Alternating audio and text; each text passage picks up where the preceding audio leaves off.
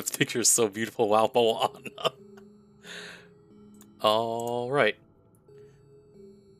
Alright, well, we're back. We thought we were done with this. Apparently not. We're legit. I'm not gonna lie. We're just gonna literally speed through this section. There's apparently some lore implications here. I don't know what it is, obviously, because I haven't seen it before. But I was told by someone that. Yeah, Flash, what's up? Welcome, welcome. So we're just gonna literally if you see anything. Just do this. Yep. And we're just screwed now.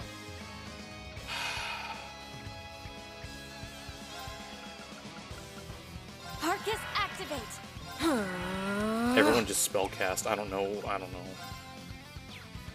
You know what? No, actually. Let us retreat for now, if you'll excuse us. I can't. So the main problem here is this stupid paralysis floor is like the biggest bane of my existence and it stops me from progressing. It's like everyone just needs like anti-seal stuff. Like the thing is, Risha needs this because she can't hit stuff if her life depended on it if I don't put it on her. I could get rid of this. Lloyd. Okay, Lloyd, you probably could get rid of one of those. Laura, you could. You see, she needs the accuracy though. The problem in this game is accuracy. Accuracy. So I think I'm gonna actually get rid of. What do we need? It's faint, right? No, it's seal. Is the dang status one we need to get rid of.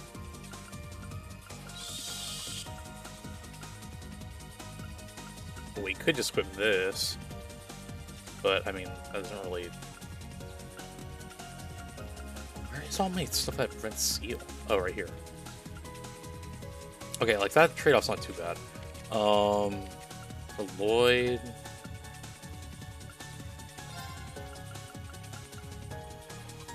I mean, we got 3 of these. The problem is with Orisha, though, is the I don't think the damage fall is gonna be too bad, but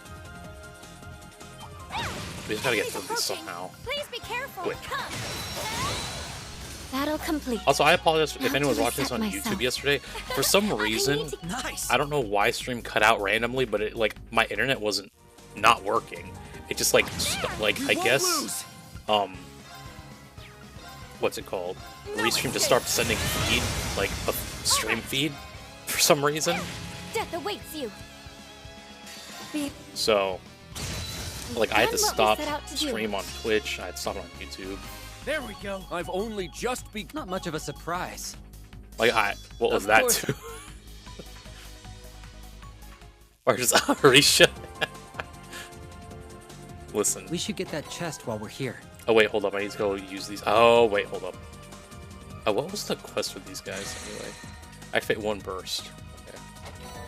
Not bad at all. Let me get out of this section first off. Oh, actually.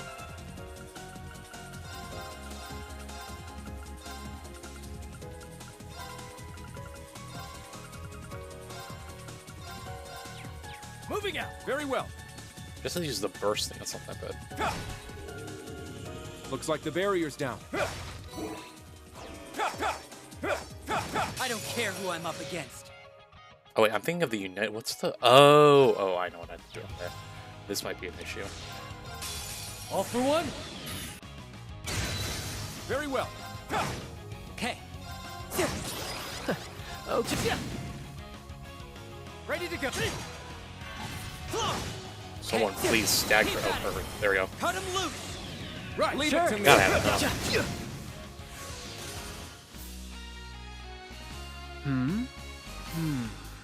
Call it a gut feeling, Kurt, but you'd be cute as a button in a schoolgirl uniform. As cute as Swin dolled up in gothic Lolita. Huh? How did you... He doesn't know I had to wear that for a mission, does he? You speak as though you've seen the... You couldn't have, because I've never worn one. Please don't tell me you're abusing the church's intelligence network to dig up this kind of dirt. Nope. Call it a very intuitive shot in the dark.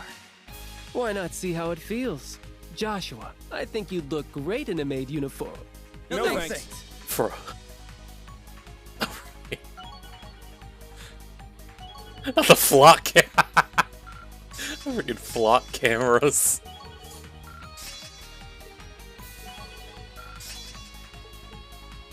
I've only just been... Not much of a surprise. Of course I'd improve.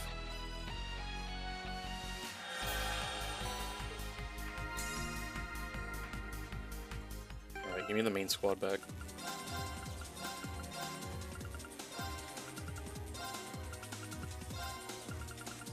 Alright, cool. That's that. Let's turn this in.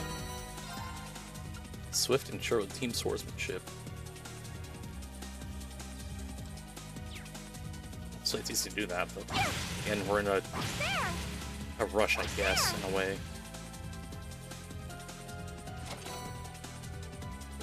I'm sure this has its uses.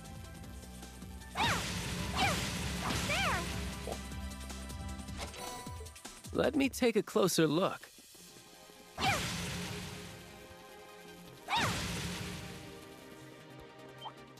Oh, we don't expect that thing. I think Our course is clear. was everything.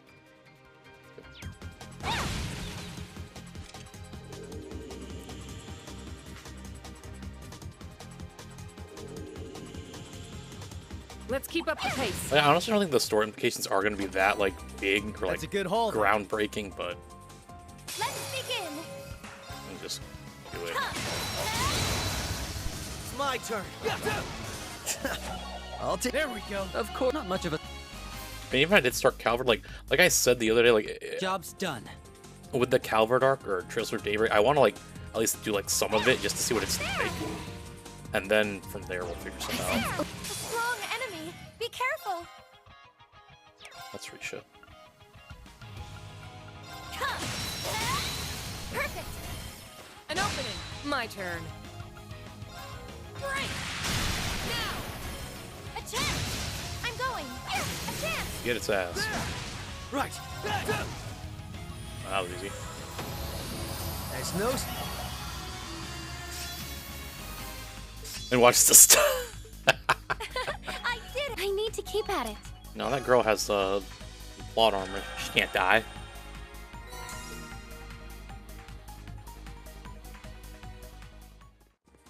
Also, dying in this game, please.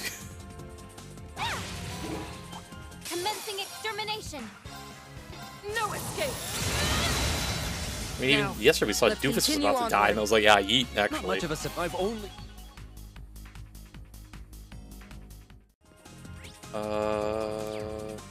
Let's keep up the pace. Nice. I'll hold on to it. Please, Oops. be mindful of the trickery here. Things just Let me suck. hold on. Spires. Guards up and weapon. What is our team here? Oh, we're cooked.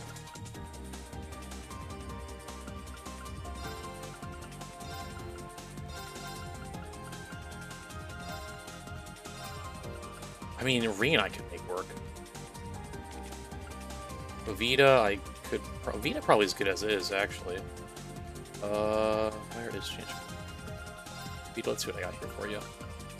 Should have something good here. You know, why not? Why not? Okay, there we go. I think we're good now.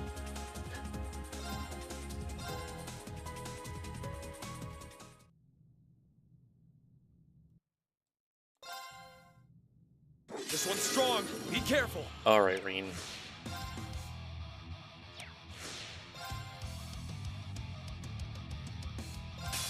For one. Well, they're already dead. Alright, well, that's good. Late. Out plain. The hell's this? I will go. You know, why not? My turn.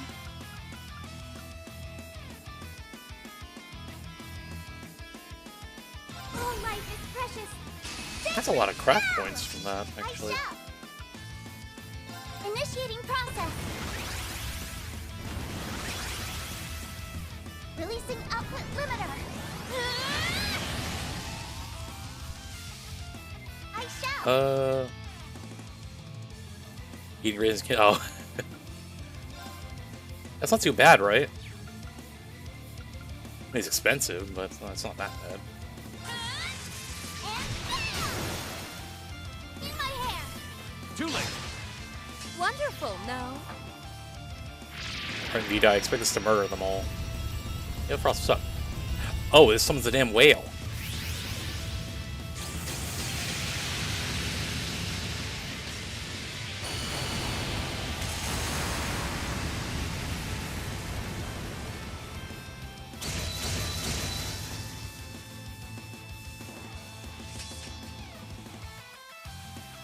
Let's go.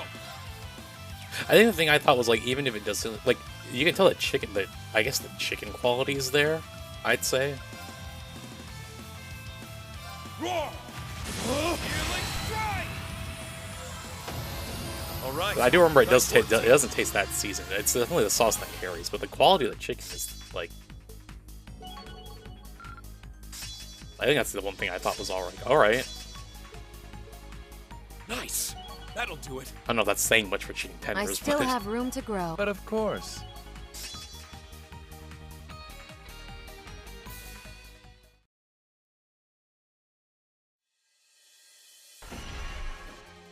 Thanks. You were great. Was that thunder I just heard? I am always Or is that someone moving their recycle bin?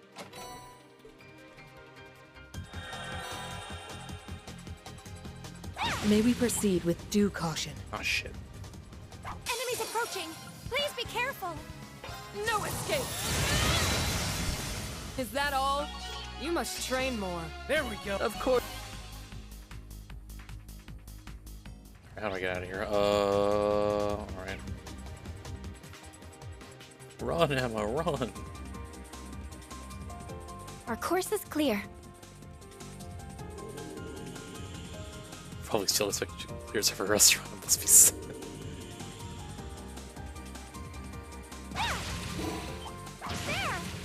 Okay. Oh no, that is thunder outside. There's a treasure chest right over there. Well. Y'all see stream disconnected, you know why. Looks tough. Watch out! This one's tough! Come. Now. An opening. My turn. Off balance. Attack. Fall. There were more. My turn. Why are there just 10 million of you? Right by. We've done what we set out to do. There we go. Of course. Not much of I've only... Bro, stop giving me these shards. Give me these dang gotcha pulls. I need this ride-along mission, even though we'll only use it for like 5 seconds.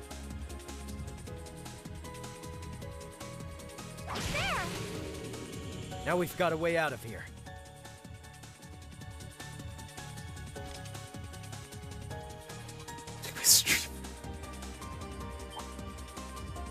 That chest? They have Oh, the come advantage. on. An opening. Off balance. Assist.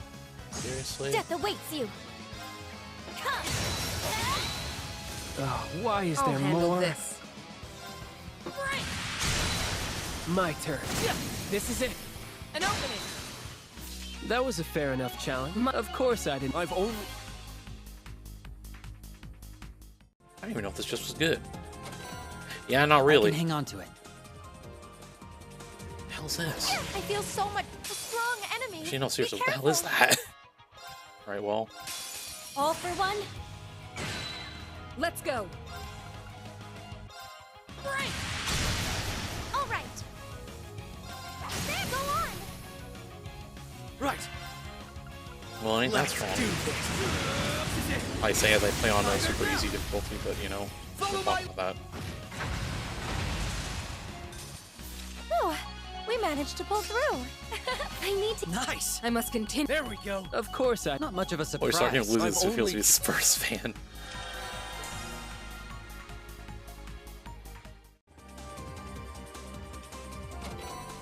Nice. I'll hold on to it. That treasure chest doesn't appear to have been opened yet.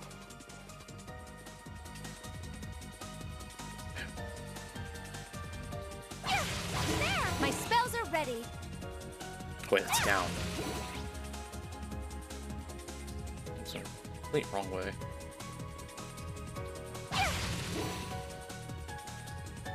This way.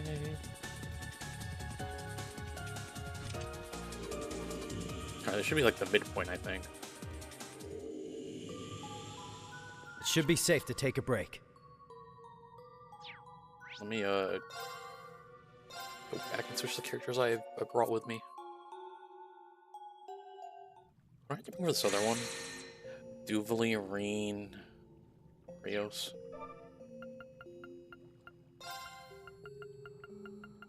Reen.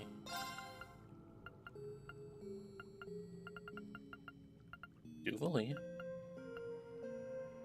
Duvally? There you are. And where's that accomplice to a murder? Right. This victory in 3 turns, 2 times. That's easy. Alright.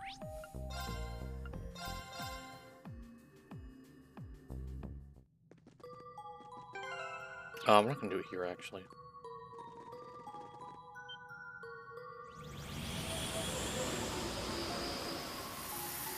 Risha.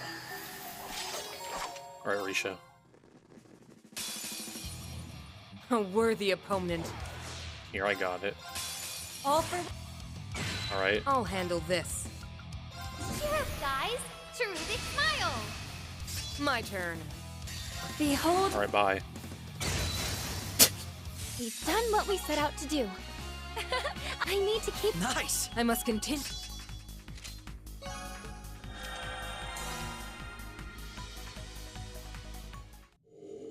If evil. Alright, let's do this 3 battles in 2 turns nonsense thing. Let's see. Alright. Green. Hurt.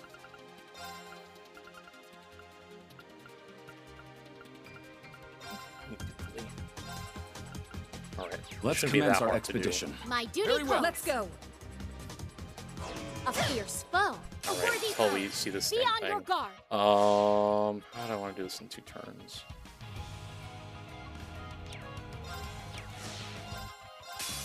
For one, and one for all! Let's go! Here I go. Crack. Lightning sword. Here I go. Yes, I can do that. Behold. There we go. Now, let's continue. Nice! Diligent. I've owned the true. Alright, there is one problem though, is now how am I going to do it a second time? Without Laura's craft once being maxed out. Now, hold on, that's actually helping a little bit. Not bad at all. Everyone ready? I don't like this. Enlightened spirit! I'm up! Down! Ha! Now! Too slow! Very well. Surge with unfeeling. Let's go. There's more! Very well. I don't like this at all, actually. How foolish. It's my turn! Down! Ha! Now! Too slow! Very well. Don't worry, Reen. I know your potential is there. I'll It's just handle your this. build. Break. Now. Too slow. My turn! Here I go. It's my turn! Ha! My turn. My turn! Doesn't die. Was that all? Yeah, that doesn't count as the thing I need to do yet.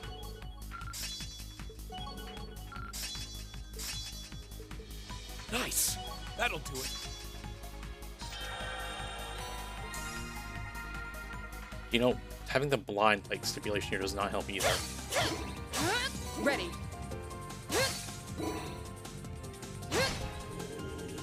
Looks like the barrier's down.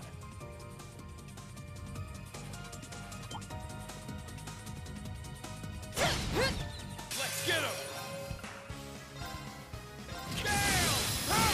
Down! Too slow! Wait, when I Here do I this, go. hold on.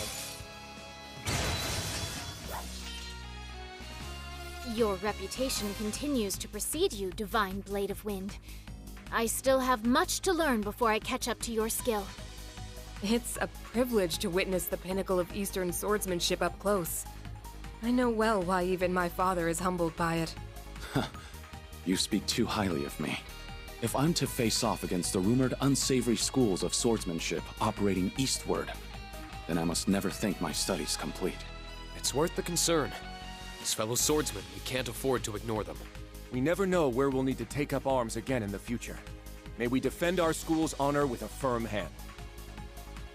Why so serious, buddies? Nice! That'll...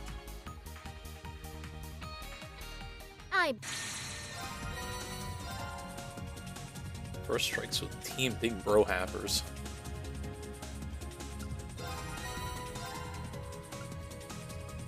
Well, you know, I'm only missing 2 of those characters. 3, actually, I think. Sorry, just random save. Because I hear thunder, I'm like... You know?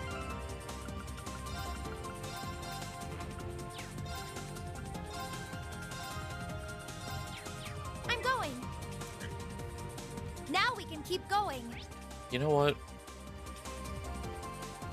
How did I...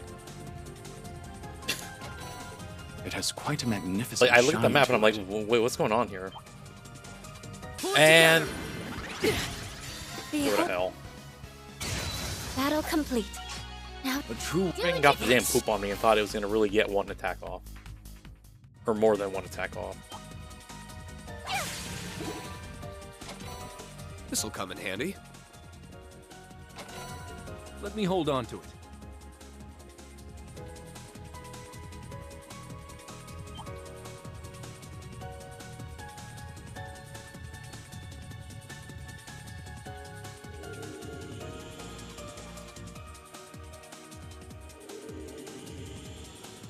this isn't the end yet.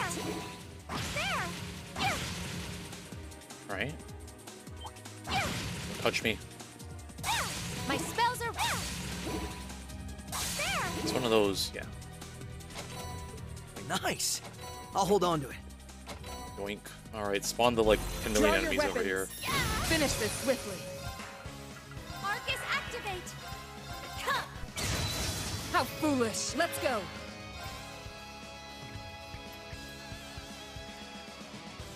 I see that there. No escape! Like, I see how I can get 3 of them My there. turn. Why are you still 217 health, You really? asked for My it. turn. Laura, I wish you could... As your That works. Yeah, why not? Today we have shown... I need to keep...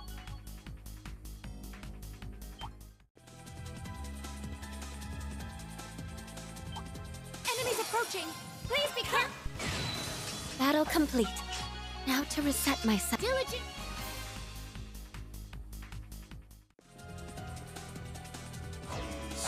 Well, Watch out. This one's tough. To shred! Perfect! An opening! Let's go! Break! It's my turn. Left. bye. They're open. Apparently not. There we go. I was like, I'm pretty sure it should be dead. Whew. Now we just gotta keep at it. Nice! Diligence! Take those.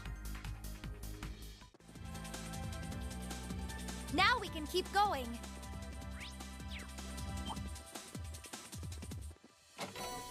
Guess luck is on our side. My spells are ready. Keep your weapons. A worthy opponent. Come! Now! Let... My turn. Out of here. Now, let's continue. I need to keep at...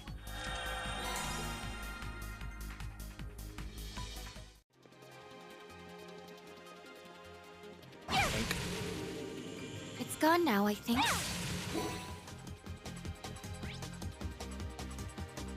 Now, you know, that kind of seems a bit far. Commencing Well. extermination! We've done... I must continue.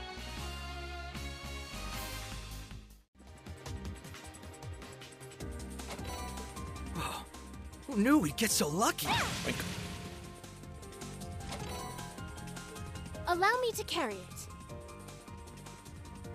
Doofly, those weren't even for you, first off.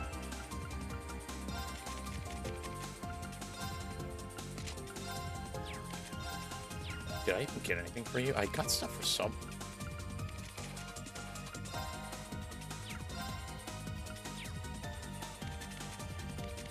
Whatever. That's me, right?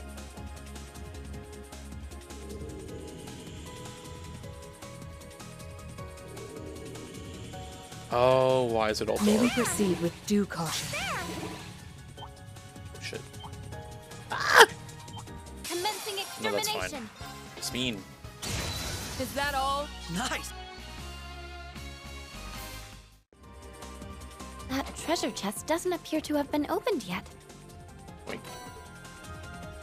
Pretend we don't see these things in here because we actually can't. Think about it. Begin.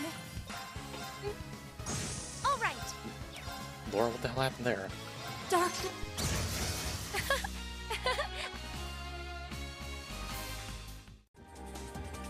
Should we inspect that treasure chest? There. Looks tough. We need to be. A strong enemy. Looks Be tough, huh? careful. Alright, bye. Perfect. Enough. Let's go. Goodbye. All right. Why so loud? Go on. Stop being so Now. extra. There we go. Oh, Nice. Alright, we're gonna get an ad break. We'll be right back. I'll be just running around here, pretty much. Or, you don't have an ad break. Enjoy watching me run around.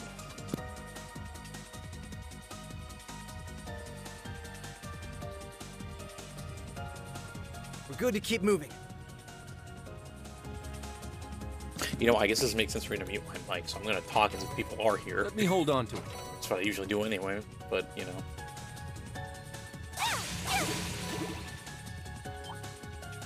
I swear, don't touch me. Can we just... I mean, I don't know what that thing's... Oh, it's not blocking anything. I think I thought it was... There was like a barrier over it. There wasn't.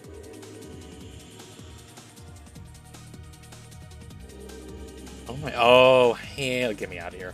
what an irritating trap this is. Get me out. I mean, I know everyone's equipped to not deal with this, but get me out of here.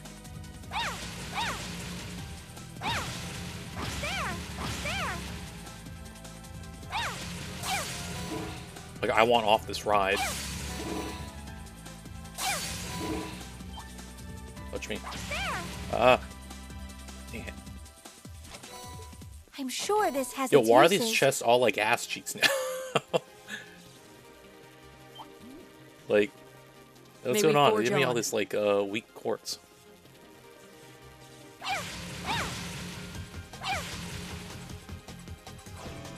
All threats will be eliminated.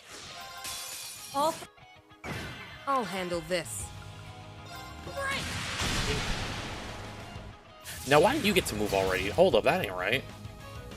It's my turn. Alright, chill out with that, buddy. Let's do this. It's my turn. You know what? There.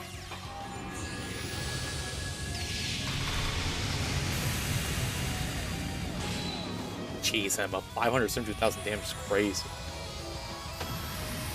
Oh, what a relief. Nice. Diligent.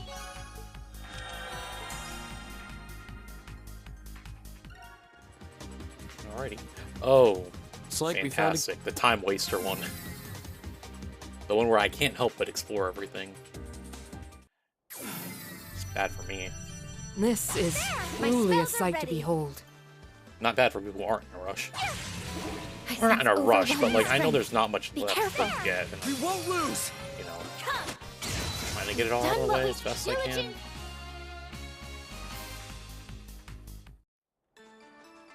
Oh. Victory is clear. Come. Battle complete. Nice. A true. There. Wonder who would put that chest there.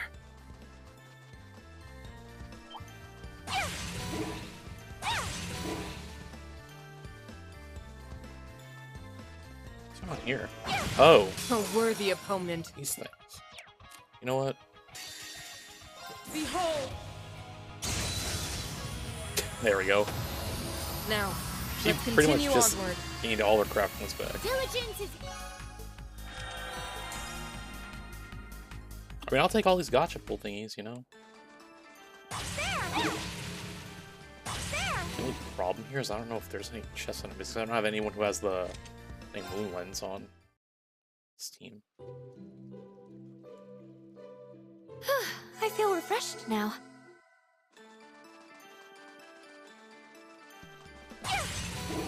Ooh, I see a treasure chest. I gotta scout for just the old-fashioned way.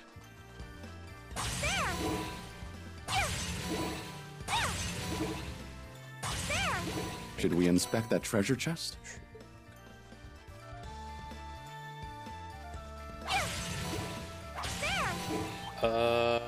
Oh, don't touch me.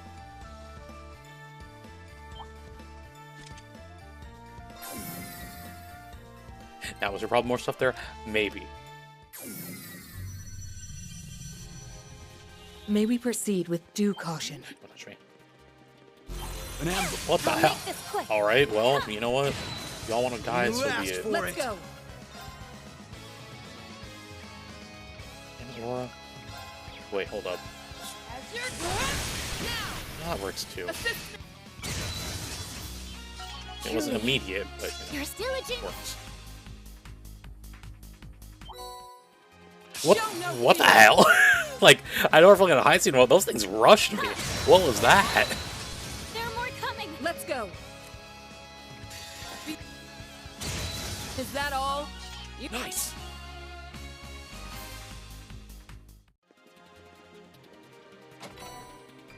Wow, we got something so nice. Right there. There. Beware. Watch out! This one's tough! Come. Perfect. An opening. My turn. Right. All right. There. Oh, diligence. Dude, I swear, if none of these things have a ride-along Michi, like, what's the point? There.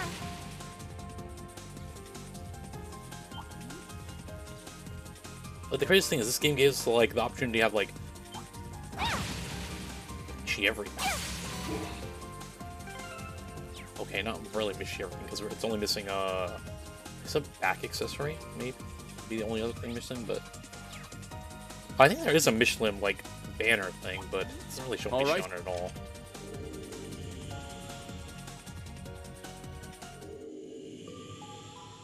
Now's a good time for a break.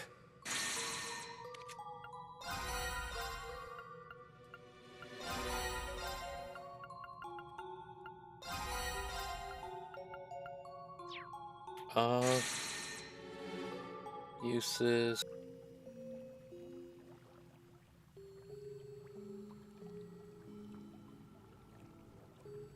Okay.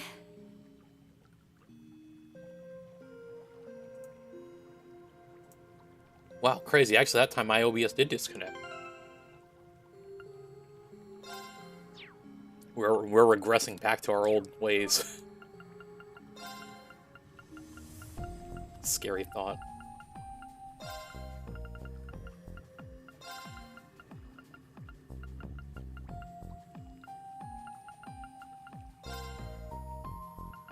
What about to bring these guys? Yeah. What about Joshua? No, it's Reverie. Okay. Right, you know what? We might as well go to this unsealing thing and just open what we got.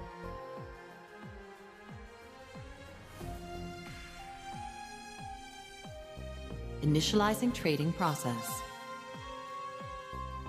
So give me all this.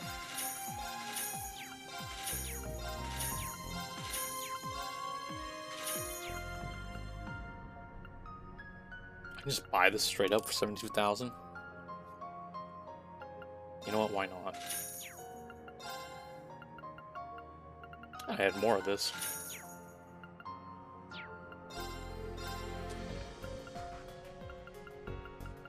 I don't even want to get to looking at all this because I'm gonna see stuff and be like, oh, you know what?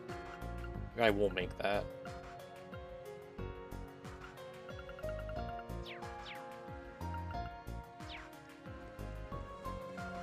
Unsealing pedestal activated. McBum, go!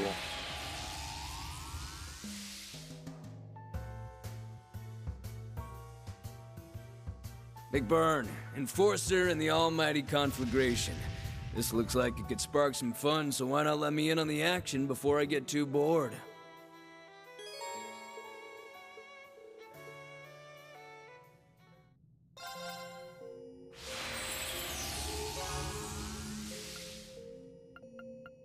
Alright, let's get opening these things. Alright, we have like 105 pulls here. If none of these are Mishies, I'm sure like, this has its what's uses. the point?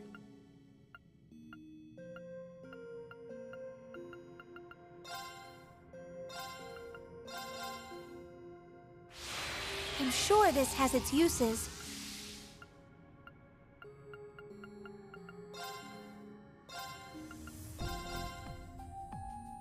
I'm sure this has its uses. You know, I couldn't even tell we got it there because apparently I pressed X as, like... I doubt we got it there. Wow, we got something so nice. True impenetrable shield. Wow, this actually has art strength now. It's better than the other one. Wow, we got something so nice. Mishi het. No.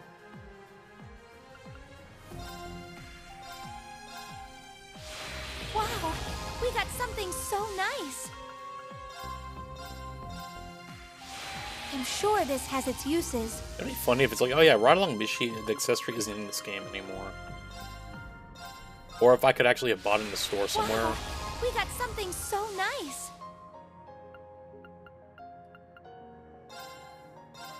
Wait, item list. Hold on.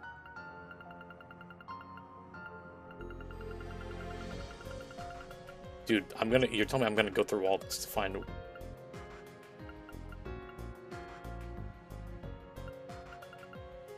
Oh, yeah, look, Ride Along Mishi right there. I see it. I saw it. Wow, we got something so nice. It's the only place we will see it in this game. On the damn list. I'm sure this has its uses.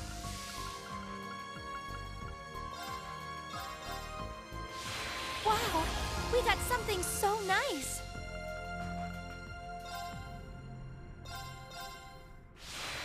Wow, we got something so nice. Oldie friend Bob Crow's military uniform. White kitty ears.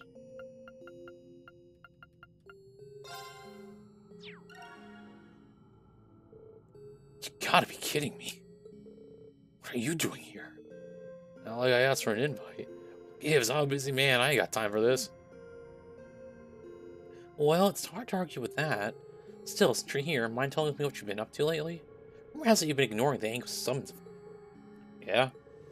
It's something I had to look into. It's taken care of now, though. Well then. My, how can you expect us to not be curious in hearing that? I think have a few possibilities of what you've been up to. None of them good.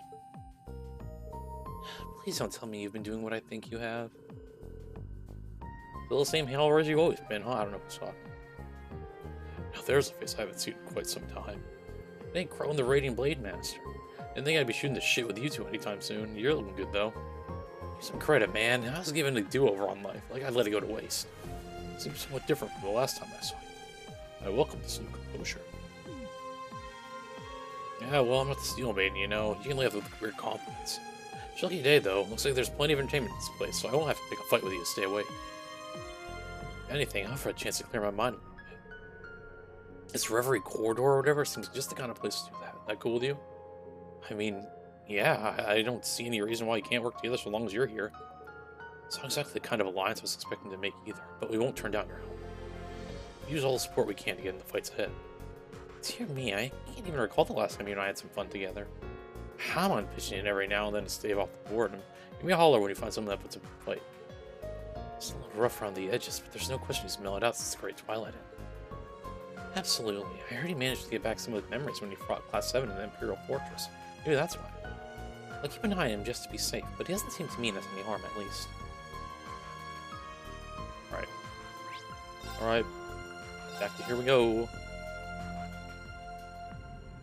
You know what? By some miracle...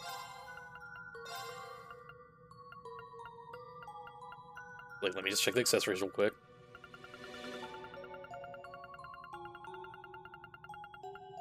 I think it would have been at the top anyway. Okay, whatever.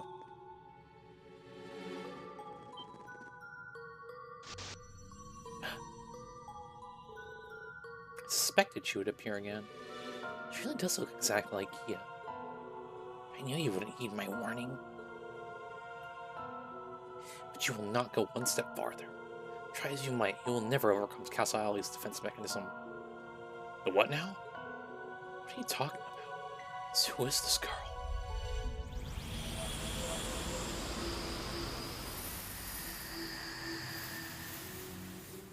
Well, that's just great.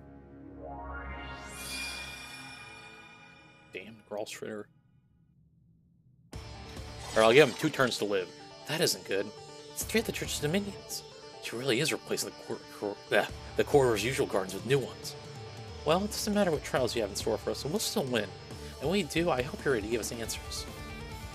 Your efforts are as futile as my very existence. Destiny will not, cannot be changed. A worthy opponent. I'll handle this.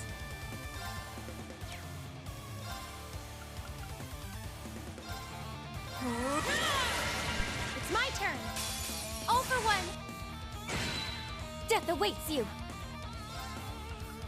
Cheer up, guys. Terrific smile. I'm going. Behold my dance. Let's go! Let's do this! Tiger charge! They're open! Attack! Out of here. Oh, we managed to pull through. Now we just gotta keep at it. And a lot of XP for that.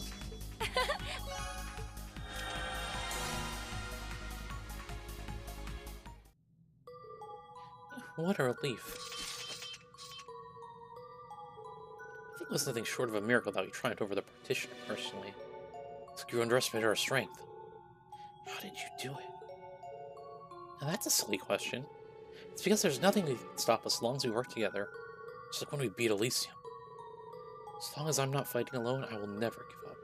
No matter what you send our way. Perhaps you do have what it takes to succeed. But... Just who are you? Why are you trying to stop us? What's your goal? You seem to believe that I was behind replacing the guardians in the last few strata, but I was not. What? Then who did? Logical assumption, judging by her word, is that the defense mechanism she mentioned is the source. Orb thingy. Attempt to discover a means of interference successful. The girl is not directly responsible, determining that the culpability for this event lies elsewhere. I am nothing but a shadow watching over a world that's long since stopped moving. What is that supposed to mean? I fear it's too difficult to explain in human tongues.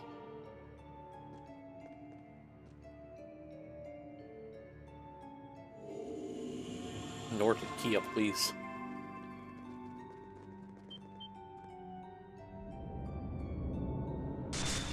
Well, what's that?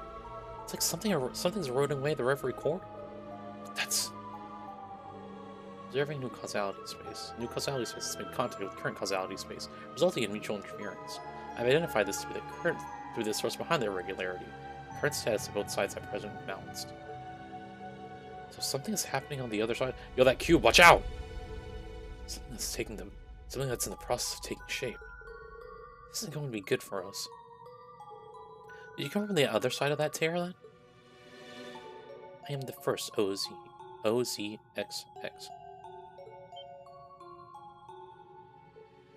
What does that mean?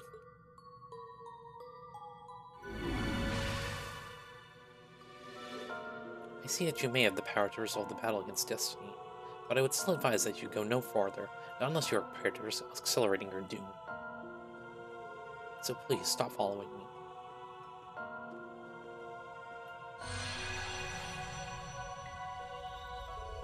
This is quite an unexpected turn. I have trouble processing all of this. It's clearly beyond the scope of our current group alone. We had to return to the garden and discuss what happened with the rest. Yeah, we're going to need everyone's input on what we should do next.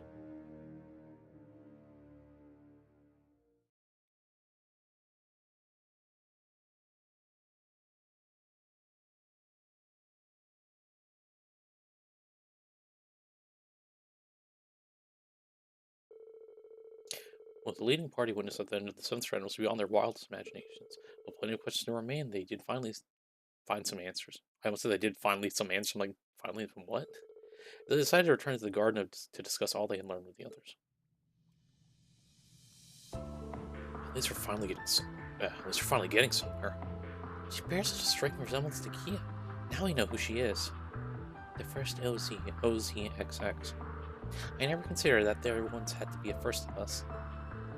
That's something you should beat yourself up over, Allie. That's right.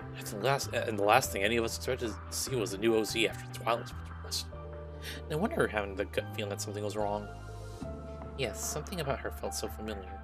Or perhaps there was an innate affinity. It was like I could feel at ease around her even though we had never met before. Or had met her before. That's understandable.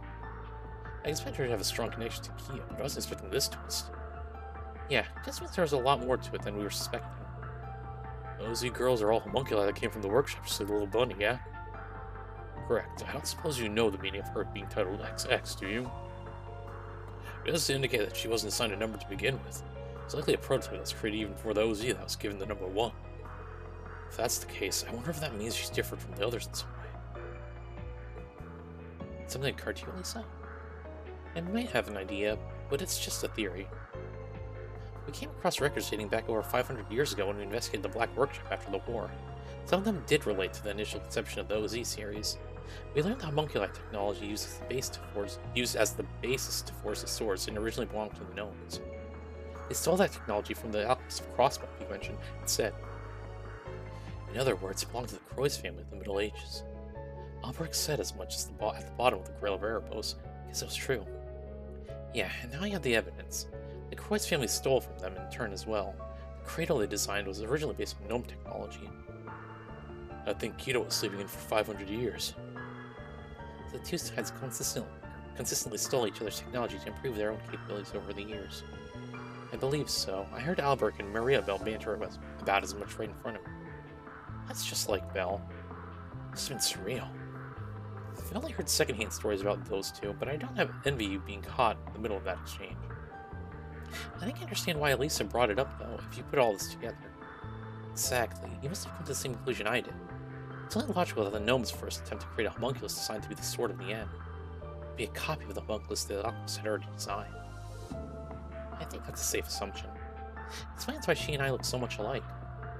At least I managed to find someone that was lost to history over 500 years ago. Then I recreated her as if she was here all along. So that's how OZXX came to be. It's almost unthinkable. Almost. It's impossible to deny what Elysium's capable of after what we've seen. I agree, the logic does check out. What's happening here continues to connect to us in more ways than we realize. That's another question potentially answered, but others still remain. Why is she inside the Reverie corridor? What's she trying to achieve? Those are excellent questions. Knowing she was created by Elysium isn't nearly as important as knowing to what end. Every decision Elysium makes is in its own best interest, so she must have some purpose, though she didn't seem to be actively trying to achieve anything at all just yet. The reason for her existence isn't apparent yet. I'm sure she still has one. We essentially cheated our way to victory over Elysium by using this world to become stronger than it could predict. On the other hand, Elysium became aware of what was happening and was certainly devising a solution to stop us. It would be something that, if allowed to reach its conclusion, would enable Elysium to recreate the world like we originally prevented. It's difficult to wrap my head around, but we're dealing with something even more dangerous than we originally thought. Your theory is correct. The seeds Elysium planted when it began tampering are only now just beginning to bloom. Seeing that the other space at the end of the 7th stratum factors into this somehow. Anything you want to share with us, Azov? A logical model based on previously observed data is currently being constructed. However, it can be surmised that an impossible causality is being constructed beyond the depths. As I am only meant to observe Erebonia, my information on the other regions is less reliable, though it would be logical to assume that a phenomenon occurring is derived from events in the Crossbell Peak mentioned region. Whatever's there is from Crossbell Peak mentioned? I'm not sure what to make of that. Yet it's supposedly causality that would be otherwise impossible. Let's remember where we are. This is a space capable of influencing causality to begin with. I'm gonna take a wild guess that whatever's out there is specifically why Elysium made a copy of OZXX. Couldn't be. Take note that attempting to investigate the matter any further is heavily unadvised. What? And why is that? The threat posed by the other space has now decreased. OZX's return to the other side has slowed its encroachment to the Reverie corridor steps. Relevant.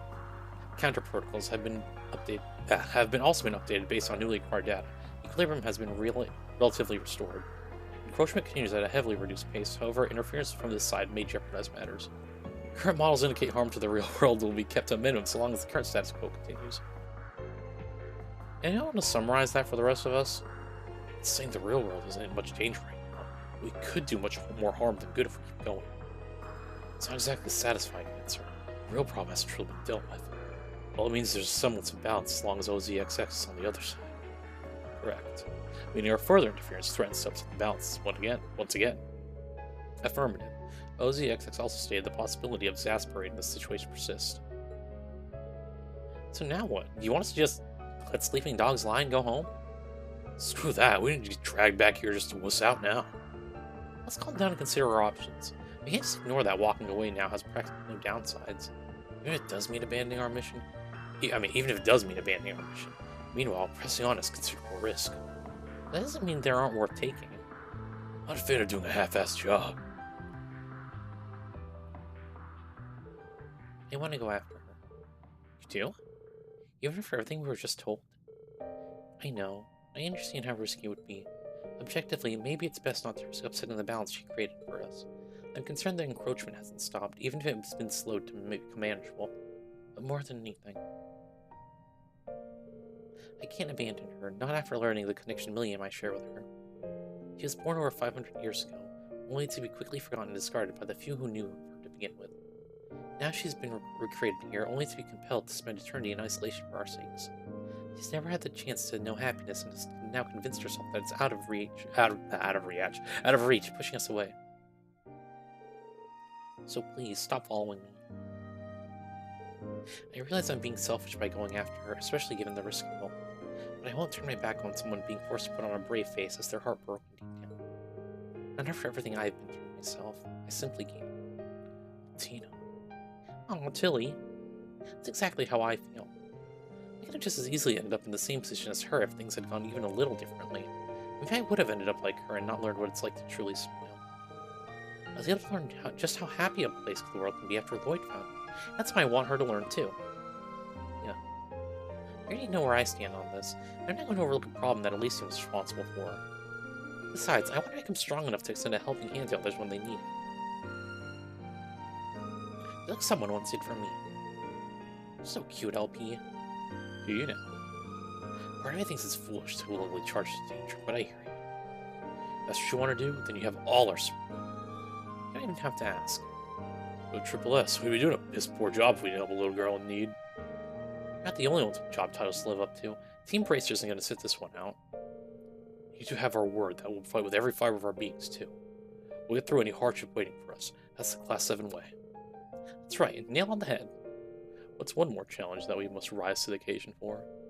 Let's do this, everyone. If Allie and Milliam want our help, we'll be right there to give it. I don't know what to say.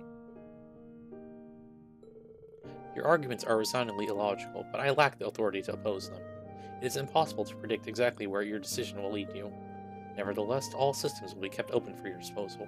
I shall anticipate your success. Thank you. You better be expecting it, because that's exactly what we're going to deliver. The unknown realm extending beyond the 7th stratum shall tentatively be named 0th stratum. OZXX's movements records confirm its access route, but further data on the 0th stratum is unavailable. All visitors are advised to exercise caution when proceeding. Be careful. Thanks for the help.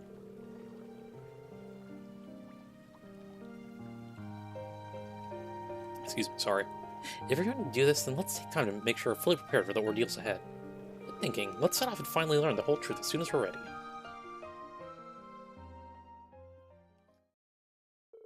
Additional words have been enhanced by list of many missions.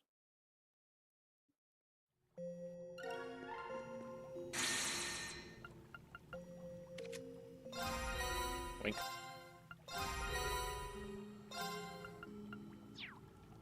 Alright. Central core activated. Confirming rank points accumulated. Ooh. Liberation rank changed. Transferring high rank reward.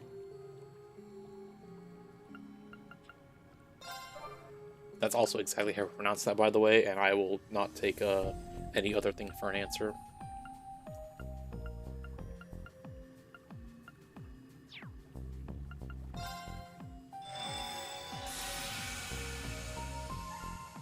Alrighty.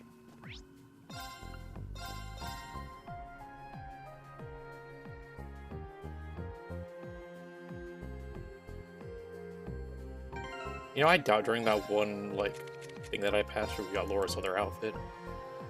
Freaking Laura without shit, like... Damn horn dogs in this game. Sealing stones unsealable. Wow, we got something so nice. The ride-along principle. Wow, we got something so nice. Millennial Trove activated. Data sound.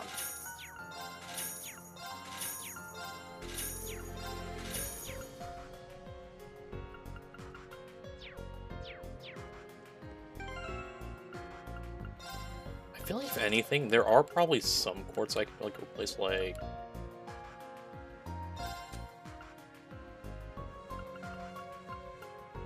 I want more damage probably. I could probably use like this. Or not this one actually.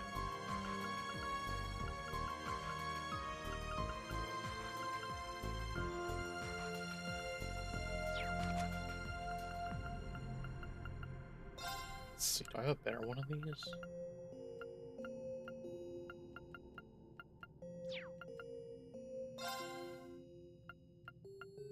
Oh, this one I can definitely change to...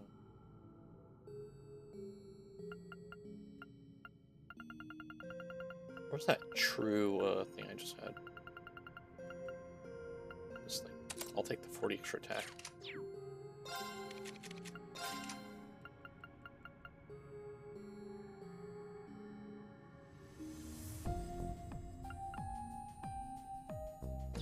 Okay, anyway.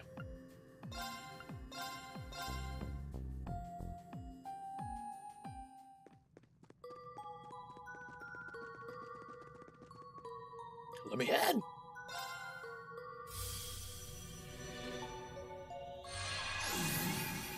Alright, how bad could this possibly be? So this is the other space then. It's incredible. Looks like it keeps on going the same way the rest of the place does too. Yeah, if we keep following it, we should get to where we want to go. Looks like you arrived. We'll start the operation on our side then. Too bad the corridor's rules are just as active out over there. Otherwise, we could have charged them together. I'm experimenting with Azov on a little something I've dubbed spiritual hacking, so you might be able to make this work. All I need you to do is first secure a route to the very end. I'll be helping you, but if you ever need me on the front lines, just say the word. I have brilliant mind for hacking things, so just leave it to us. Just where would you go then? We might give along the way, but we'll find a way to get this done. We should take a look around the... What do I have to do with this? Claim Reverie 3. Oh, this is Oh, I forgot to reset the mini missions. Well, fantastic. Well... Alright, see you along the stakes.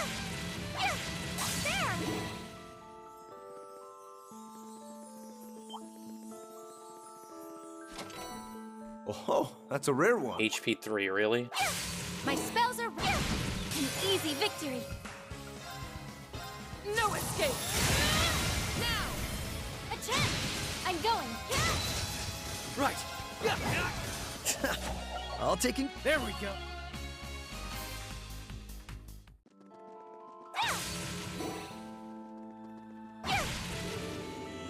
Path's just up ahead. Dude, I can't wait for there to be like 50 floors to this thing. I'm gonna cry. This should be of good use to us. Careful. All threats will be eliminated. Come! Now! An opening. My turn. I mean, there's no guy that tells me how many floors there are. Let's go. Because everything's all like randomly generated. It's like no one has like a map that like No escape. Off balance. Assist shows me. anything. Unless maybe the guys do say something. Of course. Maybe I just haven't looked close enough. But Battle complete.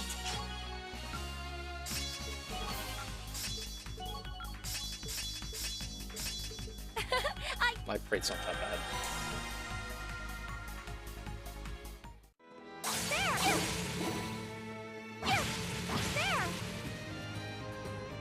treasure chest doesn't appear to have been opened yet. Oops. That way, you don't run around.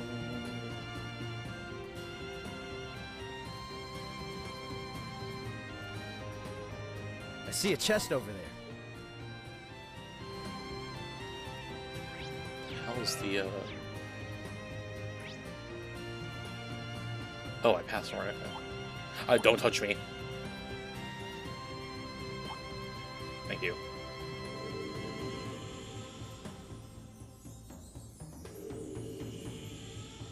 Let's keep up the pace. And now everything's just on fire, alright. Careful. Strong enemy. Be careful. Come. Perfect. An opening. My turn. Right. There were more. Let's go. Apparently there were more. As your off balance. Assist. I'm going. You asked for Let's it. go. For 3. No escape. I'm going. Come. We've done what we set out to do.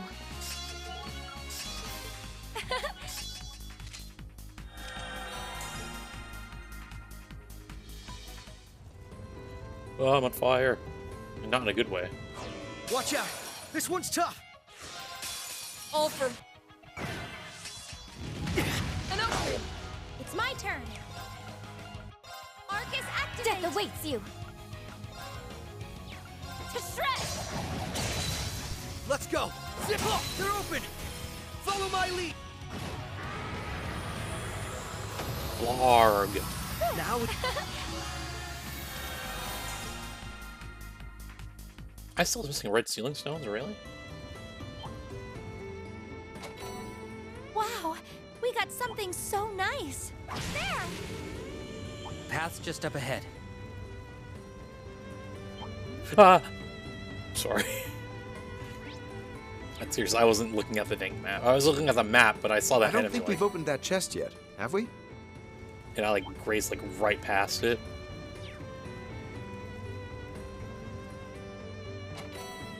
Not bad at all.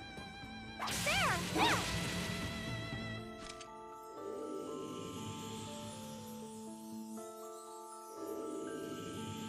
Oh boy. Please, let's Yeah, you know. come. We've done what we. Not Well. much of a matter.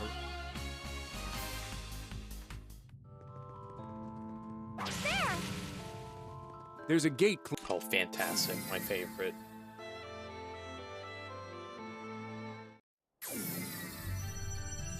Prime real estate here. My spells are ready. Threat is real. A worthy opponent. We've done what. There we go. I saw blue one's unlocked too.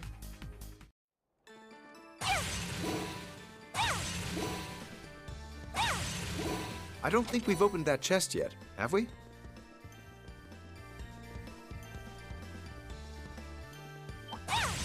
There. I'll make this quick. Come. That'll come. There we go.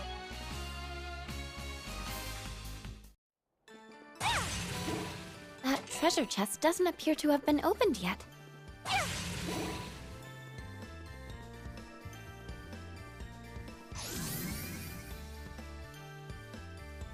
What's that? It keeps Back flickering. here. Back here. I won't go easy. No. Now, let's. Not much of a. Hold on, it keeps flickering. Nosferatu? Could that be a shining palm? I won't go easy. Come. We've done what we. Not much of a matter.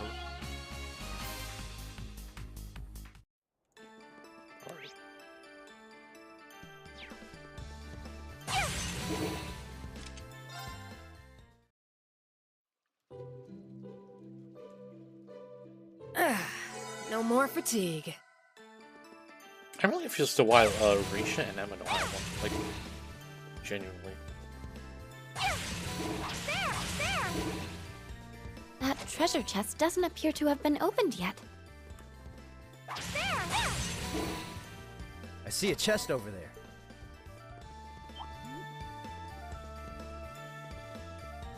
Get me out of here.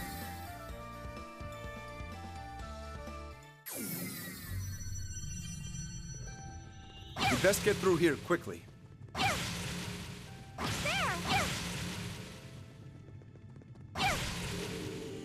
The barrier has vanished. Bring it! Are these the physical ones? You know what? I don't even want to deal with you. Farewell. I don't want to waste my time figuring out if there's That enemy ones or All not. threats will be eliminated. All for... Let's go. That was easy.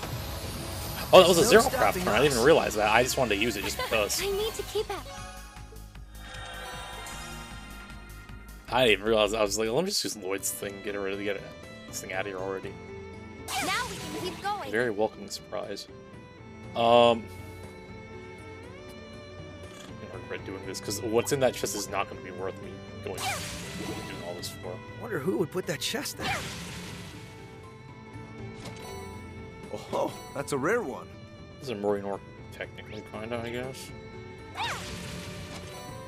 This should be of good use to us. Can you please move? Fuck.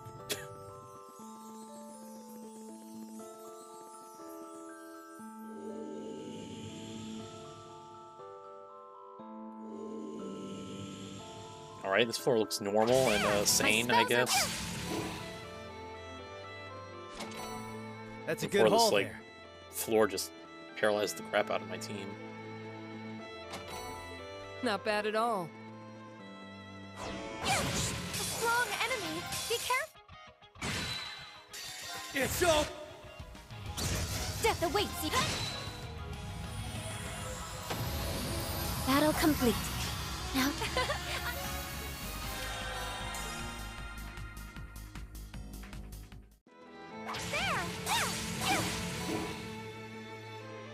Oh, well that floor's on fire. My spells are ready. We should get that chest while we're here. That one is incredibly dangerous. A strong enemy. Really? Be careful. So, Off balance. Attack.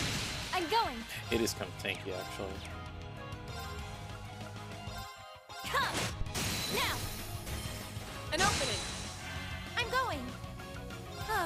Right! Look, they're open! Attack. It's over! Ooh, we managed. Now, there we go. A matter of...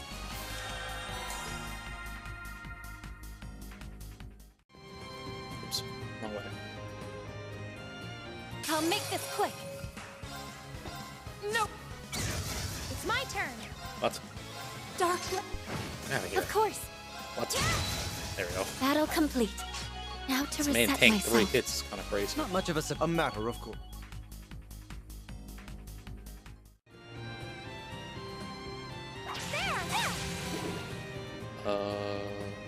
Nope.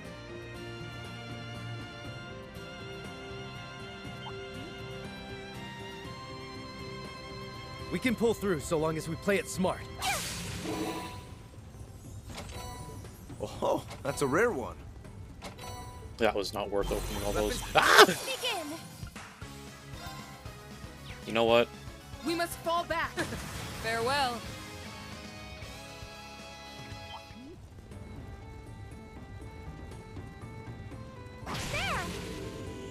path's just up ahead.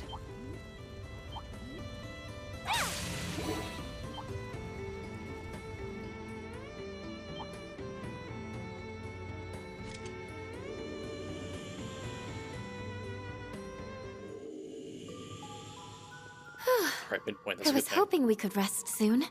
That is a good sign. I didn't even know I had a lot of this. Hold on.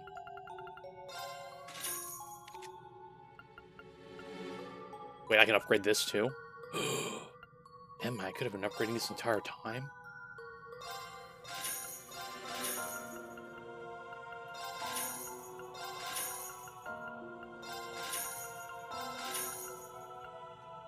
I can get this too. My problem is I don't need the craft points though.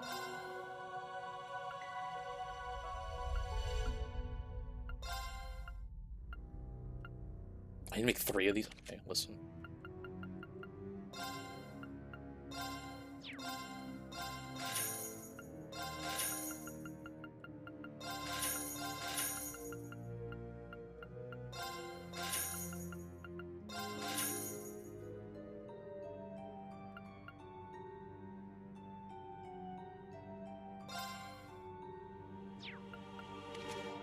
We shall probably end up making that, to be honest.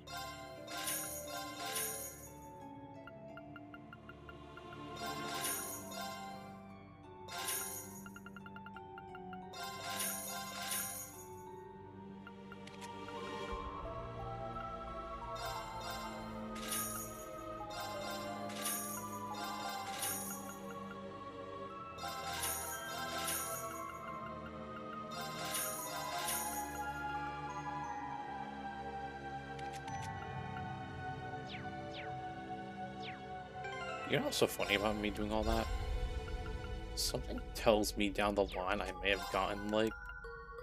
no, maybe not. Never mind. I forget I said anything.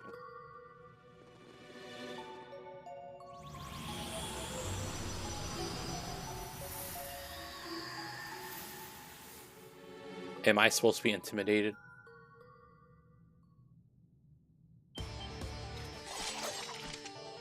That's... Gotta be kidding me. This must have been how Valmar looked after being fully consumed by Shmelga. This corrupted form before becoming the Zero Knight. Counting on you all for this one. I know you can handle it. Right, guys. A strong enemy. Be careful. Right here. Mix. Wait, hold on. I wonder if I...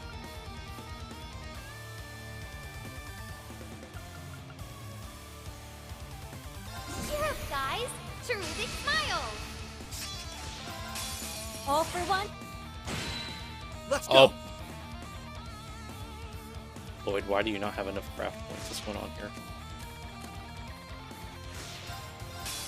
Oh. I'll handle this.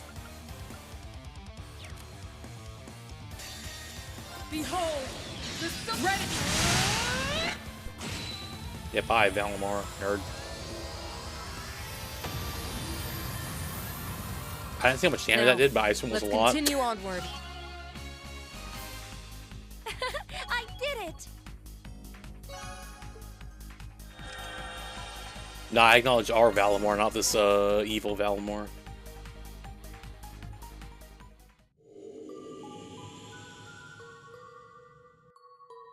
Oh, I never mind. I got what you're saying. I was like, wait, oh. Yeah, basically that evil Valimar had to acknowledge these notes. Oh, whoops. Is everyone alright? I don't know why I tried skipping that. You all did amazing in overcoming that fight. But it was just a replica. I hope you rest in peace all the same. I'm impressed we were able to defeat it, highly unstable replica though it was. Of course, that it could replicate such a being at all is testament to that power Fro possesses. Exactly. At least I was able to realize people are in objects using this highly advanced technology. But the threats we face here feel more like their concepts are copied and then made stronger. And this place is all for anything goes, but this is kind of dick. In the sense that it's beyond fathomable, yes. I can't imagine how they're capable of making superior copies of our stigmas. They're copies of me and Argus. It's more on anything goes, as the kid put it, than my other form here.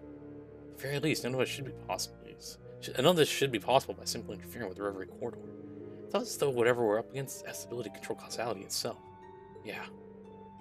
So it wasn't just me thinking that then. I don't understand.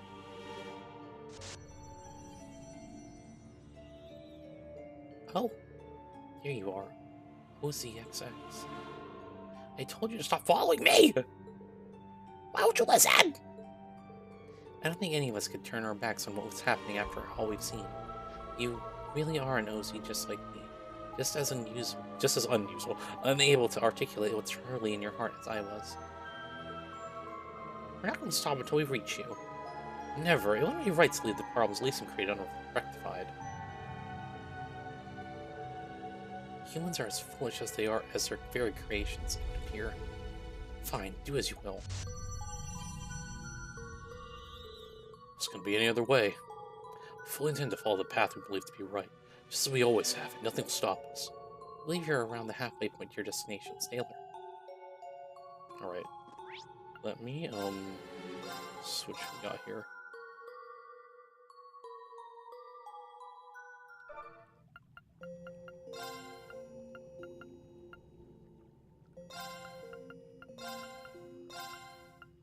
Give me a steal. Just so they can get levels. Not that it really matters at all, but...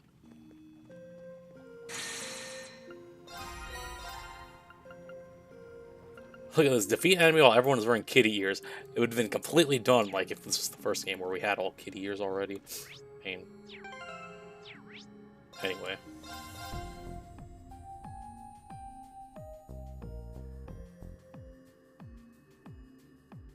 Gotta go check back here. Millennial Trove activated.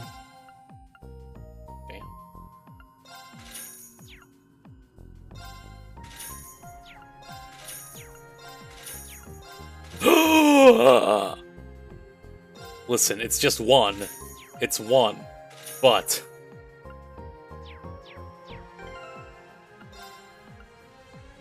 we'll take it.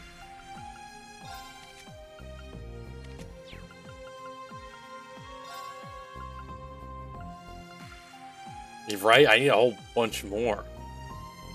Here, Emma, technically you... Beautiful.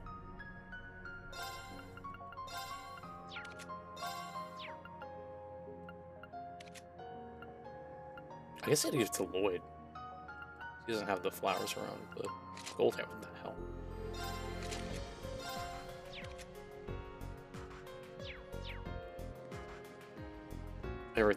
Everything's right in the world now. Unsealing pedestal activated.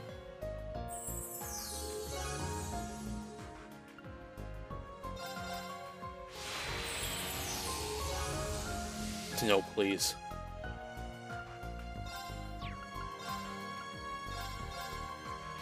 Wow, we got something so nice. Wow, we got something so nice. Wow, we got something so nice. Look, I didn't even need to make this, and I made it for Emma. Wow, we got something so nice. I think I got, like, the hat. Is what I got for her, Lisa. I do remember getting that, though. Wow, we got something so nice. This ride along Dana, like... Stop it, game. Wow, we got something It's so casuals. nice.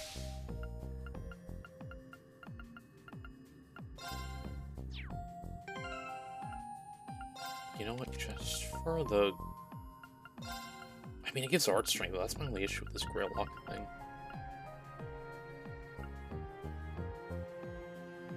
At least for this one. Wait a second.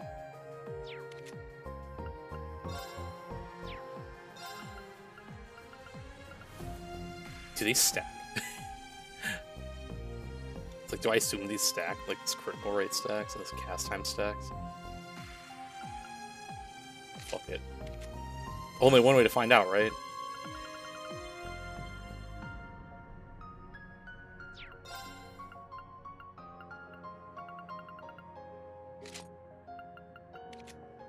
Oh wait, let's go to Lisa. Lisa.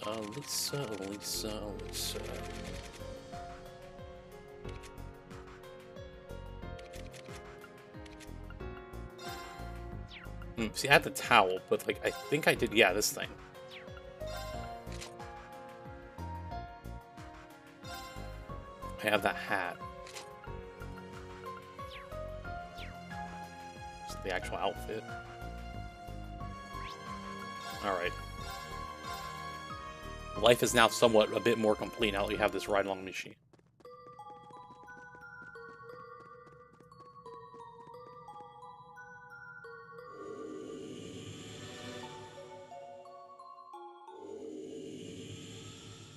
What is Give it a this? go. The barrier's been dispelled. That's Lloyd's line. All threats will be eliminated. Are you serious? Oh wait, no. This one's fine because the only one who this affects is Emma.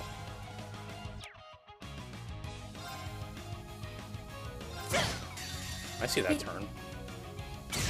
Oh yeah, this one I'll take. Like, give me this like electric field any time of the week. There are more coming. I'll handle this.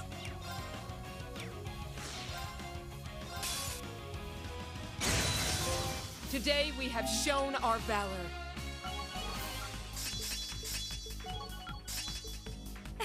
There we go. You ain't seen.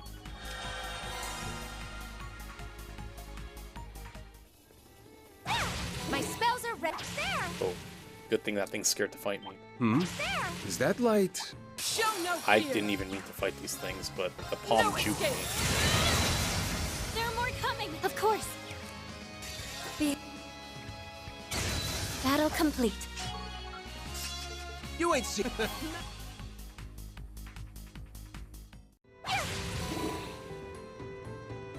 May we forge on. Hold up.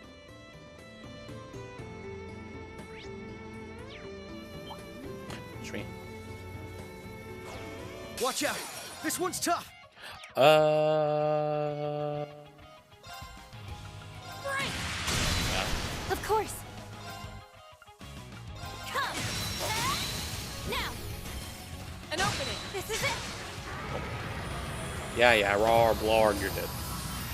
Truly, your skill and There we go. You ain't seen. Damn, what level is Master Quartz like max out at? They're still leveling up. Casino's like level 9. My spells are ready. 99. I wonder who would put that chest there.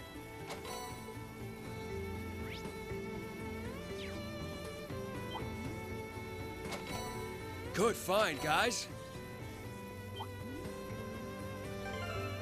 I realized I didn't check them. Oh, I didn't get anything new, actually. I mean, I have a bunch of these. Which I mean, for Randall, for Ash, and for Estelle.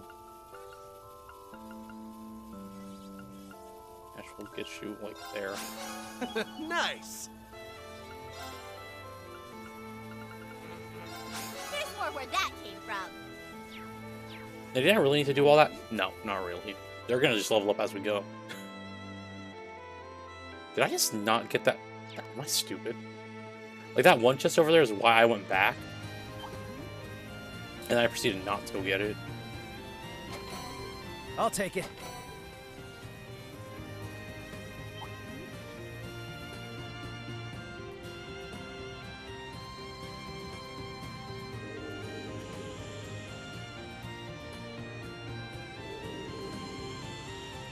Looks like there's still more to explore. I'll make this quick. Come. My turn. There are more coming. Let's go.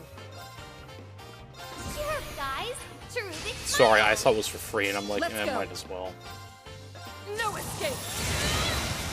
Is that all? You ain't. There's more. I was gonna just toss a random save just because I can. Man, it's been an hour since I last saved, actually. May we proceed with due caution.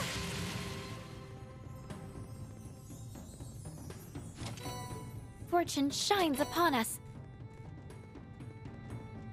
A strong enemy. Be careful.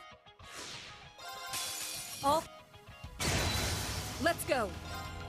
Right. How foolish. Let's go. My turn. Yes. Off balance. A chance. Death awaits. He's done.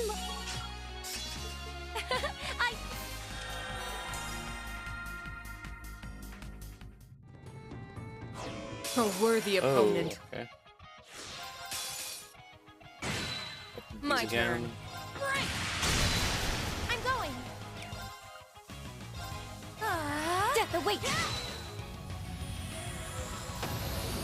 Battle complete. Now to reset my. There we go. You ain't seen. Dang, Emma, your bestie Ash and you have a link level only 4? do the Ash and Emma Wombo combo because the art support was last game crazy. Commencing extermination. Come. Battle complete. You ain't seen nothing yet. There's more. We're good to keep moving. You'll notice I didn't look for the chest anymore. I don't care at this point. I'll fight the boss monsters for the chest. If I don't run into them, like, I'm gonna be like, Wow. Got us a Leave rare it. one. leave it alone. Aha! A treasure chest. Right, during this ad break, again, I'm gonna go keep exploring This should around. be of good use to us. So, How about Y'all we ain't gonna see miss who's tougher too between much. us, huh? but yeah, I don't know if y'all don't get ads. I'll still be here though.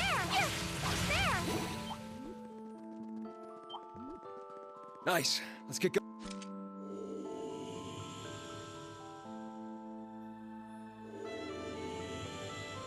Oh boy, We my can pull favorite. through. Now we've got a way out of here. Oh, okay. Oh, well, this isn't good. Oh hell no, this seems cooked.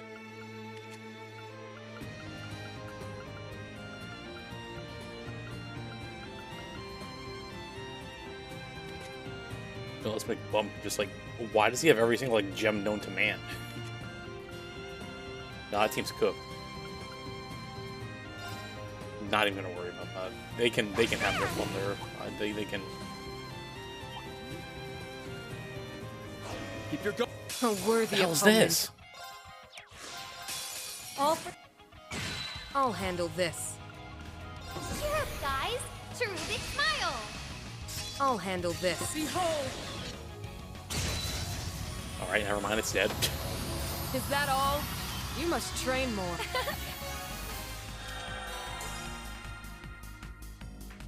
I think I had like a lot more health. I only know one fluff that shines like that. Did it just stop juking me? Oh my god. Breaking Emma's ankles. Stop. Stop. Stop. I won't go Jeez. Poor Emma. Of course. Come. We've done what we set out. You ain't. Jeez, like. Emma's ankles are just gone.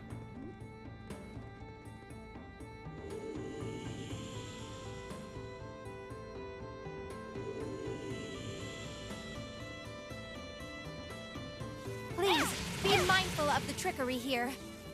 Good thing to stop with saying floors. Someone needs to like Kiss that remodel stupid this barrier place. goodbye. There. Why is this layout just like the one I was Will just be in? eliminated. Come. Perfect. An opening. Let's go. All taken care of. You ain't. There's more.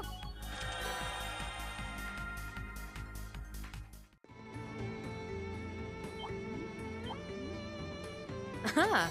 A treasure chest. We're good to...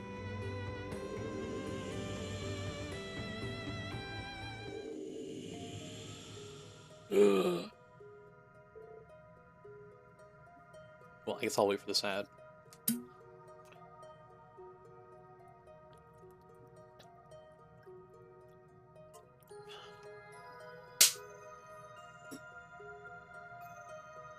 All right, as you can see, I sped through what, like, what was that, two or three floors? This is the end? Yeah, this is it. Oh. We found what we were looking for. Let's feel the blue chroma grass. Knew it. Final destination. Smash.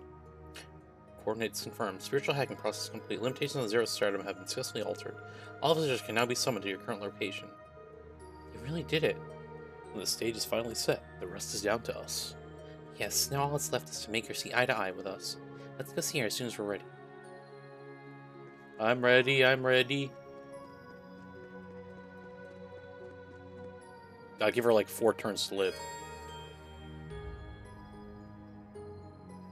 All characters will be called to take part in a 3... Oh no. Alright, well... Alright. Well, this isn't good. Well, shit. Shit, this really isn't good.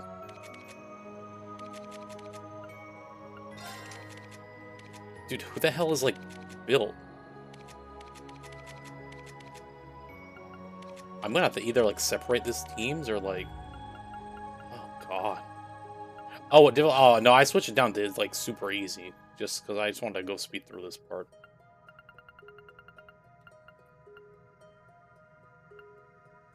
So I'm probably, like, being overly concerned, yeah.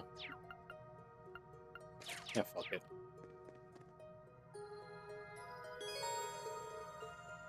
Bro, I'll just put Laura in one, Emma in another, like, Marine era, Lloyd in one, then...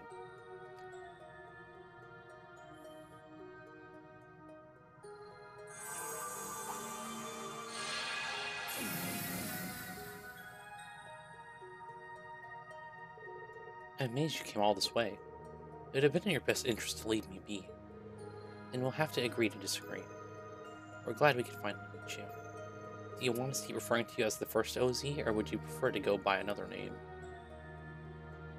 Honda! We have no name. I am not Kia, nor am I an Orion.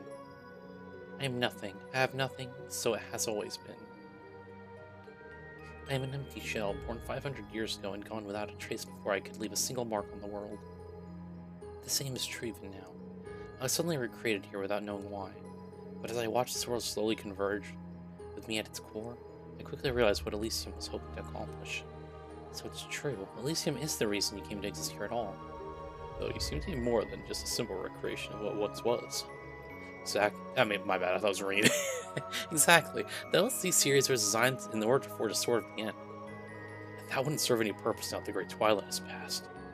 Yet if we learned anything, it's that Elysium always realizes something for a reason, so you must have a purpose. I can only think of one other possibility.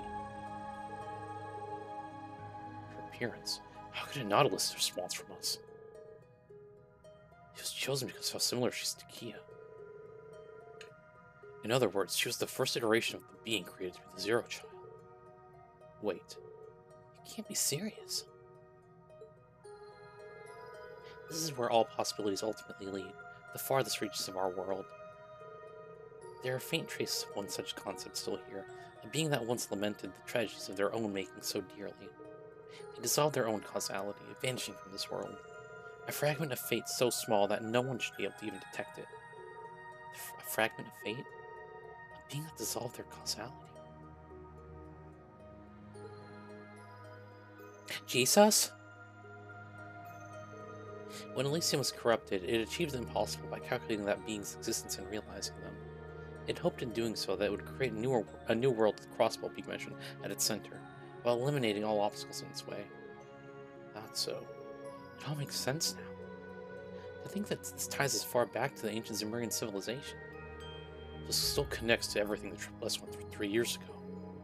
It seems that way. You gotta be real twisted to use a creature like that as your last card. Worse, it's used all the chaos that's in Crossbow Peak Mansion to grow even stronger than the original. Right here, with you at the center. Although we know the root cause behind what's been happening in the Reverie corridor. You've probably been trying really hard in all this time to keep the problem at bay, haven't you? By using yourself as a key to keep it locked away. I understand now. The pieces have fallen into place. Now that we know just what it is we're up against, there's not a moment to waste. As I have told you, your efforts are futile. Balance shall be maintained here so long as I am here to will it. She will never wake up. She will never be able to cause harm to Zemuria.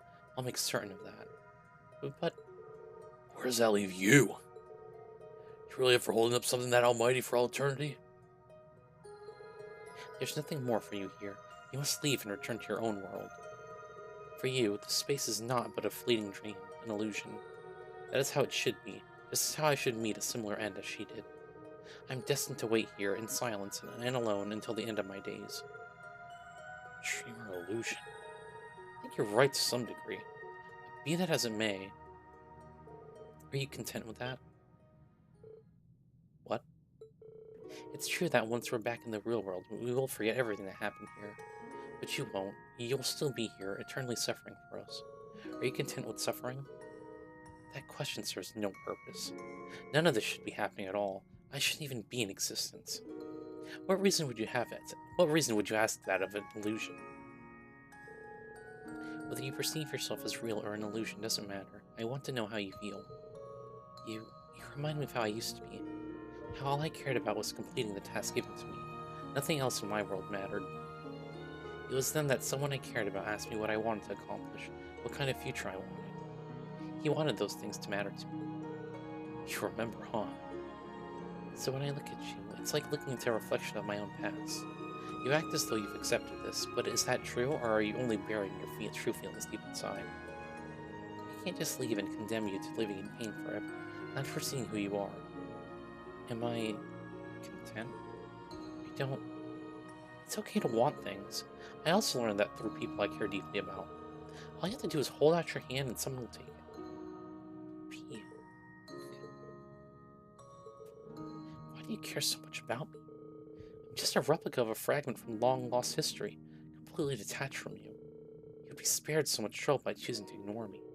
Is it because I have Kia's face? Because I'm the first OZ? It's because we met you, that's all. Now that we know you, you're part of our lives. It's perfectly normal to want to help those in our lives. Even if destiny forces us to part ways, I want to at least see you smile once before that happens. Besides, you're not just anything. You're an individual who's hurting. We don't need any other justification to go as far as it takes to help you. Yeah, who you were in the past, I'll come second to that. We want to do what we feel is right. Exactly. That's always been in line with the principles and goals of the Triple S. What makes you think you understand me so well? When did I say I was in need? When did I ask you to think of how I feel? When? Ah! I'm not yelling that, obviously. What is this mana? It's resonating with the paroma grass. Mental state is causing something to awaken. No, I can't let myself think like this. She's going to wake up! You've been trying to lock away your sense of self this whole time, haven't you? But you don't need to do that anymore. You've suffered long enough.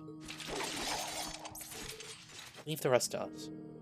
You don't need to shoulder the burden alone anymore. We're here to carry all we can and more. Don't worry. Whatever comes of it, we can handle it. The damage wrought by Elysium was always ours to heal. Speak from your heart, reflection of the Zero Child. Tell us what you truly want.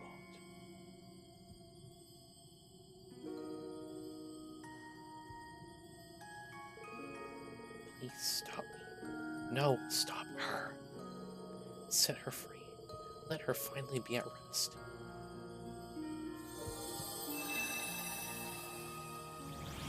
Now, what's going on? You know, that doesn't look too good.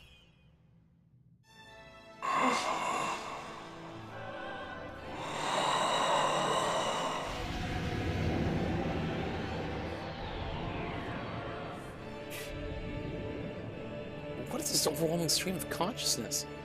It's as though it's conveying its very thoughts through pure mana. This is...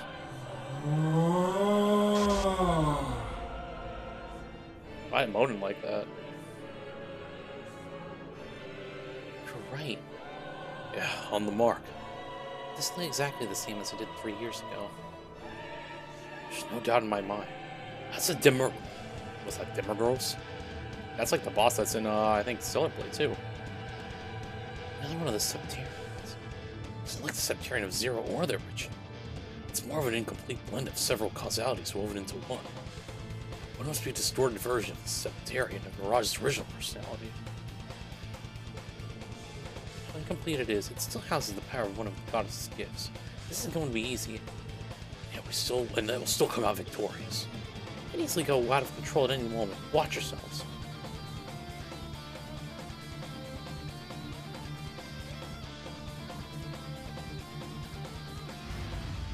Anomalies detected. Identify yourselves. It's time to make a little girl's wish come true. You won't fail. I'll put all I become as a final OZ on the line for this. We will set her free. We have to. This is it. There's no stopping now, so you better be ready. I am. Come on, I believe in you. Fight with everything we've got, so we can all make it through this. Hostile intent detected. Those who oppose extinction must be eradicated. Why is his voice getting like, return the slug? Eradication. Return the slug.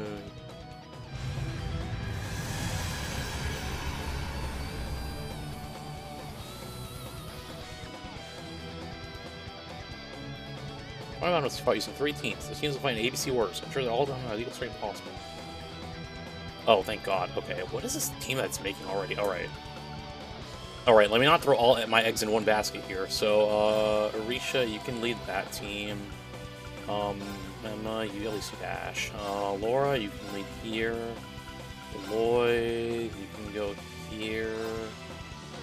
Oh, wait.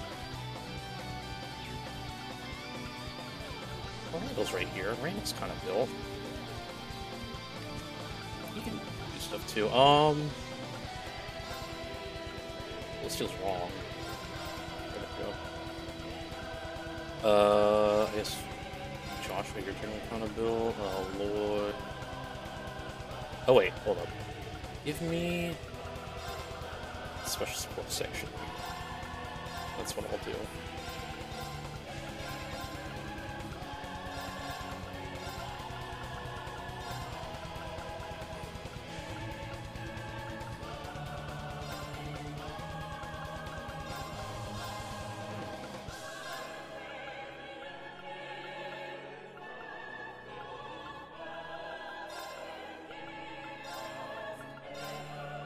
Where's Kurt at?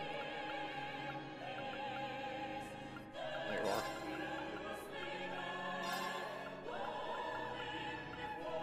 That's crazy. I think I could still build them all over here now that I think about it.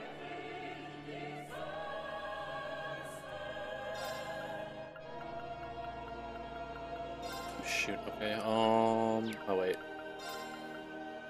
Where's Rena? Oh, right there. Okay, hold up. There. This all is not gonna matter in the end, to be honest. I'm just being very extra.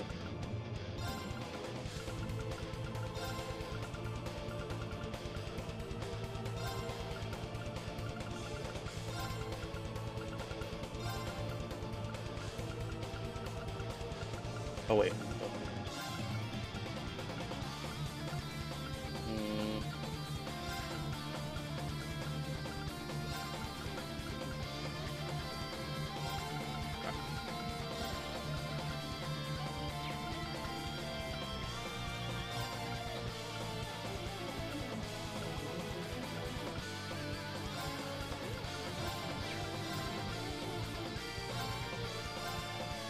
Seem behind me.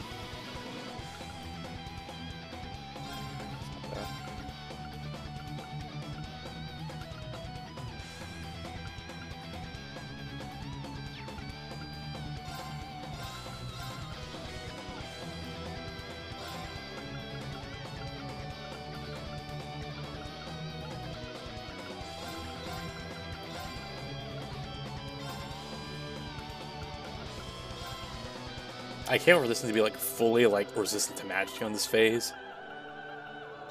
I believe. Alright, like go. Insolent vermin. May the fires of causality reduce you to ash. Alright.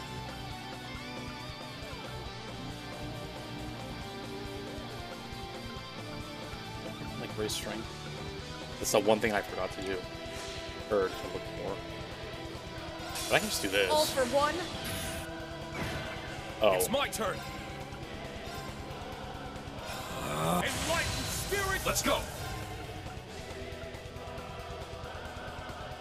Fight! Golden aura! I'm up. Ha! Now! It opens. Not on my watch. You vile! I don't even know what this thing just did. Of course. Do I just wanna... Okay. All for one. And one for all. Let's settle this one. Yeah, not. I'll make this simple. Behold my dance. Sleep. Embrace. Fine. Right. 623 damage. Jesus Christ.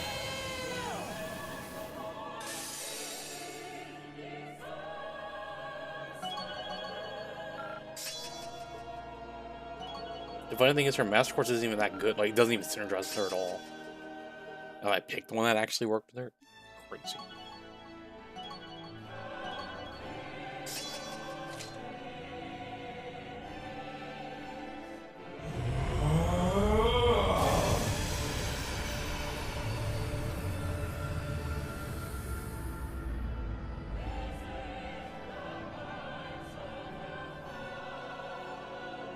That I might again gaze upon the real world.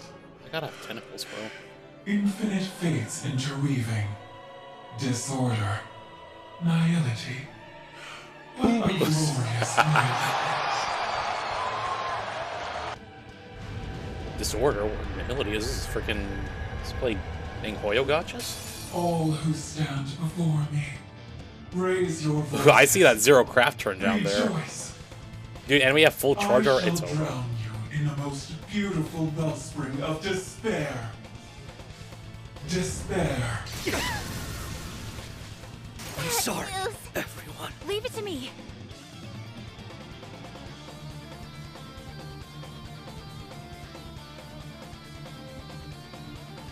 Just right off the bat, just kills everyone, alright. Oh, except Randy. Randy's, you know what? Randy's still alive. Hold on. That's wild. It just murdered. It just murdered. What the hell? Alright, I can stall this somehow. I got an idea. Wait, I think I have a... No, I have the one that... I have the team-wide one, right? Well, might as well use this now, right?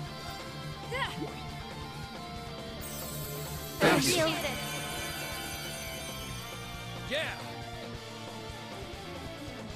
Well, that's what I was kind of doing, but then I had to put Risha on another team by herself. What do I have? Critical 100 for 7 turns. Man, I need the strength though.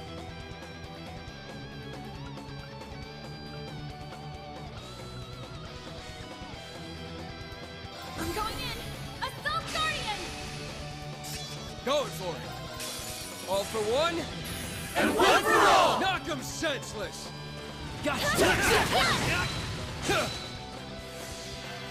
I won't let you! Despair. Did he just do it again? Keep it up. Thank you. Ooh, good job. Leave it to me. Alright. So now... well, everyone has full strength already. Actually, no, just do this. Time to go wild. Oblivion Blaze! Leave it I mean, to me. I do see that turn that Lloyd's about to have, so like I'm not too worried, but... About time I got this started.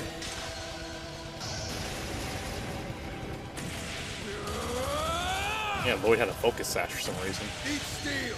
Berserker! I'd just give up if I were you.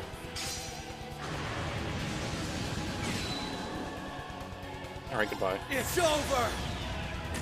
Dang it, if Lloyd had one of those courses that was like, oh, it does more damage when you're at low HP.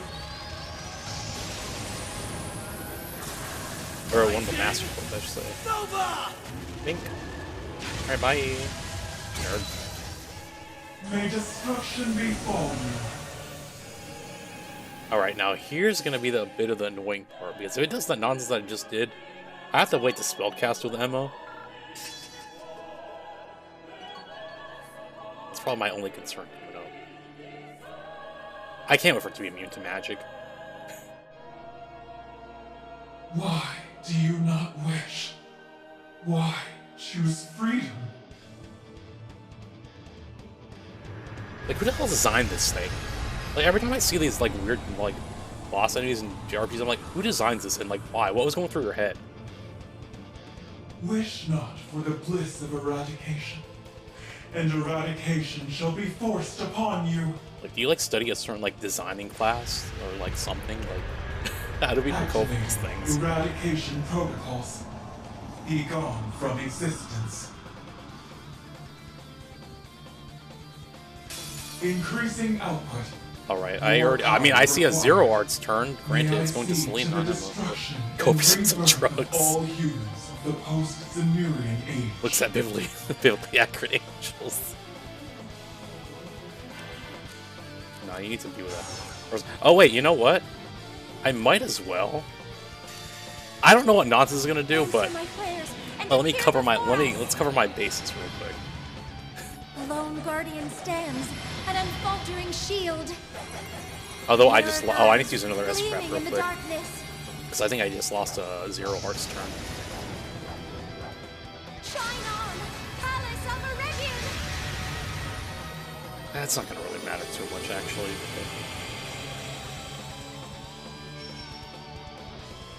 Sure. Alright, fellow arts users. And Ash. All for one, and one for all! I'm here to help. How's this? Well. Sing my praises. May destruction befall you. That didn't even do anything. For one, and one for all! I'm here to help. Wonderful, though.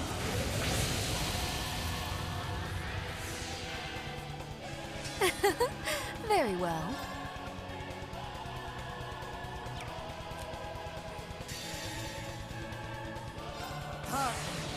May as well. To the aria of the abyss! Dude, Emma might not even get to cast anything. Humankind are evildoers, shackled by emotion. Fury, misery, agony, enmity. Behold, for it longs to be forever at your side!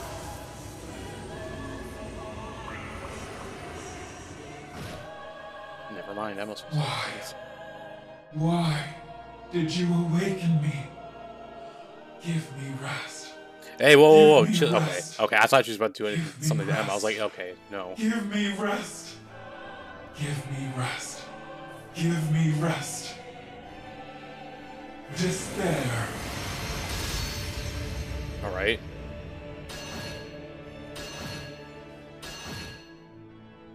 Despair. Alright.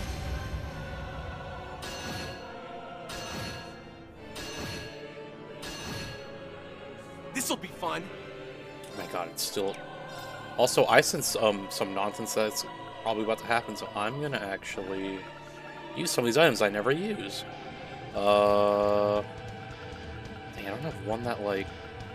Hold on, there has to be something here. Oh, here we go.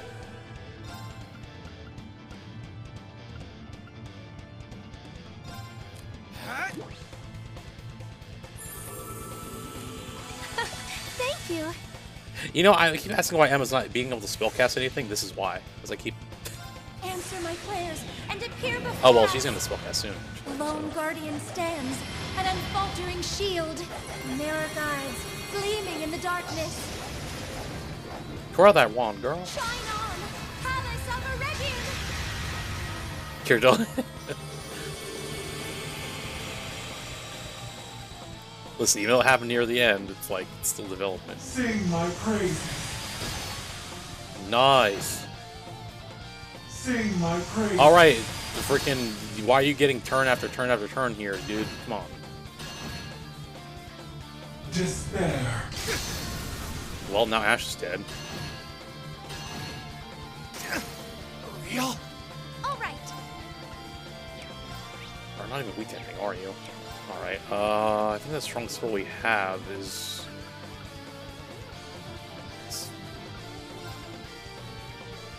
Ooh, and it's gonna actually get casted. Hold up.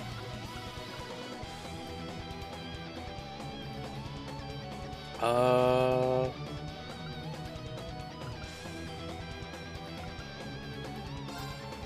think it's just better here. Not that I guess it really matters at this point. Actually, you know what? I'm gonna actually do this. Luminary force. All right. All right, bye. Oh, you don't have that much health left anyway. There. All right, bye. How much damage is this gonna do?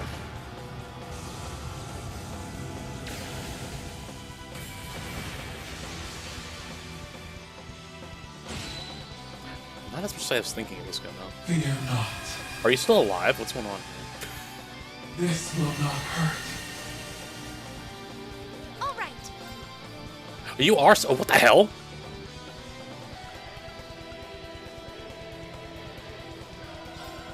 Arcus activate. Emma, please.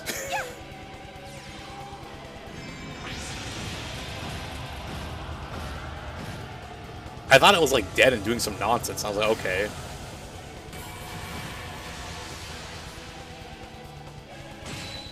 There we go. I was getting worried. I am now free from this twisted causality. I dropped the chest. What could it have possibly dropped for me? Sorry, Ash, I didn't mean for you to die there. Although if Ash lived, it definitely would use the art support thing, but...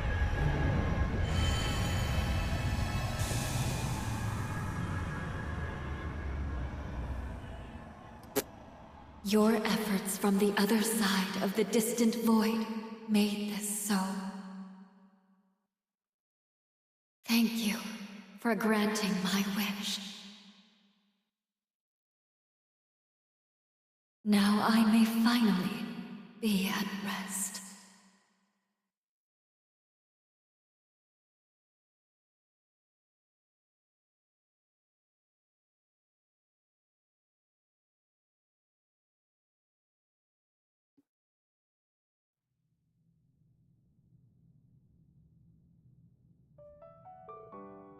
We did it. It wasn't easy, but yeah. Though I'm not sure we would have been so lucky had it been its full power. I think drawing out our true feelings helped us win. I believe that as well. Oh! Are you free? I am. The connection between us has been completely severed. So it would seem. I'm in awe of what you've just achieved. Who are you people? Who are you people? We're nothing special, really. We're just people fighting for what we believe in. I wasn't feeling so hot about our chances for a second, to be honest. Me too. We had to throw all we had at her, and even then we only just scraped through. Me three. I'll just clock out right here if you don't mind. I do mind. What a pitiful sight. You gotta try and follow my example. Not everyone is born with a body incapable of feeling fatigue. I wish I knew what it was like. What an unconventional group you are. So glad I chose to believe in you. Rather, I'm so glad you let me choose. I hope I was able to make my predecessor proud. You most certainly did. I feel nothing but happiness to have been given the chance to meet you. Oh no. Are we out of time? I'm a shadow of what was. Now that my thread to this world is unraveled, I must return to where I came. I cannot thank you enough for what you did for us, for setting both me and her free. It's so strange. I never thought leaving this place would make me feel sad, but it does. Aw, you gonna miss us? We were able to touch your heart then, meaning the battle was even more worth fighting. Now the Septarian that weaves destiny itself will forever be out of all's reach. Humanity may now begin to carve its own path through the great unknown, even if you won't remember that once you leave this place. In that sense, do you feel any regret that your efforts will be for nothing? But it wasn't for nothing. You have to fix all the problems caused by Elysium. Yeah, we accomplished everything we set out to do. And there's no such thing as existence without purpose. All we did here, you being alive, all held meaning. Meeting you made me so happy that I hope we can maybe meet one again. Meeting you made me so happy that I hope we can maybe meet again one day. I would like that very much. I chose a new purpose for myself the day Elysium was deleted out of my life in despair. Whatever comes, I have no regrets with my decision. My purpose is to keep following the light, however dim it may appear to be at times. That's the path we believe in for all of us, so I don't regret a thing either. None for me. There's no room for regrets in this journey we've already started. Will you do me a favor and keep watching over us? Your little sisters have built a bright future that we want you to see. I will. I'll be watching you from the land of dreams, as you share with me your world of endless possibilities.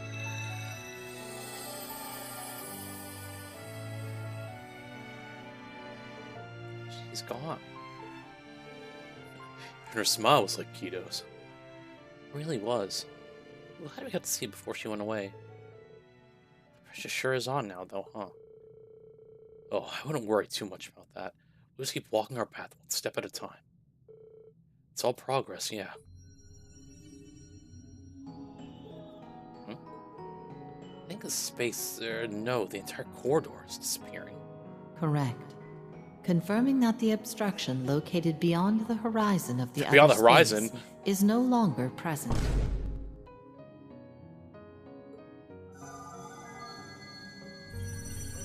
The That's Black 3 Mirror games away. has now claimed full administrative command over processes concerning the Reverie corridor.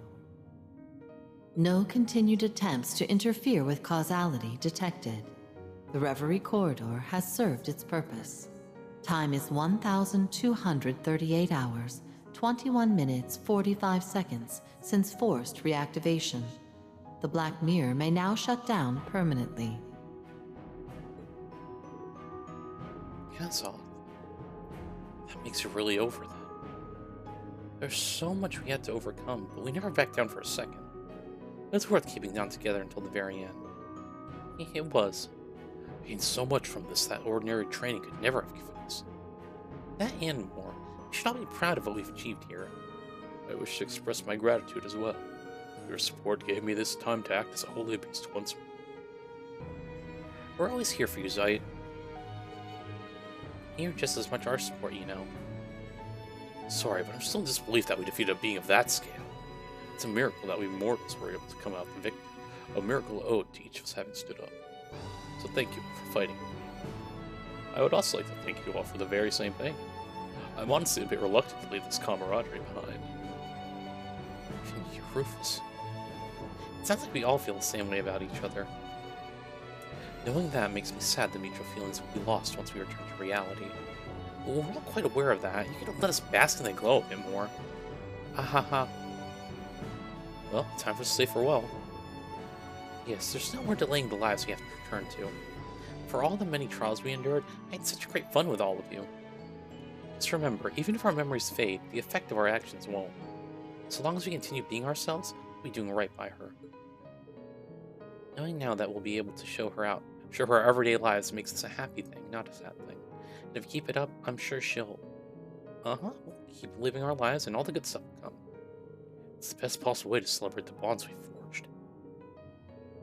Analysis on humanity's potential is not within my parameters. However, it is curious that forged bonds are what awarded its strength exceeding that of even calculated predictions.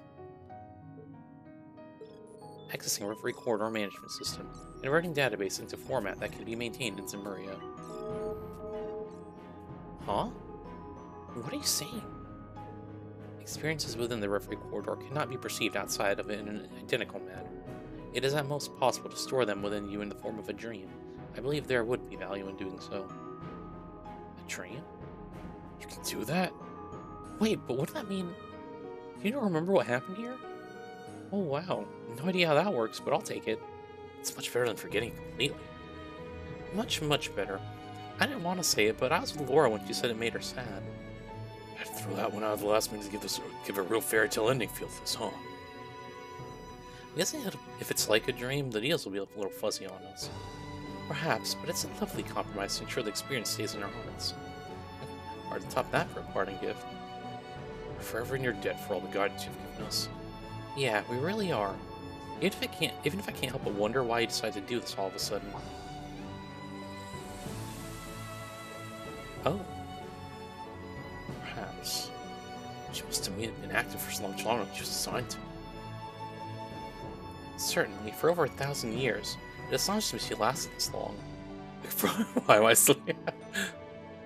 Yet now we bear witness to the ancient endless vigil of Erebonia coming to an end. Though I am an Orner, I am at a loss for what to say. May you find peace with the end of your long, long journey.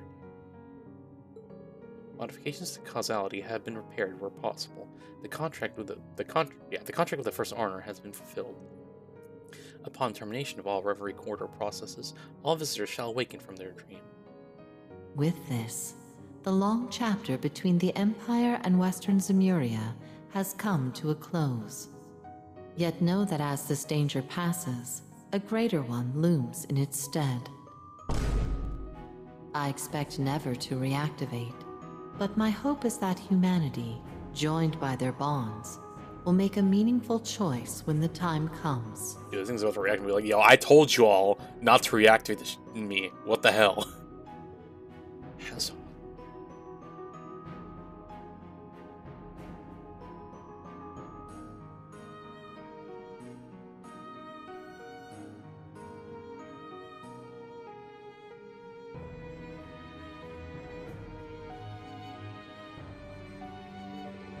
Thank you for everything.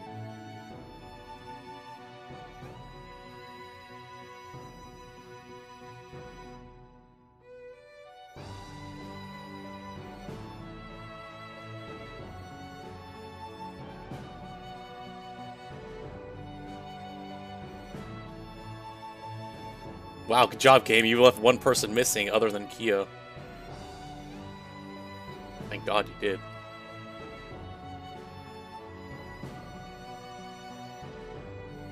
Is where it says thank you for playing somewhere?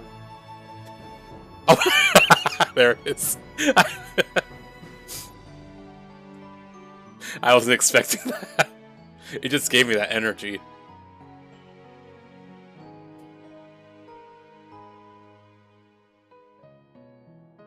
S1208. And now we've officially done everything, right?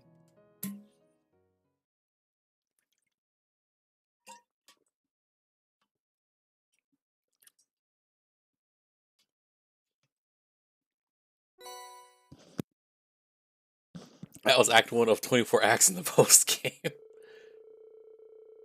This concludes the main story of Trails into Reverie, but you can continue to explore every corridor. So when you're enjoying this first single stone, just... Well, I guess we gotta see what that special sealing stone is. Let's say first.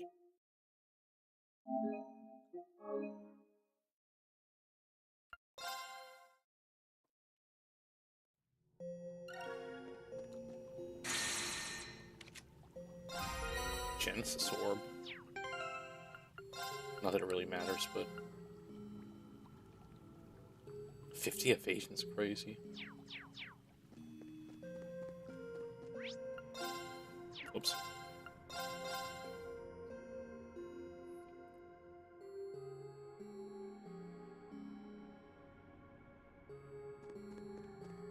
Unsealing pedestal activated.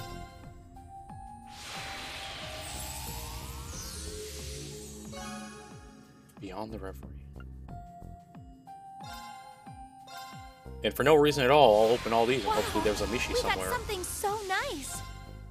Yeah, I lied. Slab of Reminiscence activated. Alright.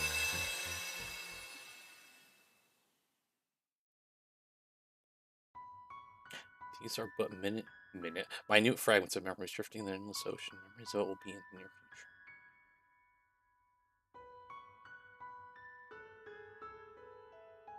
Maybe shadows of the tangled threads woven my Elysium, or perhaps faded illusions that slip through the cracks of time and space. Sinnoh? There are none who know the answer.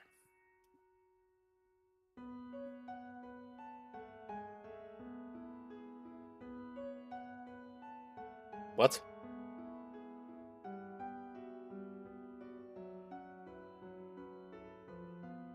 Wait, do I actually just pick one of these, or was that it?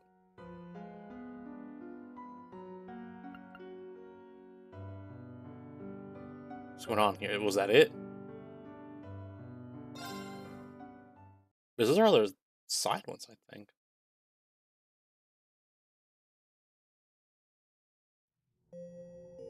Oh, I need to do those other ones too?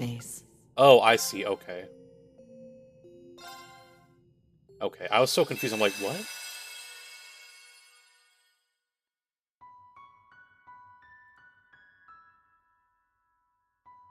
I guess I could have just remembered which one I had there. Whatever.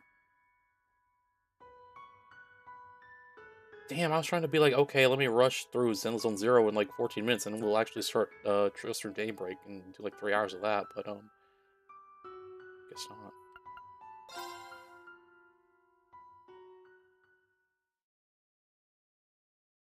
January, year 12 away to the September calendar. Between two great mountains at the tip of the Calvardian Basin sits a long lie. The town is known for two things, being the Eastern Nations Republic and its exceptional hot springs. Though these enticing factors through these enticing factors does continue to welcome tourists hailing from both home and abroad. Yet today it served guests quite unlike its many unseasoned visitors. These had come from another renowned hot springs paradise situated in from northern reaches of Arabonia. Lorene. The depth of flavor in the food here is just exquisite. I don't know who's talking, but I'll just say that's very normal. Agreed, the Phoenix Wings food is certainly nothing to sneeze at, but I have my doubts that the chef can replicate dishes this unique in taste. The Bichon Inn's reputation continues to precede itself. Baron Teo and Lady Lucia Schwartz are sampling the inn's culinary delights, spirits high and stomachs feeling fast. Their daughter Elise sat next to them, her spirit was a bit lower by comparison as her brows furrowed with concern. My first luxuries come with just an equally luxurious price tag, and there's 4 of us, so even 2 nights must cost a small fortune. Upon realizing what she said, she shook her head. I don't want to dampen the mood. I know we have the money, but all my budgeting as student council president has made a terrible habit of seeing the numbers and everything. Her older brother, Reen, couldn't help but let out a chuckle. And the budget buster and you will like how much we saved, because we're not here as paying customers. We're invited by the owners personally. They said they wanted to get to know us since we were in similar establishments, so here we are. And we'll be inviting them to Ymir sooner than later, of course. Right, Dad? Oh, absolutely. Now this is the list of boons coming from our countries finally coming to terms with one another. The Republic is reveling in unheard levels of prosperity. The relations between our people are more active and festive than ever. I, for one, welcome any opportunity to further foster friendship. The Baron took another healthy sip of his Baiju? Not Baiju, Baiju? Whatever, before continuing. Friendship over fighting, I say, is such a shame that the world tends to overcomplicate that simple concept. Seeing her husband's glass was almost empty, Lucia filled it to the brim while adding her own thoughts. That's all the more reason why we need to make the most of this invitation and enjoy ourselves to the fullest. Their children nodded in agreement. And even that aside, there's no reason to spoil a family vacation when we so rarely have time to take it.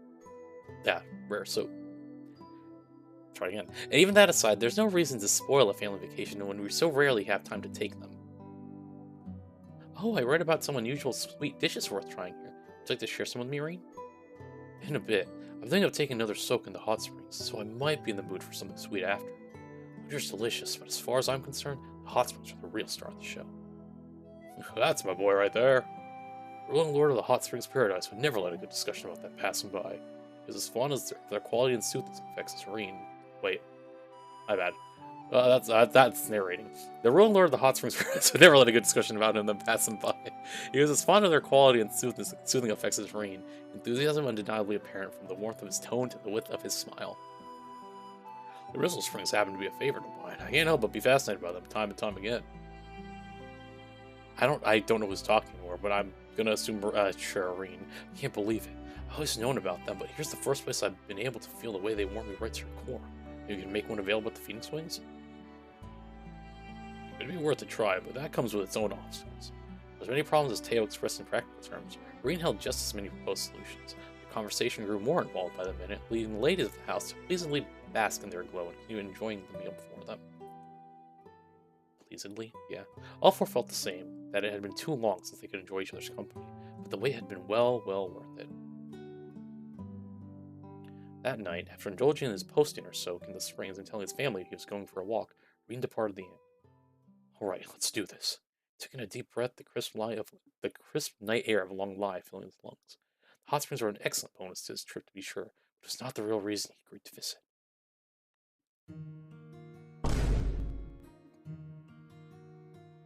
Demonstrates for Yun Kai-Fa, or Kafai. I always say Kai-Fa because that sounds like makes sense, but it's Kafai, the famed sorter. Master Kafai was the founder of the Eight Leaves One Blade School, of which Rin was a practitioner, and though now over 70 years old, he was still regarded as one of the strongest combatants on the continent. They had not met since Rin's enrollment at Thor's. Many a letter was exchanged during the 4 years that followed, but even they had stopped after Rin earned the right to call himself a Divine Blade over a year ago. There was so very much he wished to discuss with his master. What he had learned in his 4 years of training, what had inspired since becoming a Divine Blade, the true meaning behind the final blade to master the 8 Leaves. Which is plain I'd like to ask that have nothing to do with the swordsmanship too. All these questions, all impossible to answer without first knowing the whereabouts of a single individual.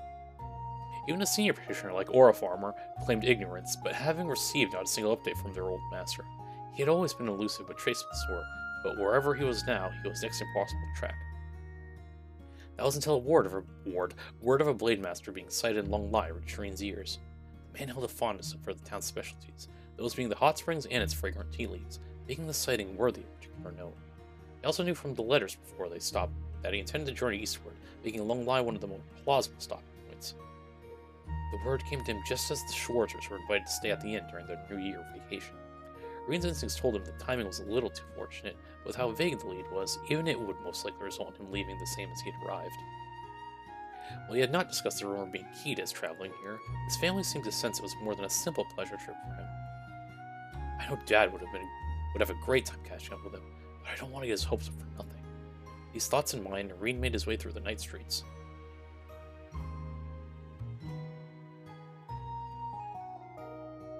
Long Lai's architecture was distinctly Eastern, making it a uniquely intriguing sight among most of Calvert's towns and cities.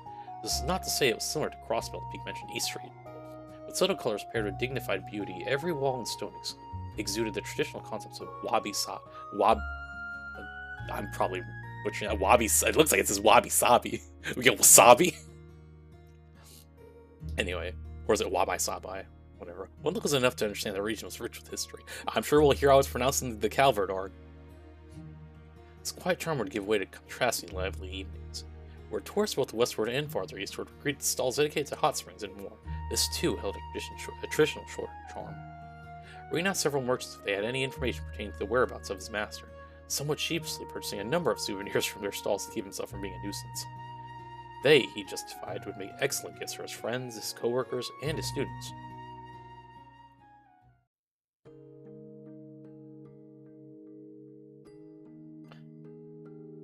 I can't believe it's almost time for him to graduate. I might be more emotional about theirs than I was for mine. For the first time, Rin would get to experience what it was like for the young birds he had taken under his wing for 2 years to finally leave the nest. The first year had been eventful, to say the least. What had started as a problem class full of disagreements and mounting tensions had slowly grown into one of compassion and understanding for one another. It was with each new discovery about themselves and every new ordeal the world sought to impose upon them that they grew not only as individuals, but as a team. He hoped this period would remain as much a meaningful part of their lives as it would always be for him.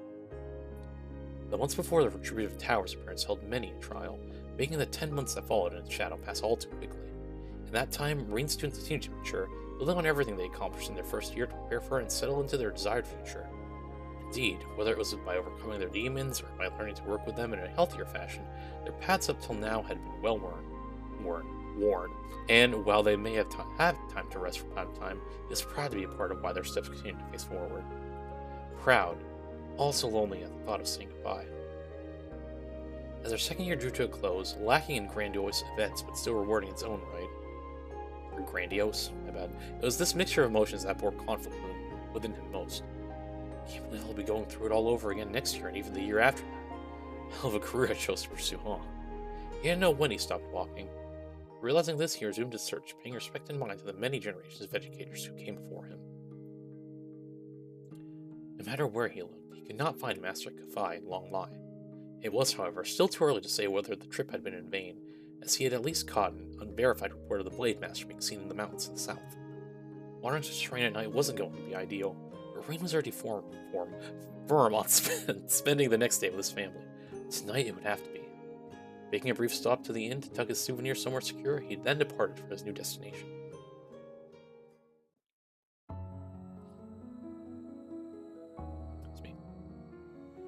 The mountain's winding, half-beaten trails would be more treacherous at night, but they were not off-limits as such. The key, Rean knew, would be to not rely on sight alone. His sense of hearing and smell, perhaps even touch, were going to be equally vital in the hours ahead. Calling upon his experience and intellect to heighten all 5 senses, he took in his surroundings in full. This really takes me back to training in the mountains. To call experience training would imply his time being one of simple tutelage between student and master, but it equated to so much more. Dangers then were far worse than it was now. Some days requiring him to set foot in highly dangerous territories just to find the day's food to survive. Since the Kunlun Mountains may have been used for similar just a long time. Rean was certain to think on the information gained there in his search as he continued along the trail. Searching for evidence of human activity in an environment like this was not a difficult task. Humans always leave something indicative, my bad. I don't know why I was saying indicative. I guess it could be indicative, whatever, indicative of their presence behind that no wild creature could, be it a long dead fire, footprints, or traces of going on the hunt. One need only follow the light to lead to their source. Rean did so, advancing with the caution instilled in him by both his old master and hunting enthusiast father. They soon led him precisely to clear evidence that a human had been in the area, though the evidence itself was far from what he expected. Remains of a camp? No. This is... It didn't look like it had been left by a martial artist in training or roaming hunters, but the most peculiar thing was that there were multiple sites like the first, all evenly spaced from one to the next. It was as though something was being measured. Maybe this is from a group of scholars doing field research, but it seems too large in scale for that. There was nothing more to be found here, and Rean advanced. Soon after, he found another unusual amount of evidence. It's like someone forced their way through here in a car, or more like hacked open a path wide enough for a car to pass through. All further inspections here suggested that whoever was responsible had given up on this endeavor, leading him to wonder if they somehow found success elsewhere. And if they did, why had they done all this? Why had they done this at all? The question pestered him. If there was anywhere to clear wide paths, the remote depths of the mountain certainly were not hit. But instinct told him he was only a step away from discovering the answer. If I keep following this trail a little farther... At thought, Rean sensed someone approaching. One person. 2 people. Yes, there were 2, and it was clear they were aware of his presence as well. Only for a fleeting second did he think they might be the ones responsible for the strange trails, but deadly tension that now thickened the air told him these were no simple scholars. He felt them draw near, the night veiling themselves well, and then he felt them stop. Jumpscare! How about you show yourselves? He spoke without placing his hand on his Tachi, signifying to those watching that he had no desire to fight. Their silhouettes then silently emerged from the darkest shadows of the mountains. They looked very much like the shinobi of the east he had heard about, their forms clad from top to bottom in black garments and their faces fully obscured.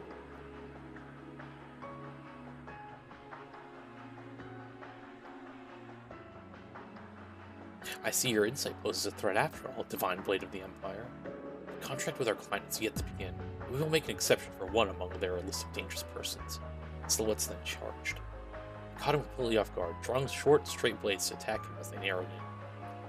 Green's eyes widened in surprise, but nearly in the same moment he was in a fighting stance, hand over his still-sheathed Tachi. 5th form, Morning Moon! He perceived the direction of his foes' attacks to evade them, then mounted a counterattack of his own. All it took was that instant to repel their assault and leave them vulnerable. Ordinarily, this would be the time to take the offensive, but all Rean could do was stare at the 2 with disbelief. The thought entered my mind as I saw you move. Now that we've crossed blades. Pause. The disbelief in his eyes giving way to a more intent gaze. Are you... practitioners of the 8-Leaf School? Another pause, this time from the silhouettes before answering, so they were well aware the question was coming. No, though we do possess ties to the school. We are of the Karuga? Yeah, Karuga. Practitioners of the Black God One-Blade School. What? You what? Rean was all stunned. The 2 Karuga had held their blades horizontally, ready to thrust them forward at any moment. It was as though they wanted to make clear that while they had been caught off guard once, they would not be so fortunate twice. Rean responded by assuming the middle stance with his Tachi, just as the sides were only a beat away from engaging in battle. What could only be described as a black cyclone roared from the darkness at such speed that it seemed to certainly slice anything it touched. Or it seemed certain to slice anything that touched. Its appearance caught Rean by surprise, more than the initial attacks by the silhouettes. He He had not expected an attack from that angle, that distance, or even that moment.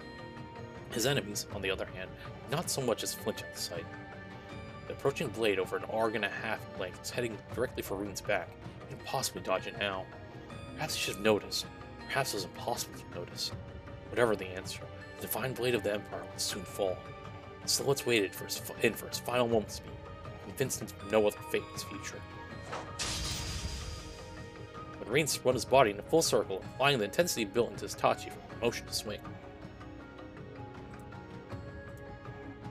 The blow made was weighted yet precise, shifting the incoming blade to a new direction without mitigating its near overpowering force.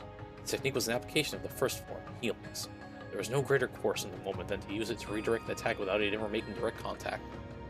The spinning blade was now significantly off its intended course, but Reen slashed at it again, birthing a shockwave that further shifted its path.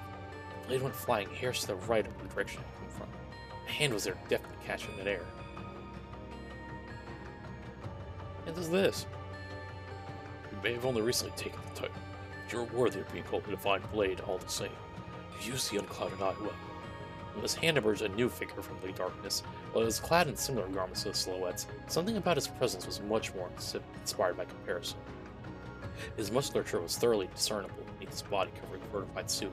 His every movement, however slight, reflected a complete lack of hesitation, and the faint light of his eyes, visible through his mask, projected no emotion whatsoever.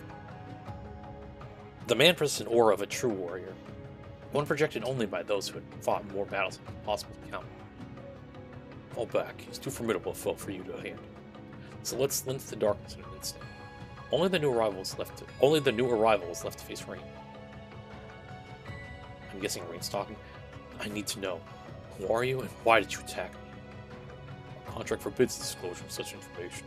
Leave this place now, flinched the divine blade. The tone was not one of advice nor one of an order. It was as if the man was stating a fact, his calmness veiling an undertone of malice that told Reen what would happen if he did not do as was told. I'm afraid I can't do that without an explanation.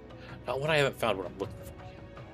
I understand, but there's no longer anything to discuss. All I can do is battle. I, Kurugane of the Rogetsu School, shall be your opponent.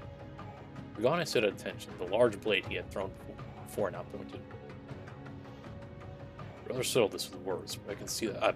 Or is that Reen talk? Whatever. I'd rather settle this with words, but I can see that's not an option. Reen sighed, taking his own stance in turn. Oh, obfuscation. Talking. Good Reen Shores, our master of the late leaves one blade school, 7th form. Shit. Wait, what? Okay, no, so that's okay, whatever. And then Reen Shores, whatever. Narrate. Someone's talking. One of the two is talking. The divine blade moved instantly. The bizarre weapon Kurugane wielded was less akin to a sword, and more four equally sized blades arranged in the shape of a cross, their bases connected to a single point. They could direct this large weight shuriken as though they were simple child's toys, spoke volumes as to how strong he was. Still, even it was not infallible. Whatever. For it was not one to be ideally used in close range combat. Kurugane appeared to have no other key weapons on hand either. Meaning that if Reen could force him to fight where he would be at his most disadvantageous, he would very likely come out as the victor. That was what he had in mind when choosing that first. Warm gale. He closed the gap between them, drew his blade, and made a wide swing towards his opponent in the blink of an eye. Kurugane blocked the blow with ease. That, however, meant nothing in the larger scheme of things. Reen knew well this man's capabilities. So long as the gap between them was closed, and it was, he considered the attack a success. But just as he thought he would be able to push onward and overpower his foe by mounting a newly fierce assault, Kurugane had split his cross-shaped shuriken in half. The ease at which he did made it clear this was intended by design.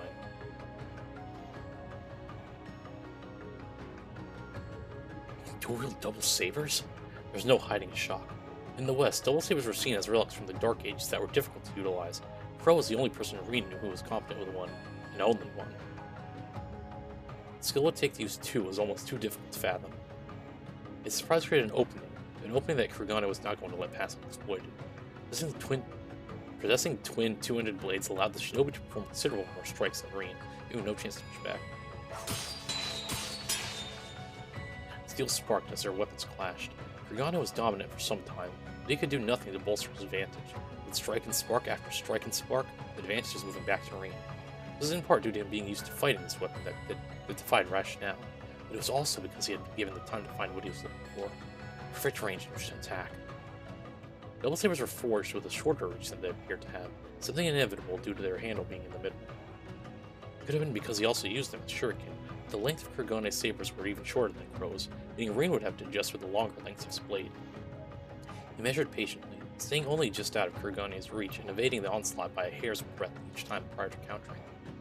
It was calculated quickly thanks to Kurgane's frequent rapid attacks, meaning all Rin had to do now was wait for the right moment. This moment would come in the form of his opponent showing impatience for the stalled battle. Deriving to take an unneeded step forward, Rin evaded the strike expertly, instantly returning it with an upward diagonal slash. We'll get an ad, give me time to rest, and we'll be right back.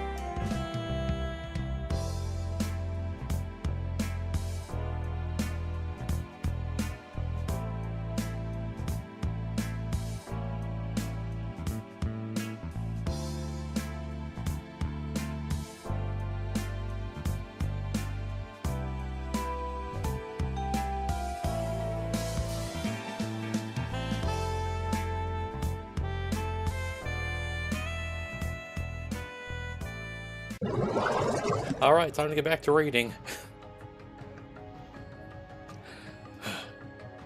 The forceful swing of his Tachi made contact with the handle of Kurgane's own swing weapon, knocking it clean out of his hand.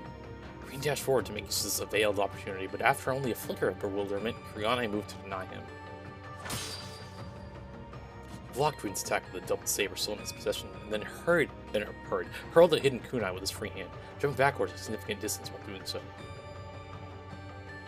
Very good, the divine blade of the eight leaves. You appealed to the skills of our princess, but you without a doubt deserve your reputation. Oh, I did just see that. I was about to go look at it during the ad break. Princess? Rin's invitation went unanswered as Kurgane took notably different stance than before. I assume it's Kurigane talking. I was dumb to respect for your skill with my father's technique. This put Reverie staunchly on guard. Senses heightened. He focused every nerve of his body, fixing his eyes on whatever was to come from Kurigane, who was now gone. Nothing remained where Revere's opponent had just stood. He hadn't taken his eyes off him, never eased himself for a moment. Yet Kurigane was nowhere to be seen. How? Had it moved that quickly? Was it some kind of spatial translocation? There were no signs to indicate either one. Was that he never moved at all when the end was still there, sight unseen? No, that wasn't it either. The double saber ring had repelled to the ground was gone also, or was also gone. I can still sense him, so he hasn't gone far. Rin suppressed the panic welling up within, owning his senses a second time. That was when another black cyclone swirled towards him from the shadows. He had expected something of this nature, so with little deviation he was able to inflict it as he did the first time. That indicated that Kurigane had reassembled his shuriken after recovering its lost half so he could throw it again. Also indicated, together with the slight changes in his surroundings, where it was now positioned. He needed a little more time to know where he was for certain. But ahead of making a solid conclusion, the cyclone came at him yet again from a new angle. It was fast. He blocked his attack as well as the last. Before he could fully correct his posture, the next cyclone appeared. The gap between was getting shorter and shorter.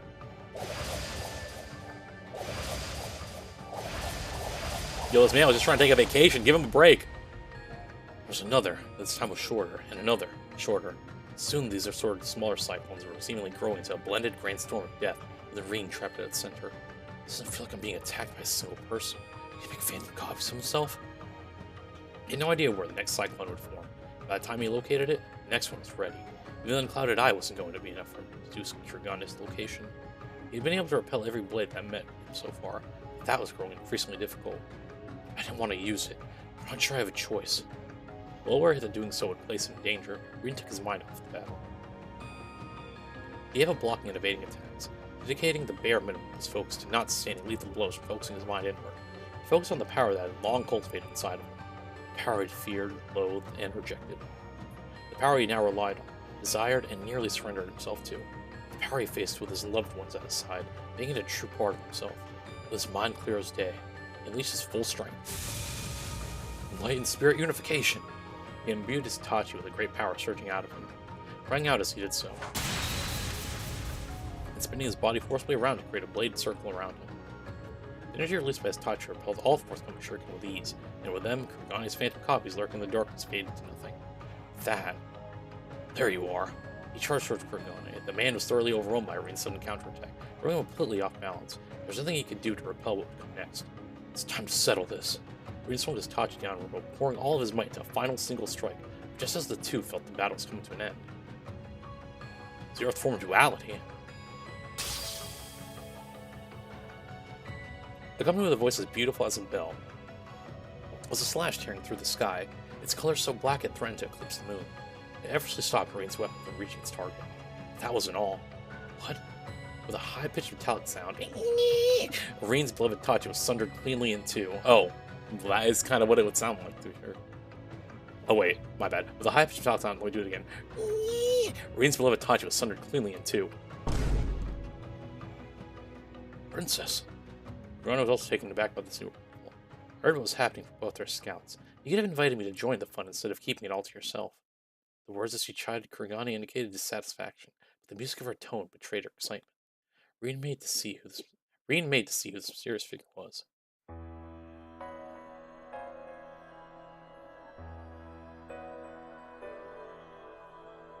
And the sight of her alone took his breath away. She was young, wearing a fortified suit that looked to be a marriage of classical and modern Eastern styles, with long silver hair that almost appeared to glow in the pale moonlight. Her age was likely close to Rin's, perhaps a little younger, with well-defined features that still held traces of adolescence, appearing strikingly in contrast to the empty void behind her eyes. There was the air of a young noblewoman who had sheltered from impurities all her life, and the stench of a baleful warrior who had bathed in the blood of countless lives. How she was both and neither at once, we could not understand. It was this very quality that made her all the more captivating and dangerous. The woman's left hand was a large black engraved blade that threatened to freeze him from daring to glance at it. No doubt it was what halved Rin's Itachi moments ago. What did... Rin fumbled for the words as he clutched the useless handle tightly in his hand. The fair-haired woman only smiled as she looked down upon it. Your weapon was very fine, but it was never any match for my friend, I'm afraid. She spun the black blade in her hand around gently before holding it upward towards the night sky, seemingly display it with pride. It wasn't hard to see why she would boast about possessing such a weapon. He'd seen many a blade of historical significance, but instinct told him that hers was better than any of those. The blunt side featured an intricate design of deep gray that, while he could not discern its meaning there and then, he knew it was nothing less than a work of art. There was an aura about it, one cold as ice, that seemed to reject its worldly surroundings, making it capable of cutting through anything it so desired. It came in company with a beautiful hilt of deep red that contrasted its body without feeling out of place. This juxtaposition was, in a sense, much a reflection of its wielder, with their two opposing natures being distinct, yet also as one. Green thought as he observed, the blade was clearly something special, but that alone did not explain the strength behind her attack. He never heard of the technique she used, which was certainly connected to the 8 leaves in some way. The skills she showed in executing it made her equal to a divine blade. He was so fixated at these thoughts rushed through his mind that he was only brought out by her sudden laughter. I didn't think I'd ever meet you here. I wonder if our old masters find guiding us to the same place. Or if it's just a happy coincidence. Wait. The manner in which she spoke and her familiarity with the ring gave him a theory. That technique you just used was really something. It's for me intrigued. It's put you a league above more interesting than our senior practitioners. So, I'm confused. So, whatever. So he was right. Are you? My bad. I think she was talking. Whatever. Are you? Before he could hear what he already knew, she turned away, refusing to let him finish the question. He isn't here, so why don't you run back to your family? Go and make the most of your vacation. Just don't let your skill with a blade slip. The world will need it again one day. He spoke with a certain satisfaction as she pointed down to the other half of his broken blade. Then she leaped high, seemingly disappearing on the other side of the moon. Dude, I love Risha 2.0. Rini could only stare, dumbfounded, as she vanished. He couldn't even speak. Gane left with her. Rini just suffered extreme oral loss. The Karuka. The Black God won Blade School. Our senior practitioners. We had been able to fulfill his objective, and not just that. He was left with countless new questions about how the people he encountered in the mountain itself. He felt there was meaning behind it being guided to a specific place. How important it was or what it entailed, he did not know. Yet, the person responsible for discerning that won't be me. Looking down at his broken Tachi, he was struck anew with how massive the world truly was. And now he realized that, now that his master was confirmed to be elsewhere, the purpose of his visit to Long Lai was nothing more than to enjoy a wonderful, ordinary vacation with his family. This meeting here was but a peculiar coincidence. For now, at least. When I get back, I need to reforge my Tachi, and myself. Something started in this region, all across Calvard, but there was nothing he could do about that as he was. All he could focus on was training and bettering himself so he could one day play a part against the next threat that loomed over the distant horizon. He was resolved willing in his soul, he made his way through the now still mountain trail, back to where his loving family awaited him.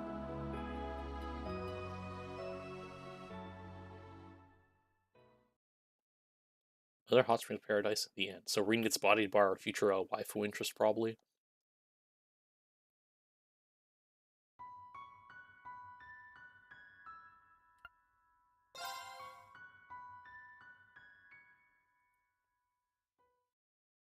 April, year 1208 of the Septim calendar.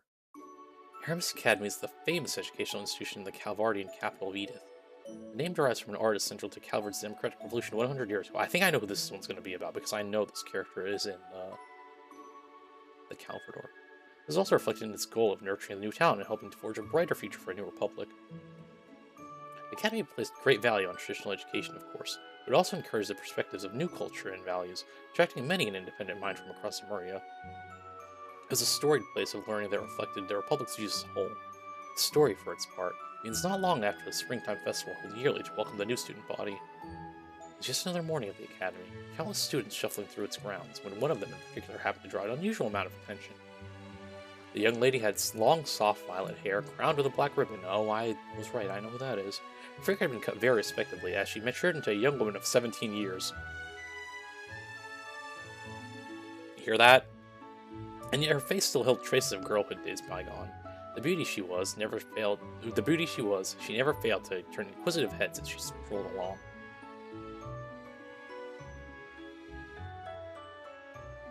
Her name was Ren Bright. She was a second-year student from the Yanis Royal Academy in Liberal, I have to pronounce it like that now studying as Aramis as part of an exchange program. She'd only just arrived in the spring. Ren's goal in attending was not to further her education. She had been considered highly gifted since she was a child, having already earned several doctorates in years past, what the hell, and there was little more a new academy could reasonably teach her. Her goal, in reality, was to use as a front to operate freely in Calvin. It's hard to find one better than being a student. She already found this role as relatively foolproof during her time at Janice. Even if there was limits to how much a student could get away with, society as a whole was soft on school children. To move freely would also require drawing as little attention as possible. She aimed to conduct herself modestly, as any elegant young lady who wished to remain unseen should, during her time at Aramis. What's with her hand? Sorry, I'm just looking at the picture now, I'm like, what's going on there? It's like, it's just angled weirdly. Excuse me. There was just one very big problem with this plan. Morning, Miss Bright. Isn't she just gorgeous? Look, I see her. She's so beautiful, and everyone says she's just so smart, too. All she had to do was walk down the hall to be showered with the readings and whispers of envy and admiration. Her looks alone were pretty enough to make her talk at the school. After one of the teachers let that slip that she received a perfect score on her entrance exam, there was suddenly not a single person who didn't know her name. The other students cared not how much she wanted to avoid drawing attention. She was getting it whether she liked it or not. Naturally, not everyone was pleased with the booming popularity this new transfer student had attained in less than a month. While most were busy fawning over Ren's arrival that morning, another group watched the charade unfold from the shadows, echoing audible tuts of displeasure. Ren had yet to be enrolled in any clubs, so as soon as the day's lessons had come to an end, she packed her belongings and stood to leave. A word, if I may, Miss Bright? As a fellow classmate, surrounded by a small faction of students clearly loyal to their King Bee. Oh, I see. Certainly. Though Winston told her this was not going to be a conversation she wanted to have, she didn't effort to pretend otherwise. She would not be provoked into behaving as anything but a mature, modest young lady. I've been wanting to get to know you better for some time now, you see, so I was wondering if you might join me for dinner this evening. The boy, Ronald Griffith, presented a gentlemanly smile. Ren was very much used to being asked out like this, and never once did she accept. She always made up some excuse to turn them down. Today would be no different. I'm ever so sorry, but I'm afraid I have something urgent to take care of after school today. Some other time, perhaps. This was usually enough to get them to give up. Ronald was a persistent one. Well, that won't do. I have something very important to discuss with you, and I've already booked a table at a very fine restaurant so we can discuss in detail. Is there really no way your business can wait? There was something ominous about his smile. Ren couldn't help but be curious what he was thinking. I'm afraid it can't. I'm so sorry after you've gone out of your way to prepare ahead of time. Still, I could spare a little time now, so I'd be happy to talk here if that's alright. So not tonight, then. A pity. Ronald's tone read one less of genuine sadness and more irritation when things were not going according to plan.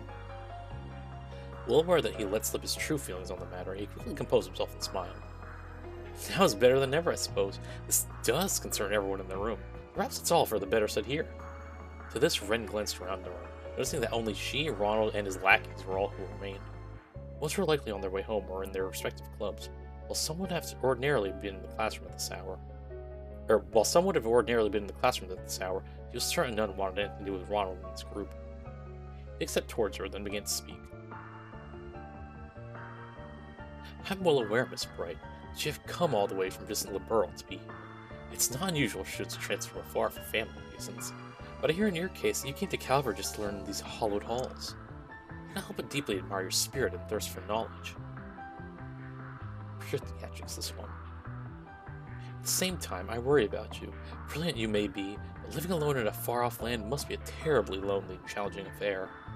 We all need someone to depend on in our lives, and that would be especially so in your situation. If you don't mind me saying so, Miss Bright, I believe you're in need of someone to look after you, to protect you. At last he shut up, giving Ren a chance to respond. She scrutinized him closely. In short, you'd like me to join your circle of friends, correct? Ronald's smarmy smile broadened. His father was a senator in the Republic's parliament, and he held a significant amount of political power. His son used this to his full advantage. Ever since joining the academy, Ronald had used his father's name to form a faction of sorts among the students, forcibly building his reputation until he was the leading candidate for student council president in the in the election stage in half a minute's time. His goal, Ren assumed, was to bring the hottest talk of the Academy to his faction to further secure his chances of victory. I think I find that joining us will help you feel much more secure and at home here. Perhaps you don't yet appreciate just how much of a difference having someone like me backing you would make on the life of the exchange student. True, she mused inwardly. Being in a group of high social standing would make it easier for her to gather information. If she could leverage his father's connections to build more of her own, that would pay itself in dividends in the days to come. The pompous boy had no way of knowing the actual circumstances that brought her to Aramis, but his proposal was, in fact, very beneficial to her. She returned to smile with a modest one of her own as she answered. You kind of think so much of me, but I'm afraid I'll have to decline. Clear, unambiguous rejection. Water's lips were still curled into a smile, but he could not hide the twitch in his brow, nor could his lackeys hide their shock. They had, by all accounts, expected her to answer the opposite. Are you sure you won't reconsider, Miss Bright?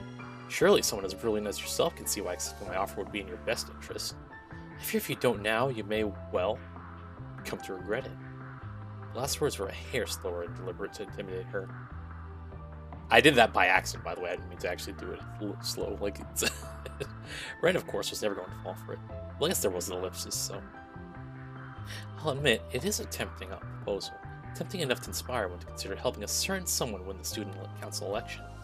If only that someone weren't you.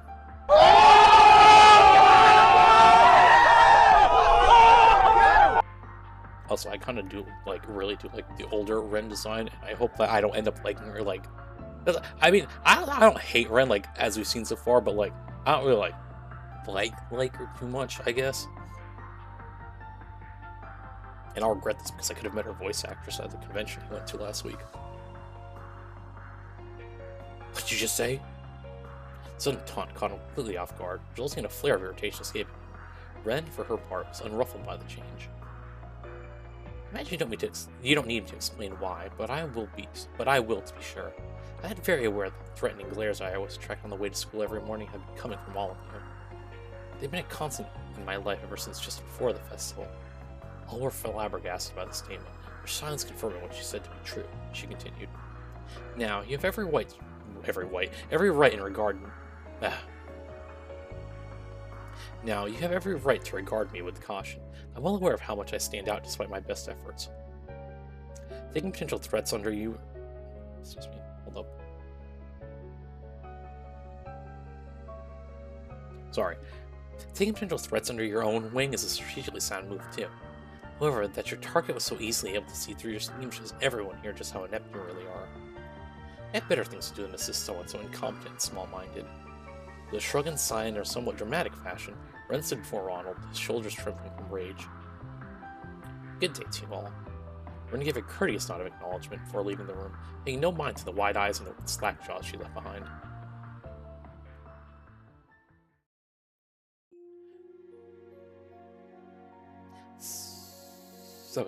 After this, Tita. So I ended up getting pretty beat up from another one of Mom's crazy jobs she threw at him.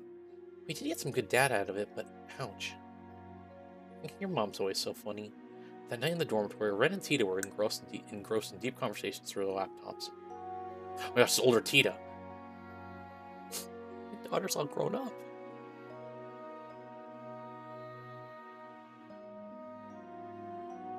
It just feels wild to me. Like I say that, but like I really mean it because, like, you know, we've had Tita since we first started Trails, and it's like just crazy. Please be playable in usual canon again, though. I beg of you. But it's always same old with all of you. Try to anything of Agate left with how often you tell me she had him nearly facing death. You two are in a rut. I know something that could spice things up. Maybe try adding a little romance to the mix, like a couple of bright-eyed lovebirds we know. But we have agreed to go somewhere next week, so we're not in a complete rut. Well, isn't that something? The stars to adulthood await you, my dear friend. Ren? Tita graduated from the branch campus in Erebony just as Ren left for Calvert, leaving them no time to spend with one another in person. That wasn't ideal, of course, but from a hint of sadness came the habit of talking like this once a week so they could stay in each other's lives. discussed anything, from their new lives and environments to the fruits of their research, occasionally stumbling into a serious topical matter or two along the way. Sounds like a wait. Oh gosh, I guess that's Ren. It sounds like a legal confrontation between the Vern Company and the Epstein Foundation. Is inevitable at this point. No, I can't believe this is really happening. Both frowned at their screens. Recent development concerning the Calvardian industrial giant Vern Company had become a key source of concern for them of late.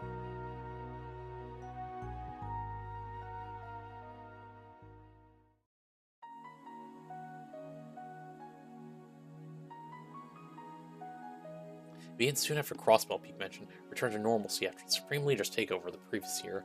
Professor Erica Russell approached the Vern Company to propose that they join the Western Marine Tech Union that she had been hard at work forming. To no one's surprise, they refused.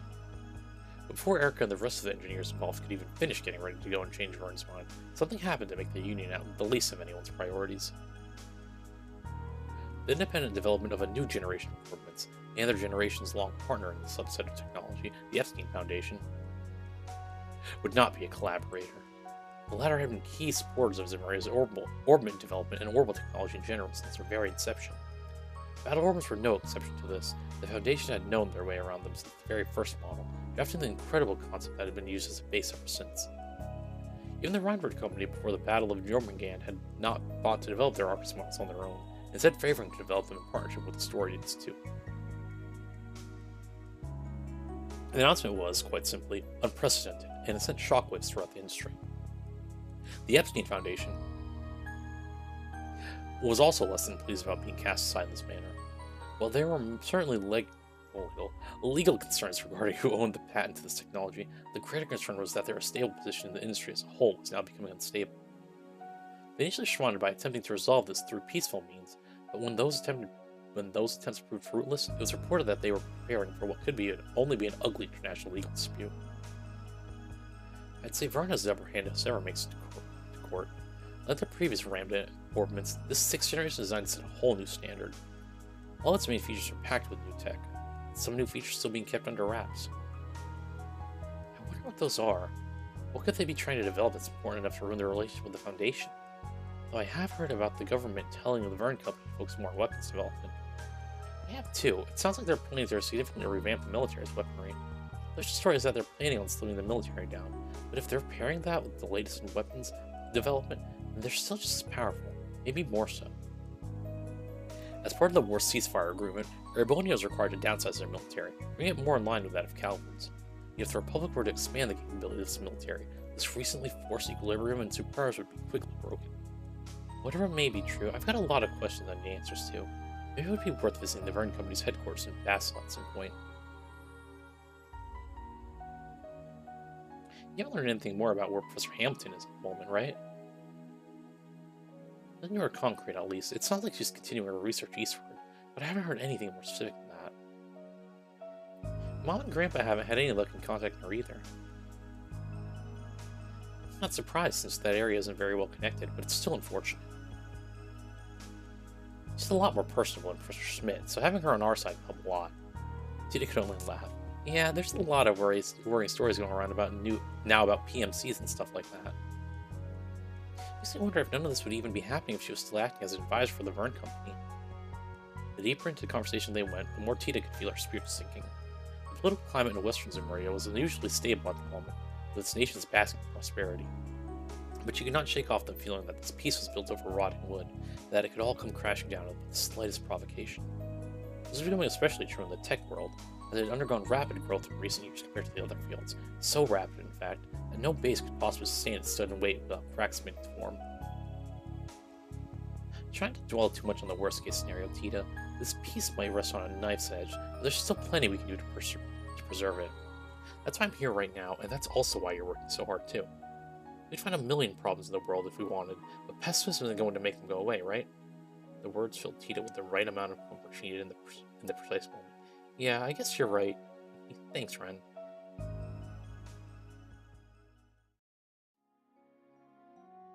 They continued on, losing track of time as they talked well into the night. Before they knew it, the clock had struck 12. Well, it's getting really late, so I should probably be going. I'll talk to you soon, okay?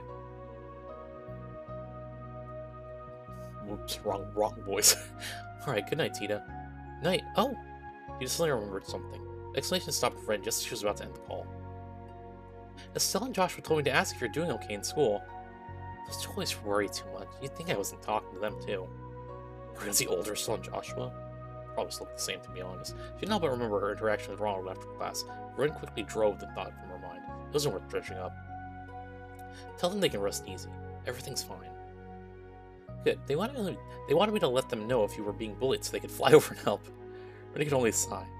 Honestly, do they think I can't keep myself safe from a few schoolyard bullies?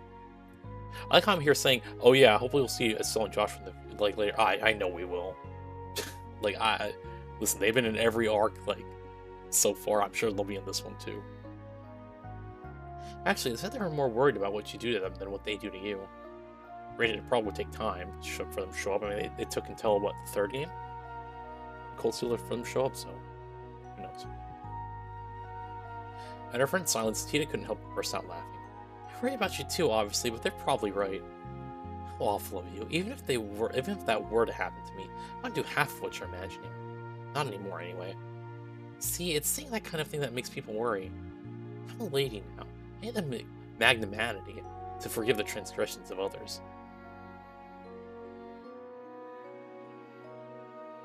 Or magnum.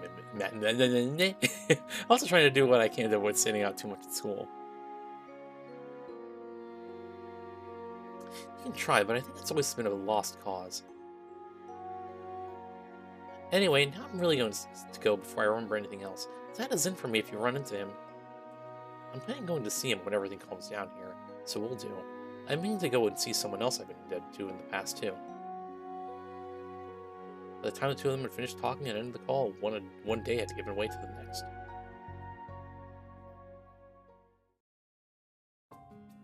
The morning dawned yet another day of school. However, just as she left her classroom in the main building at the start of lunch and went to descend the staircase, she felt someone suddenly draw near from behind.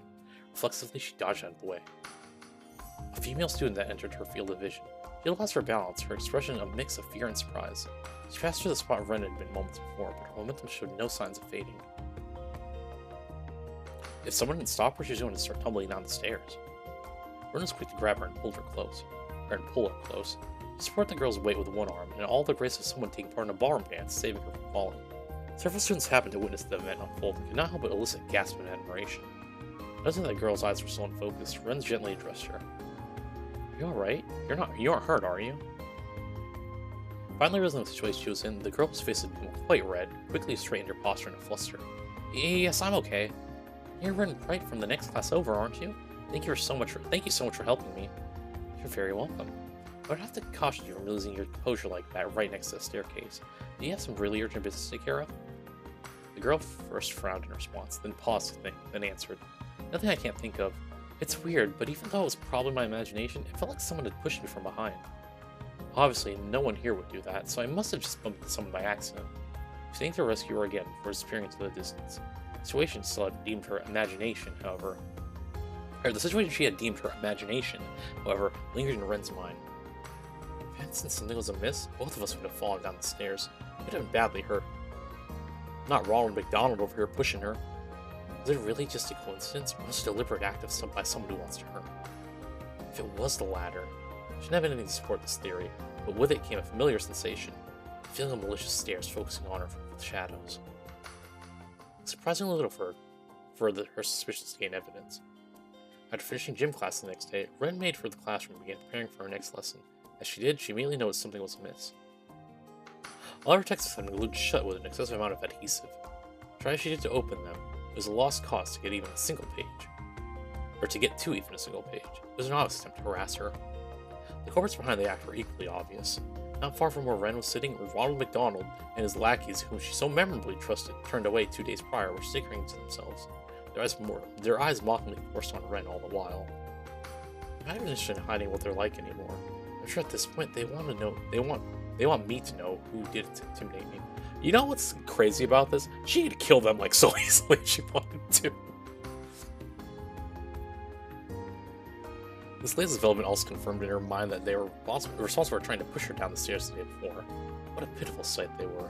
Because she refused to join their group, her existence was in their eyes now nothing more than a hindrance to Ronald McDonald's campaign for student council president.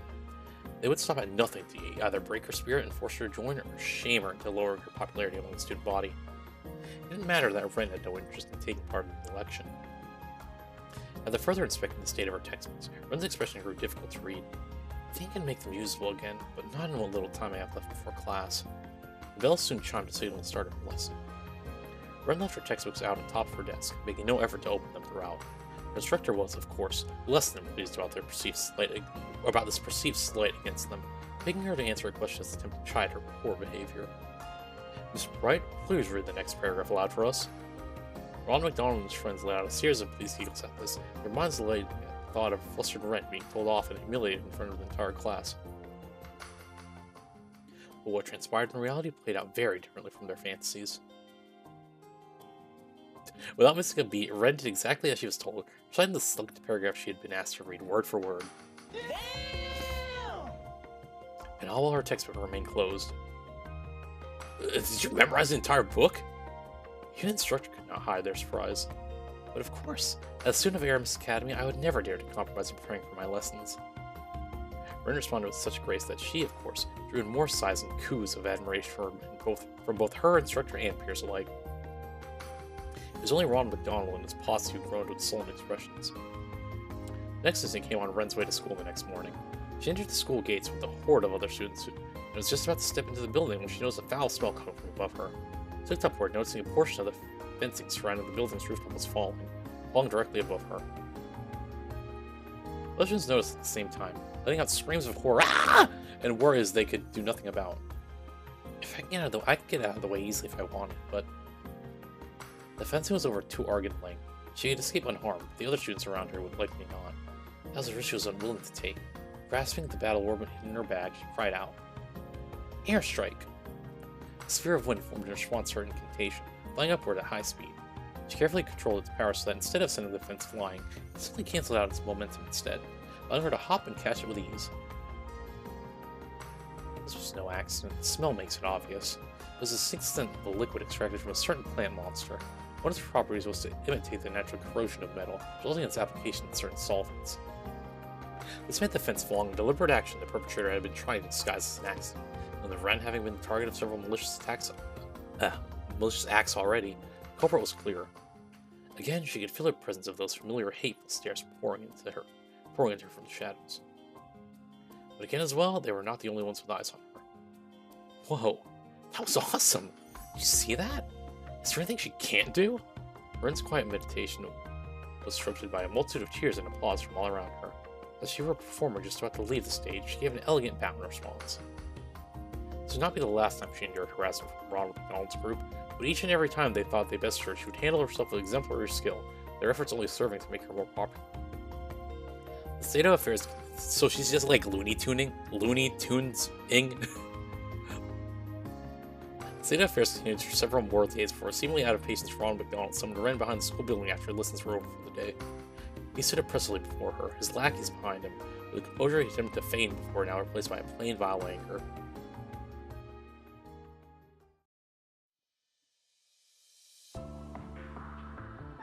Let me give it to you straight, Ren Bright. You are an eyesore. Even that gentlemanly air he impersonated before was gone. Really? Well, that's not a very polite thing to say to a classmate. Don't try to act cute and innocent. I have too much damn time and mirror into building my position up at this academy. Who's always the center of attention instead? It's you. It's always you. It's like you're deliberately trying to sabotage my chances of success. And that's the last thing I can afford right now. The more livid Ronald McDonald became, the more unruffled Ren was in turn. You're only sabotaging yourself by setting me up to succeed over and over. You are aware of that, aren't you? If she had not been forced to defend herself against him over and over again, she would not have received nearly as much attention. This being pointed out caused Ronald McDonald to return an audible tut of frustration.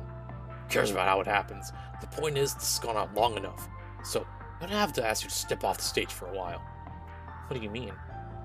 Ronald McDonald seemed to present some of his initial clue from Ronald McDonald, okay.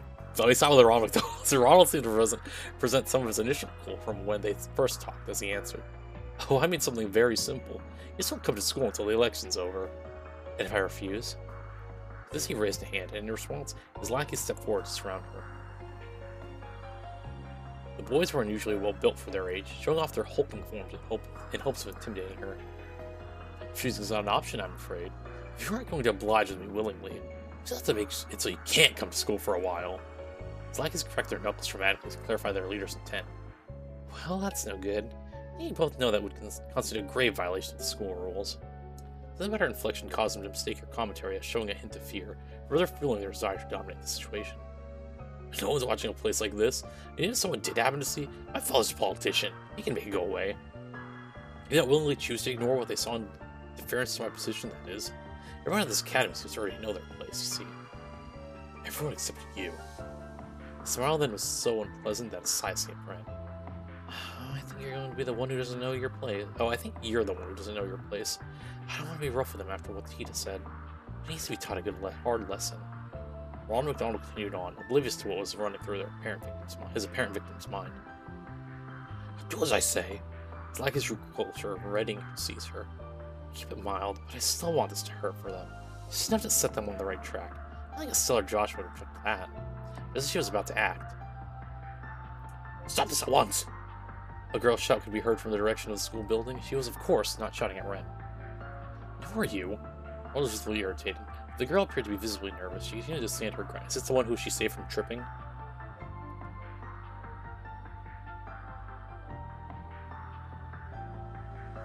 I didn't mean to listen in, but I couldn't help but overhear what was happening here. You go through with this. What you're doing is wrong. The girl stepped forward until she was directly in front of Ren to protect her from her schoolyard bullies. As she did so, the light revealed sleek, dazzling blonde hair that shimmered much like the sunshine above. Ren recognized her to be a first-year student who lived in the dormitory next to her own. They were close to one another. At most, they only exchanged polite greetings with one another as they passed each other in the hall. She also looked like a quiet, polite young woman with a good upbringing, however, not the type whose eyes would glow with resolve as she put her well-being on the line for someone else's. Ren was surprised by this, as was Ronald McDonald, though he was less than impressed. He never fathomed that another student would dare to resist him. One thing he did sense was that her resistance was little more than a brave front. With excitement at the thought of stripping that front bare, he grew a sadistic smile and addressed her. Is it now? Well, how fortunate to be that I have you to show me the error of my ways. Ren can wait. Your first year, I assume. I don't need to give you a lesson in just how right and wrong works in our society. Upon a signal, his lackeys shifted to surround their new target over Ren. He began to tremble as danger closed in on her, but still she did not move. Don't you dare!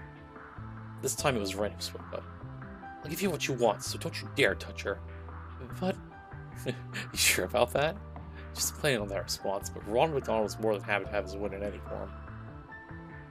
I'll stay away from school for a while. That's what you want, right? But then you... The experience of studying abroad has been rather tiring for me, so maybe I do need some rest. Ren's voice was gentle in an attempt to assuage the kind girl's concerns. Ronald, meanwhile, made no attempt to hide the joy that he felt at victory, laughing heartily with all the glee of a sports child. Good. Everyone knows their place here. I see no reason to harm either of you now that I've got what I want. Consider yourselves lucky now that I've decided to let you go. Ronald McDonald turned away and made to leave, his lackeys following suit. Good day to you, then. When we next meet, the school will be all mine. And then he was gone. When the girls left behind the school building, the younger of the two looked up at her senior, concern welling in her expression. I really am alright. You're very kind to worry. Ren's smile was one of genuine kindness. Then on, Ren did indeed stop coming to school, citing illness as the official reason behind her absence. Students then gathered at the Academy's auditorium several days later for the long-awaited student council election. Aramis Academy as a whole placed great importance on the autonomy of its students, and as such the student council exercised an unusual amount of power. It also weighed upon them a massive amount of responsibility, such as being the sole planner for the Academy's festival, a symbol and celebration of spring in the capital. This, however, also led to the position being a major status symbol even long after graduation. Well, this is why a large number of students put their names forward to become the student council president every year. Yet this year, the great majority of the most promising candidates dropped out under mysterious circumstances, leaving only Ronald McDonald and the others associated with him on the ballot. He didn't exactly boast about winning by default. Ronald McDonald and his supporters sat in the rest area, chuckling amongst themselves at the whole affair. Perhaps his name wasn't the only one on the ballot, but none of the others had done any certifiable campaigning, meaning the election was positively assured. Eventually, the time came for him to give his speech. It's a compelling one, He played the part of a respectable young gentleman as he delivered it, speaking with the same silver tongue he inherited well from his father. There were some moments where he failed to hide his arrogance, but as no one else had prepared his speech to give, this was not the blow to his campaign otherwise would have been. Now, if you could turn your eyes to the screen he spoke of was at the back of the auditorium. It's a rather notable feature to have in a school building, to have anywhere. It was installed several years prior for use in the lectures and display of recreational films. Yo, Ren, I know you're about to hack that screen. Other nations had yet to indulge in such luxuries, showing just how far ahead Calvard was in its technology. Up until then, students had used it to display photography. See, I always do this. I will say photographs because I don't read that. I think it says photography, but it's photographs. Photographs are in their speeches, but Ron McDonald tended to take another step further. He wanted to share a promotional video, not a simple makeshift, sub-produced one. Not a simple makeshift sub-produced one that might have ordinarily been presented by an amateur, but rather a professional work he paid a considerable amount of Premiere for. Now, this man would have used AI if he could. Its quality was genuinely impressive. His victory was written in stone, but this, he knew, would cement it that much more. This would serve as a perfect way to his ascension to the top of the social hierarchy. He started the video. The usual number it played was rousing, fitting. What followed then was Ron McDonald appearing on screen. How much period do you want for supporting me? I make it worth your while. What? The video playing before them was not the one intended. Rather than an inspiration show of what he could bring to the student body, it was a recording of him buying off one of his opponents just days before. As hushed whispers of confusion spread through the auditorium, the next clip played. You know what's good for you? We'll draw your candidacy right now. The only thing you'll be president of is a hospital bed. Next was an equally unexpected scene of Ronald McDonald defeating another candidate to withdrawn from the race. As he continued, Ronald McDonald realized what was going on. Someone out there had replaced his carefully prepared video with another. The initially hesitant whispers exploded into loud enough murmurs that he had to raise his voice over them in an attempt to quell the situation. This is all forgery. Someone's attempting to frame me. AI! But just at the moment, as if waiting for his surprise to know, a girl's voice sounded from the auditorium's entrance. I'm afraid it is all entirely genuine.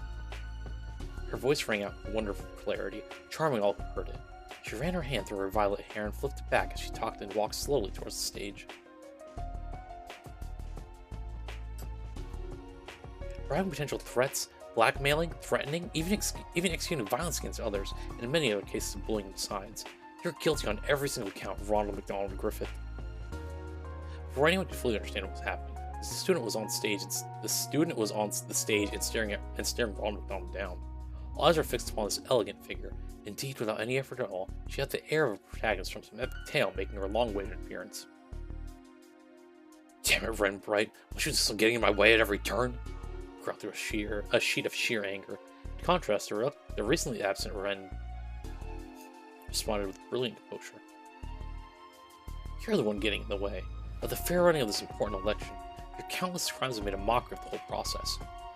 Ren then turned from Ron to McDonald to the rest of the student body as she came to list his crimes alongside a still-running video. Some listed frowns, others sympathy, others complete silence. By the time she was finished, all were united in a single overpowering emotion: anger. It gives me no joy to say this about a fellow student, but I'm afraid it must be said. Ronald Griffith, you do not deserve to even attend this prestigious academy, much less be the president of the student council. Similar censures from the other students followed in rapid succession. Yeah, she's right. Stop ruining our academy. You gone too far. Ron's accusations wasn't the only reasons for their anger. The students of Aramis had long loathed Ronald McDonald's oppressive behavior. They only hadn't spoke out before because they were afraid of his father's power. Now they realized he could be stopped, their anger had reached an explosive boiling point. Ronald McDonald suddenly found himself at the center of attention, a torrent of abuse. He looked at his lackeys for support, but even they refused to meet his gaze. And dawned on him just how fragile all he thought he built was. Rage gave way to an instant deep despair, and, casting a glare of pure hatred towards Ren, Ronald McDonald hurriedly sprinted out of the auditorium. Only when he was completely out of sight did they air with cheers of joy. In the end, addressing the aftermath of the election took long enough that by the time she left for the gates, it was already evening. Even with how late it was, instead of walking her usual route home, she stepped off to the path and entered an entirely unoccupied park. How does this work? No one's going to interrupt us here, so how about you come out now? In response to her words, Ronald McDonald emerged before her for the first time since he ran away earlier in the day, pussy, and with 10 or so companions in tow. These men weren't his usual lackeys, but instead vicious figures with dark expressions and gaudy clothing. They're clearly not students of the academy. More than likely, they belong to some local gang.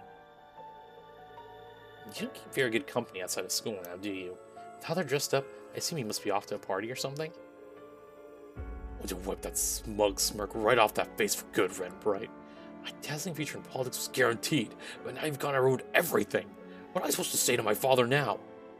That's your problem, not mine. Are you so small a man that you can't own up to the consequences of your own mistakes? Now the second passed between his outburst and the manner in which he snapped back, causing the temper to grow twice as vile. That's it! I don't care what it takes. You're going to pay for things you cross me and get away with it.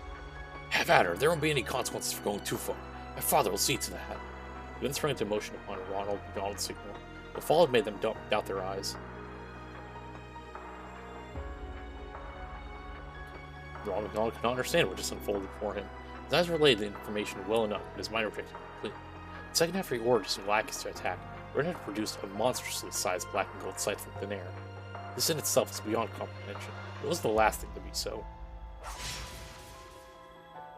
The scene was like a cat toying with a powerless cornered mouse. Yet in the shocking case, Ren was the cat, and his men were the mice. They surrounded her at first, and yet all it took was a single swing of her conjured weapon that caused most of them to collapse to the ground. I mean, they're probably dead, but in less than 10 seconds, their confidence had crumbled with their bodies. The mice made scurry as fast as they could, but the cat gleefully gave chase. There were even moments where she let a few think they had gone away, only for her to immediately close the gap between them. It's only after she was bored that she would knock them unconscious like the rest. Then she would seek the light in her next hunt.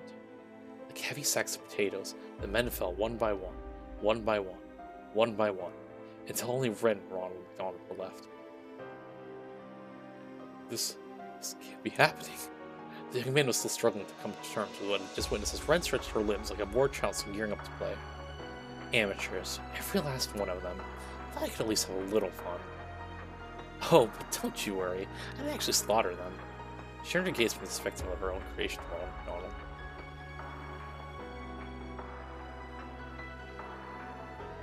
Would you open to giving me a little more entertainment, perhaps, Ronald McDonald? Ronald McDonald twitched in fear at the mention of his name. In this moment, she was now nothing more than a beast in human skin. Stay away from me. My father's in Parliament, you know. Try anything on me, and you'll regret it. Her response was an expression of pure pity, for tossing what appeared to be a magazine at his feet. Some of today's tabloids, you might find his contents relevant. What? At first he was baffled by the shift, but the second he peeked at the cover, his face went pale. Representative Griffith suspected of bribery and connection to organized crime? Read the headline in giant punchy lettering. There's a whole special feature on your dearest, skipping that word, complete with evidence. It mentions that the CID is going to be conducting an investigation as well. This may be the last day you can say he's in Parliament. My condolences. No. No! So visceral was his shock at the news that the simple word was all I could muster. Even then, Ren wasn't finished.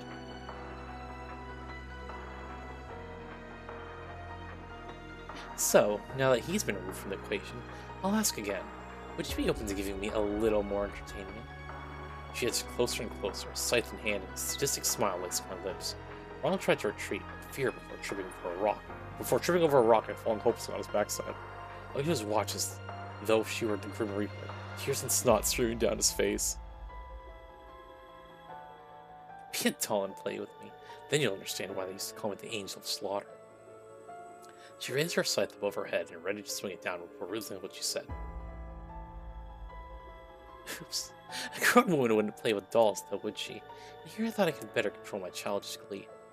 She covered her mouth with her free hand, blushing with feminine modesty at her slip-up. None of this was behavior befitting the proper lady she wanted to reflect. After composing herself, she turned her attention back to her prey, only to see it was already unconscious. Finished? As she left the park, a calm young man called out to her. I certainly am. Red met eyes with a brown-skinned young man leaning covertly against one of the trees. Oh, is it, I forget his name. Because he's assuming he had witnessed the entire affair unfold. Nope, that's not what I thought it was. I have no clue who that is, actually. He left inside the park for a brief moment before speaking with slight but genuine admiration. You really are something. In what way? In every way. Even was more struck by the hacking abilities of the famous Kitty than the combat prowess of the interchangeable Slaughter. It's still hard to believe he managed to find the dirt on his bigwig dad that easily. Ren's response was matter of fact, showing no sign this praise had gone to her head. Most people just aren't as cautious about cybersecurity as they ought to be. Understandable with how new most are to it. Of course, it isn't as nearly as easy as this was when you're dealing with leading corporations and politicians at the top of the food chain.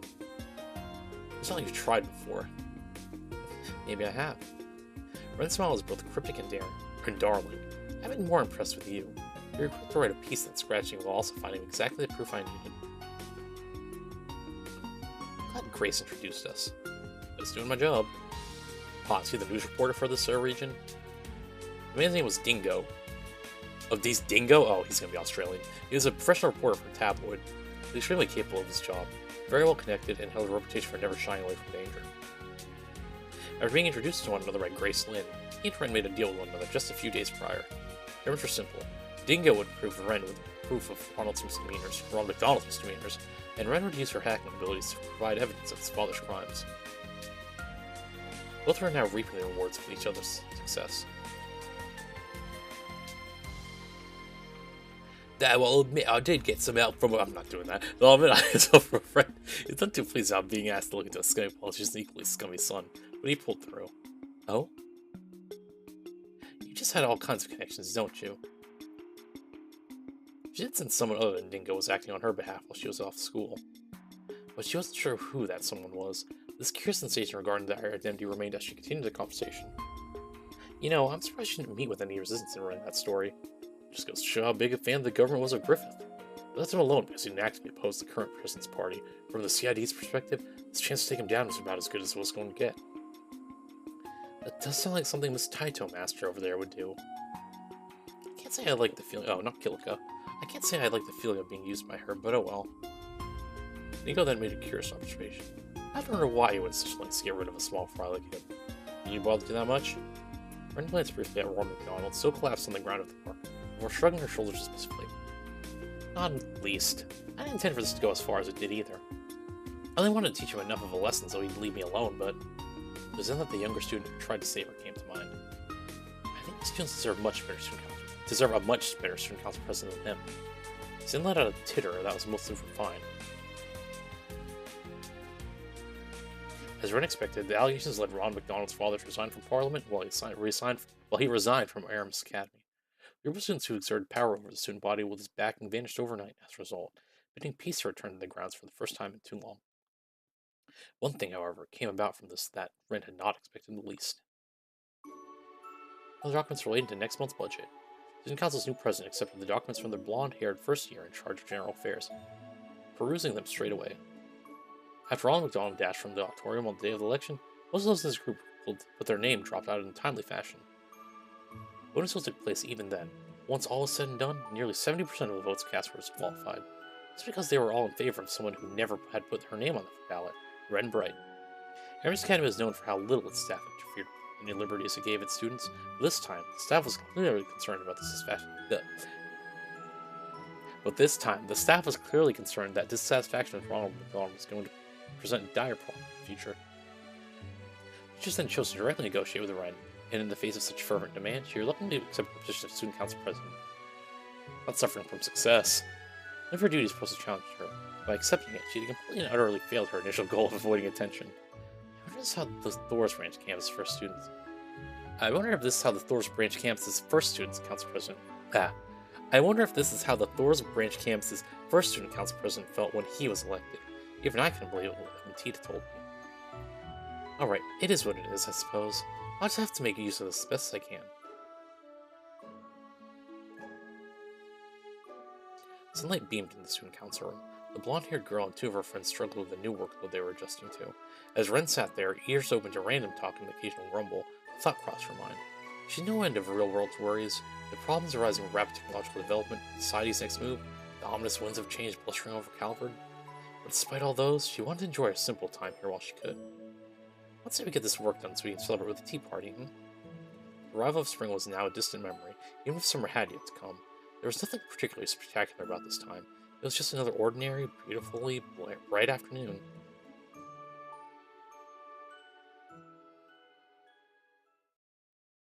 Original student, the end. A lot of reading I have to do.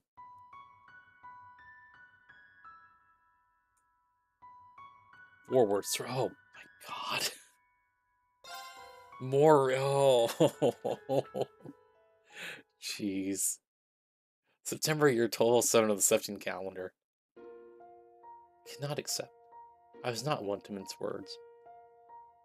The hulking bear of a veteran bracer, Zin Valthic, could not hide his disappointment, puffing out his bottom lip with the size I see before me.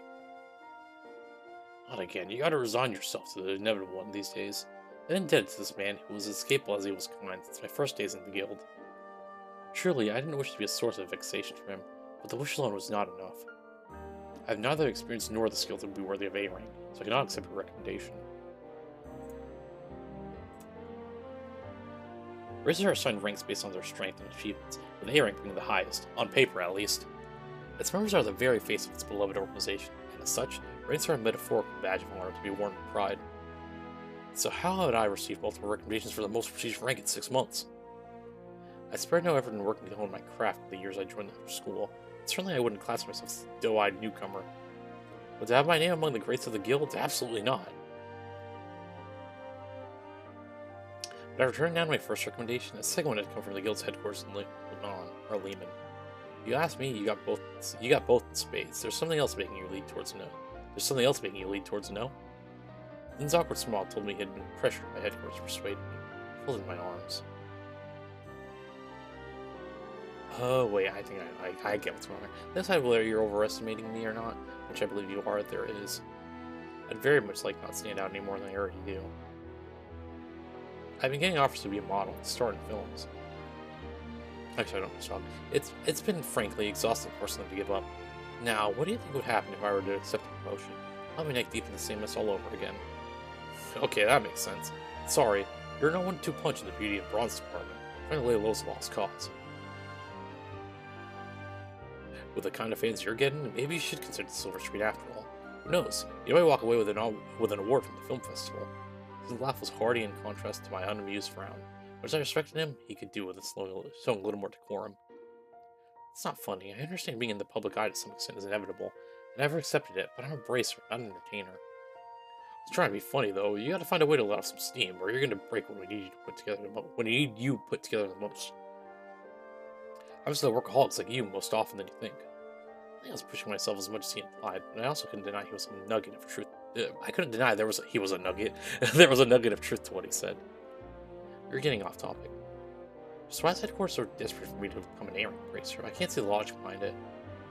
Well, you see, I know what you know. The reparations from Ereboni have beefed up our economy this year. There's all kinds of new investments pouring in from across the continent. Now, I'm no economist, but people go where the money's at, and where people go, conflict follows. It's just how it is. I saw where he was going from there, and I looked to expand upon the rest myself. So now you have disputes between mega corporations and a stark increase in Jaeger activity. These are in addition to the known growth of private military companies and increased tensions between mafias. You got it. You think it's bad now? It's only going to get worse from here. That's why Lehman wants to up security here while promoting a rising star. You. It seems as good PR for the guild and a deterrent to any potential threats that are thinking about stepping out of line. I was more vaguely aware of their goal in using me than I wanted to admit. It didn't make hearing the answer any more satisfying. They have you asking me to play my part, and surely they have asked you to play your part already. You recommended for S rank, haven't you? If you know of a better deterrent than having S rank in Calvert, then I'd like to hear it. Then scratches back and said awkwardly upon my statement. I just don't think I'm up there with someone like an aura farmer. S isn't even an official rank. If it was, just look at me. I think a guy like me is a picture-perfect advertisement for the guild. You have the skills, achievements, and build to be one, yes. Curt, quick response. Alright, point made. Can't force you to take your recommendation. I'm not about to be a hypocrite. Just let me know if you change your mind, okay? Excuse me. With that, the conversation came to an end, and the guild's bracers gathered to begin a routine meeting of delegating on open request. This is how I preferred things. It was better to say it like this.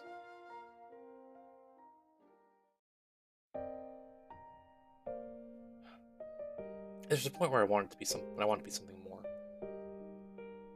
I no longer remember when that happened. Sometime during my childhood it happened, I'm sure. I just recall realizing how small the world truly was, as I prayed and longed to become someone I was not.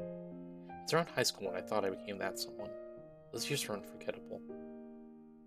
I'll never forget the unexpected reunion that was had there, nor the priceless treasures I had gained. I really thought I had gotten closer to who I wanted to be, but in the end, it's just wishful thinking. My hand once held was now empty. I was still a nobody, but I refused to stand still. I grew unrelenting in following this new path I chose for myself, ignoring my family's objections. My motivations had changed, however. I no longer possessed that girlhood desire of becoming something more, of becoming someone. I think I'd keep moving, however aimless that movement was.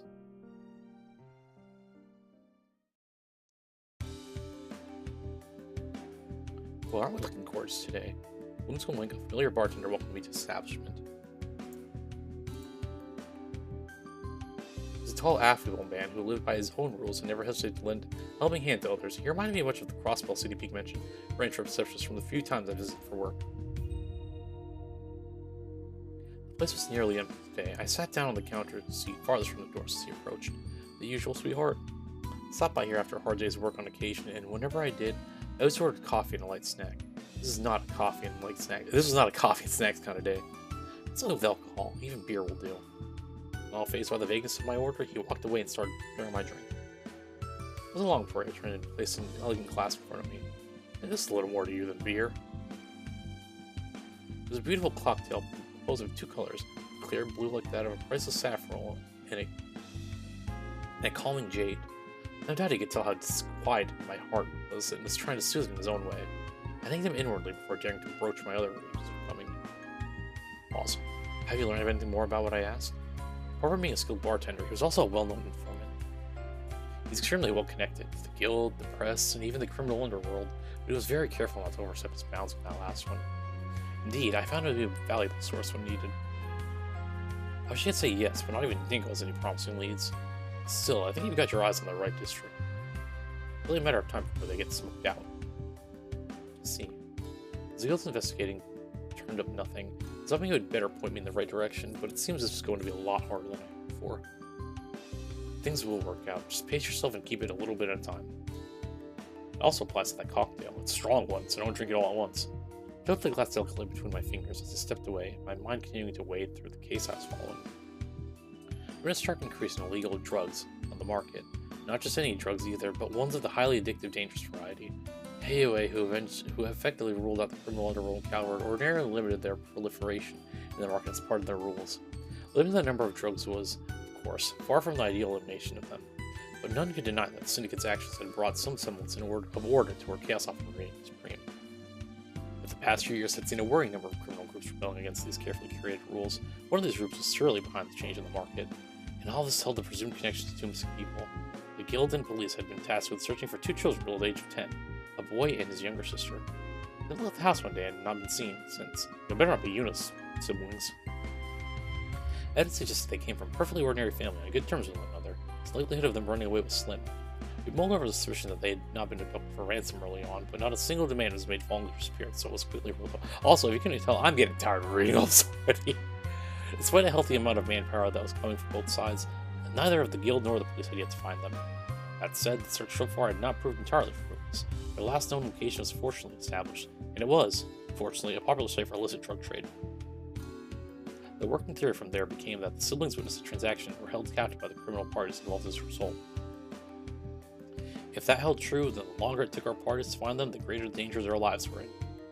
The brothers wouldn't do anything right away. Murder was sure to leave traces of evidence behind. It was only a matter of time before they resorted to that, or trafficking abroad to be rid of them. With each passing second, the odds of children being returned unharmed were dropping to zero. At the same time, all this first regulation on the part based on single established location, for all we knew, there had nothing to do with the criminal enroll. At all. Actually, an agonizing task, there was no. Dude, if I know this what I was signing up for, I would have just said, okay, screw it, we're not going to do the ending of this. Oh my god. Let's just go on action as possible. And unfortunately, arrest any suspicious people on site and make them talk should we wish it. But that would be a direct violation of the guild's code and its founding principles. The Richfield always sought to be an ally of the people first and foremost, so resorting to criminal acts to obtain evidence was out of the question. If only the strict adherence to our code could stop us from being able to resolve so many crimes, thereby putting the people we swore to protect in danger. It was the ultimate pass. As I found myself pondering on this impossible dilemma that bracers had placed themselves in, a familiar face came to mind. His childhood friend with blue-tinged, unkempt hair. Though he had lost contact with another some years before, he had one day returned to the city as suddenly as he had left it. He after starting a peculiar profession that skirted the lines of legality to a dangerous degree. He had an impression that he could easily involve himself in the affairs of many an unscrupulous individual, so I believed. Just what did that idiot think he was doing? He walked out of my life without warning and walked back much the same. And so much time searching for him. I knew our reunion would be an awkward one based on how we parted. For him to return after all that waiting, all that searching, and dive into some questionable enterprise so different from my own was almost too much to bear. He gave rise to many concerns as a bracer, and many more concerns as a friend. And that one that bothered me the most was, why hadn't he come to see me? Do you have any idea how worried I was about him? How worried I am about him? And this thing can start worrying about me reading this thing for like the past hour? Alright, we'll be right back. Taking a break from reading. Jeez.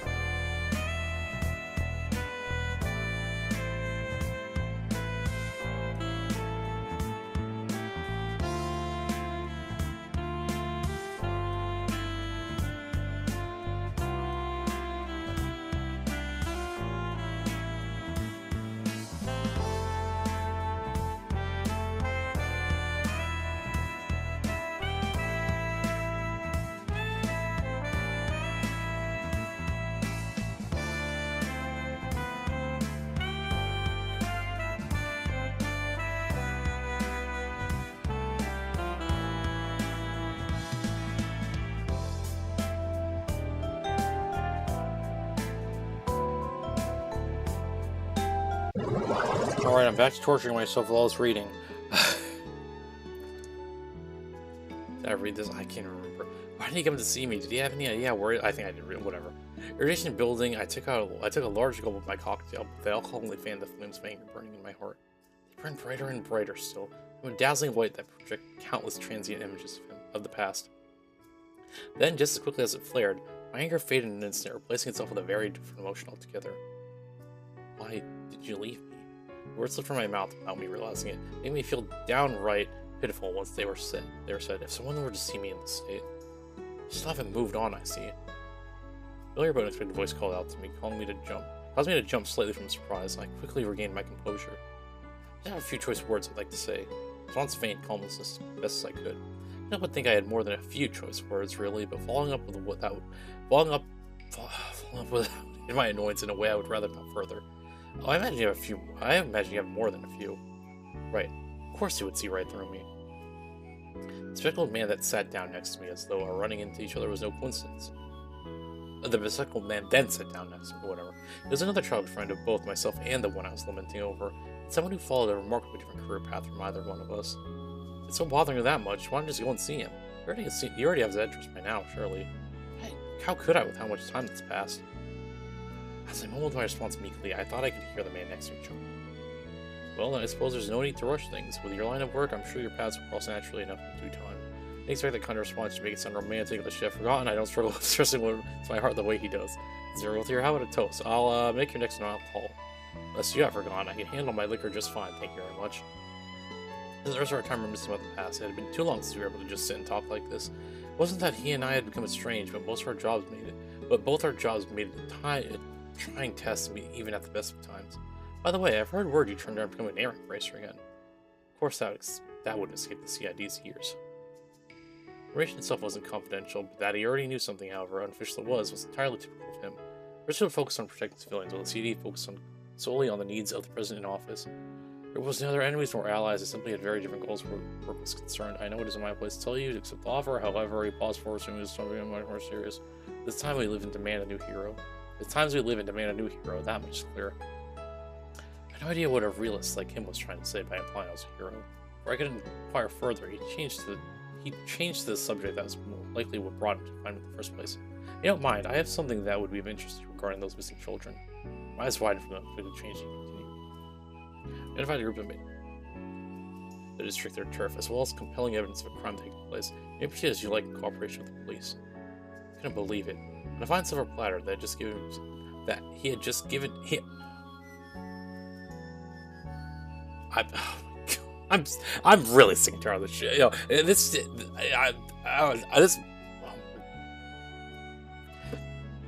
Whatever. On a fine silver platter, he'd given me just cause to act, and since the information came from CID, there was no reason to doubt its veracity.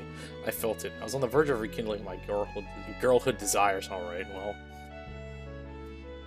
I had done telling us fall life where it would take me and I found myself a new path of belief someone else wanted to be. The aviation terrified me. What if I led to me losing someone again? What if it ended in more pain? My fear begged me to stay, whatever. I was a fragile human being at my core. I knew it was all. It made me wish I was anything but. It inspired me to take up a sword and rebel against any whispers of weakness. I played the part admirably on the surface. But if I were forced to face cruel reality in the future, I wondered, would my heart be able to take it? Is that it?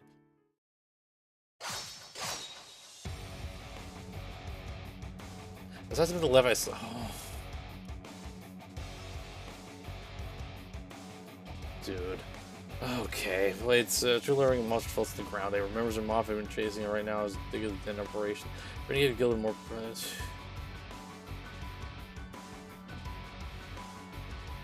Nation's vague, however, so we still have to discern their participation in our own eyes and several other braces agreed it would be best to split our forces and attack the location of sorts. Like, how necessary is this for, like, the actual, like, caliber? Or, like, if we tell me it's unnecessary, y'all made me waste an hour of my time for nothing. Like, doing this shit, reading all this shit. Oh my god. Based on what was just transpired, it appeared my location was the lucky winner. There's an intruder. Hey, I've seen her before. She's from the paper. Two more reinforcements arrived, but I was hardly going to give them time to act. I raced forward, swinging my sword twice past them, and they fell before they could even raise their weapons. In advance, monsters appeared in droves, presumably word of my rival has heard. I also feel like some of y'all don't realize that, like, this isn't annoying to read if you're not reading everything out loud. As someone who's streaming, this is much more annoying than it probably was for y'all who've done this already. Just that bracer, words been going around about. Damn it, what if the move was here too? What chicken shit. What's one woman? We can take care of her. Then charged me in a mass, at least 10 of them, with more reinforcements on their way from farther inside the building. Forcing my way through with how many they had in their numbers is risky. Another sensible thing to do would be to wait for the other brace to show, but I also consider, what if my waiting afforded them off at the time to wield the truth? So, also, you know what I will say in the nicest way? Y'all could have warned me this is going to be all reading. I was expecting cutscenes. That's fine. All this reading. Holy cow. Weighing the two options, I concluded that whatever reduced the chance of the happening was worth the cost. I needed to push on and settle this now. Besides, I believe that I had nothing to fear from this pitiful group as they were. Were they seasoned combat veterans? They could have used their numerical advantage to implement complex formulations born of me, but they did no such thing, the amateurs. And I dared to believe they had a candle to Heiui's martial arts. In the face of one of my experience, their bloated size was more of a hindrance than a help. They wouldn't be able to utilize even half the potential against me. I first had to position myself and then appropriately. Position myself and them appropriately. If I could ensure that gun-toting wielders among them were in each other's line of fire while rounding up close-range fighters to a single spot, they would soon have bigger worries, friendly fire. Their vulnerabilities would then spell my victory as I cut them down. 1 down, 2 down. The precious seconds after defeating the foe were the most advantageous. Just as a man had fallen, I was on to another blow before they had time to adjust to my coming blade. There's no pattern to whom was next by design. I chose my targets with stunning erraticism, throwing them into complete disarray as more collapsed in the round. 3 down, 4. I would go around them in a wide circle. I would move between them, while remaining ever aware of any surprise assaults at my back. I waited through them until I encountered the ones farthest back. These ones never even considered I would be able to reach them. They were spread so carelessly. The men took up their guns with nearly alert panic turned across their faces, but their fate was already sealed. They were powerless as I closed the gap between us. 5, if I'm not saying that. With over half their number down, the remaining monsters were quickly losing their will to counter. Some attacked out of adrenaline-induced desperation, calculating their next move so poorly that they fell into my long-set trap and accidentally attacked themselves. At this point, the battle was as good as final. All I had to do was continue taking them down until I was the last one standing.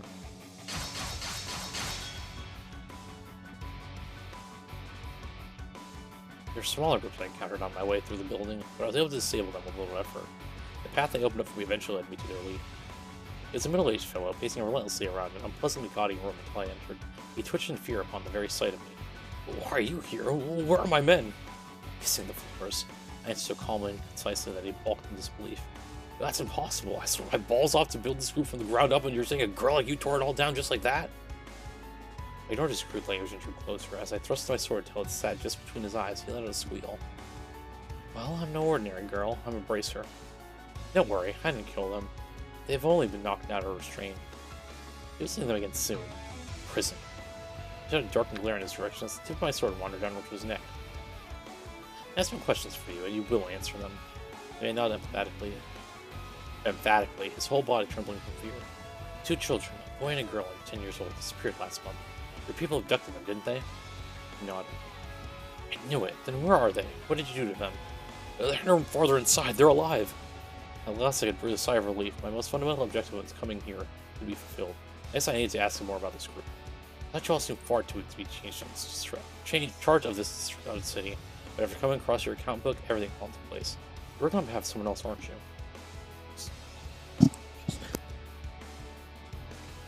It's me. He was so unsure of how to respond that he fell completely silent. That alone gave him my answer. "Who is it then? Tell me. Today?" "I can't." He flinched in fear as he pressed him, resisting as though he genuinely couldn't say. Then, just as he opened his trembling lips to speak, I heard a strange thudding sound from outside the room. I stepped away from the man, my sword still firmly in hand. Crunching, squelching, splattering. More sounds. These more audible than the first. I don't know what to make of them, but they made me feel an instinctive revulsion as they dragged on. They may have come accompanied by faint groans, but if they did, they faded just as soon as the sounds themselves. I remained on guard as I stepped out into the hallway, ready to be attacked from any angle at any moment. A sight that greeted me defied all imagination. The officers I fought there mere minutes before were now nothing more than distorted, mutilated piles of flesh and bone. Alright, well that's not good. Not just one or two, every single one of them, without exception, had produced bloodied mounds. Some were without heads, jeez. Others had their organs ripped from their abdomens, jeez. Then there were those with their skulls caved in, jeez. Leaking pulverized brain matter, jeez. Or the ones with their hearts pulled out and squeezed, what the hell? Each corpse was different, each corpse was unbearable to look at. The plain hallway I traversed with all due speed was now covered by sticky, slimy red. Who could have done something like this? The sight was so awful that my free hand, now clenched, shook from disgust. When was it ever necessary to go this far? What could anyone have to gain from this? Wait, no! I realized I had just made a very careless mistake. I turned and hurried back to the room I was just in. I was too late. Yo, that guy's dead. Alright, the Mafia leader was floating in the air at the center of the room, as though some unknown force holding him up by his chest was getting exercised. Watcher's sword pierced through his chest. A single streak of blood dripped from his unspeaking mouth. There was no room to believe he was anything but dead. Like all the others in the hallway, he didn't even have time to scream before his life was taken. Who are you? I barked at the center of the room, trying to drown out my instinctive fear with anger. At a glance, only the corpse and I were present, but if I strained my eyes, I could also see the faint contours of another distorting the space around them. It must have been some form of active camouflage. I would have thought it would be a basic courtesy to give your name before asking another's, charming ace of the Bracer Guild. It was a man's voice projected true arrogance, as though he were above all others as a matter of course. I instantly readied myself for battle in response, and my actions seemed not to faze him in the slightest. Please spoiling for a fight. I was only here to take out the trash after they were careless enough to leave a trail for the Scatty to follow. Was I really talking to a fellow human being? How did he speak of such gruesome murders in those terms? Are you a business partner of theirs? No, you must be from the group above them. Very good. And swung his blade slide and tossed the corpse off the slide, and with all the respect of a used to... How do you treat people you work with like this? People? Have you your ears? I did nothing about taking out a person, only trash. The same applies to the garbage piling up in the hallway. They've always been so, even before they stopped breathing. To start communicating with someone of his nature was impossible. I was most calm braced for an intense, all-consuming anger, so great that my entire body could stop trembling. You monster! Before I knew it, I had sprung into action, pounding every last drop of my strength with my blade to launch a swift, unavoidable strike. He repelled it with one vertical swing of his own. This one exchange was enough to tell me that his strength was well a league above mine. I parried my blow at the most perfect instant, canceling out the force of my attack with so little effort that I barely scratched the surface of what he was capable of. The active camouflage did nothing to hide the monstrous nature of his cruciform sword either. The design combined silver and black in an unholy fusion of darkness and light as the chaos itself dwelled with its very blade. It was no common weapon. Even if I continued to give him my all, my odds of winning against him were extremely slim. At the same time, my instincts were screaming at me that I could not allow him to leave. I charged again. If attacking him from the front wasn't going to work, I would have to go for his side. He blocked that attack with just as little effort. I wasn't done yet. I refused to stop moving, slashing a third time with even more speed than the first two.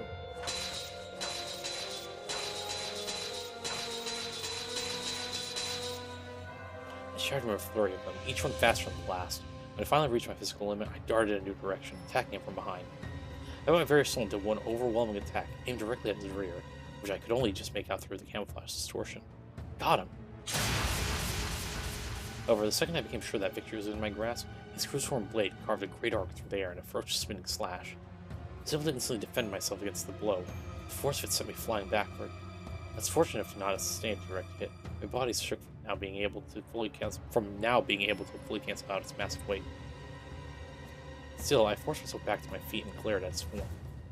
The difference between us was night and day. It was as though he could manipulate the very flow of battle, much like a master of martial arts who understood the true nature of all things. He paid no mind to our pitiful attempt at bravado and gave a short laugh before speaking. Impressive. It would have more of a fight than the rumors had led me to believe. What's your goal? What are you trying to do with all your strength? I expected him to reject or ignore me, so I was taken aback by when he paused for a sincere moment of thought before answering. An interesting question. I suppose it's still fear. Fear? I almost doubted my ears, my eyes. Fear is at the heart of all we know. Domination and servitude, order, harmony, and production. All of it exists because of fear. That is why I seek to instill fear in its purest form, much like the retributive tower that appeared in Crossbell you mentioned half a year ago. Such a pity that I fell. There was such pleasure in his words that it made it easy to imagine the expression of his veiled face. And as insane as what it was saying sounded, as insane as what he was saying sounded to me, I knew, even every word of it. You really are a monster. Continue your foolish attempts to stop me, and you'll understand what I mean in due time. He lowered his blade. As a parting gift for assisting me in the house cleaning efforts, I'll let you and these children go. He kept that far too pristine blade sharp for our next meeting bracer. Keep that far too whatever. With that, he turned to leave. Wait! Just like sitting in my hand, the ground below him emitted a bright glow, and by the time that glow had faded, he was gone. Luckily, he used the same teleportation spell that certain other criminal organizations were known to rely on. The Sparger also released all the strength I had left in me. Not from relief, but from the exact opposite. So overwhelmed with frustration that I let him leave. So afraid of what he might go on to do because I couldn't stop him, that I lost the strength to even stand. course, this is just who I've always been. I haven't changed one bit since the day you left me. Still the same powerless girl I was back then. My work here wasn't finished yet. I walked to the next room. Out of the door, I was greeted by what appeared to be an old storage space. There, across the hall, I found who I was searching for. A brother and sister pair were crouched against the wall, the boy trembling on the floor as his sister stood close by. It's okay. I'm here to help you. I kept my tone as gentle and reassuring as I was able. The girl smiled while her older brother continued to hide his face. I slowly walked towards them, careful not to make any sudden movements. But as I did, the boy shook his head vigorously. His whole body trembled more the closer I got, as though he was telling me to stay away. The answer from that man flashed into my mind. Fear is at the heart of all we know. These poor children are very much in fierce clutches. Excuse me. No matter how gradual I was in closing the distance between myself and the boy, trying my best not to provoke him, his body language showed as he continued to reject me. We were now within arm's length of one another. His shaking grew more violent, and though he opened his mouth to speak, his voice refused to come out. It's all right. I smiled a most comforting smile. After that, he reached out behind me and grasped the blade of the knife that was being thrust towards me. I turned swiftly, and my fingers never letting go, and found that one gripping the hilt to be none other than the sister. She had tiptoed around my back while I was kneeling to meet her brother and tried to stab me from behind. She was a bit startled by my halting her attack, but otherwise she stared blankly forward, emotion on her face nowhere to be seen. I suppose he was right about fear. It controls everything we do.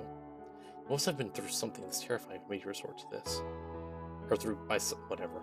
No doubt they were now conditioned by fear to attack anyone who came to the rescue. I paid no mind to the blood from my bare hands slowly dripping to the floor. The cut from the knife was nothing compared to everything else in the moment. My first priority instead was to reassure the girl that I meant no harm. We humans are capable of more than giving in to that fear. We can fight it. With courage, we can fight it. Your brother was doing just that now. He may have been gripped by fear, but he still fought as hard as through his actions to alert me of the dangers his sister posed. Even if it took all he had, he wanted to keep me safe and to keep her from committing an irreversible, regrettable act. It was thanks to him that I noticed what she was trying to do. You don't have to be afraid anymore. I'm a bracer. I'll keep you safe. I led the girl into my arms. You're a bracer? Even her voice was devoid of emotion. Emotion. That's right. I'm here to help you. Oh, I've seen you in a magazine before. Something Blade, I think. That's right. The nickname is a little embarrassing, but I'd be happy if you remembered it. That way, as long as you hear it, you'll know I'm here to keep you out of harm's way. I tightened my grip around her as if to stop anything more from hurting her and surrounded her heart with my warmth. It really will be okay, I promise. I noticed her eyes twitch just slightly, and before long her eyes filled with tears. Soon she began to sniffle, at first a small one here and there, and then they gradually grew more pronounced, eventually turning into uncontrollable sobs. She'd finally been liberated from her fear. As for me, I had stayed in my course. I was too afraid to deviate from my current path. Still, I had chosen this path with pride in my heart. I didn't think it right to turn my back on it now, but I didn't want to let it be a nameless journey from now on either. So, it's another day in the 8th branch of Calvert's Guild. It sounds like that mafia was trying to copy what the other organization assassins managed to pull off. I was discussing the recent case with Zin. Siblings had indeed been abducted because they witnessed an illegal transaction. The mafia involved them then thought to move the group of assassins known for raising children with the intent of turning them into professional killers. Their attempts, thankfully, proved as unsuccessful as their attempts to remain covert and selling drugs. The CD found them, and whoever they were working for purged them. Hell of a way to go. If I'd been so incompetent, maybe they wouldn't have been purged at all. Don't beat yourself up about it. The guild's priority is to keep civilians safe, not criminals. I don't want to say they deserve for getting involved in organized crime, but it is what it is. Try putting that frustration you're feeling into more personal growth instead of letting it eat. I saw that while the students were going to need psychological counseling for some time, they were fully expecting their career to go back to their everyday lives. My meeting with them had triggered something inside of me. I began to realize that something needed to change. I had to take some kind of step forward. It ended in me falling to the floor in some dramatic fashion. I just needed to pick myself back up again. With that in mind, I accepted my multiple recommendations.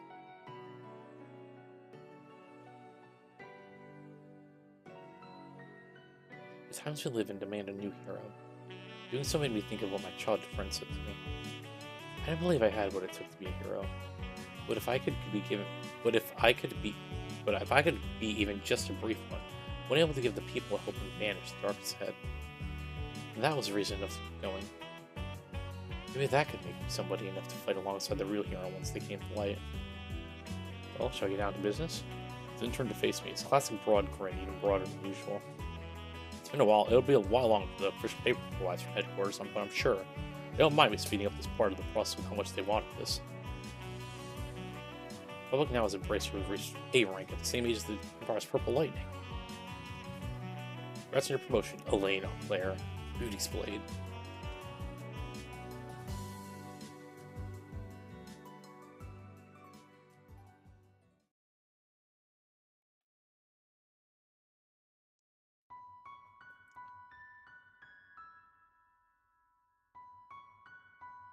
Was that it? Is that finally it?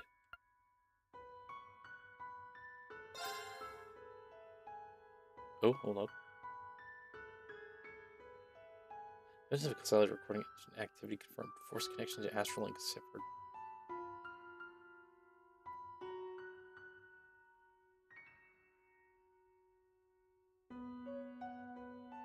The whirlpool of causality engulfing Erebos and the faded lane has at least been around. So obviously it's the lane person we're going to be able to play as later on, I'm guessing. Or in the next encounter, probably. The bell ringing at the end of days is yet to be silenced.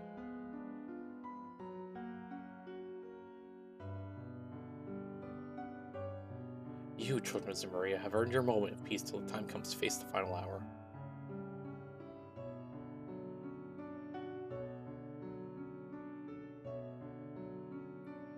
Till you, with hope and fear in your hearts, must walk new trails.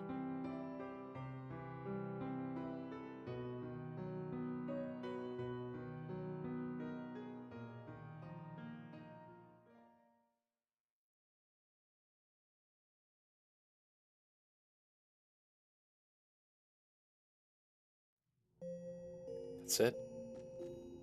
That took forever. So much reading.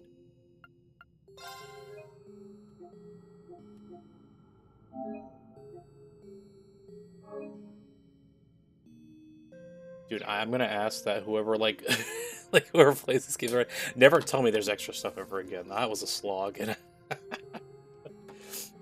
I mean that in a joking way, but also kind of serious. Jeez.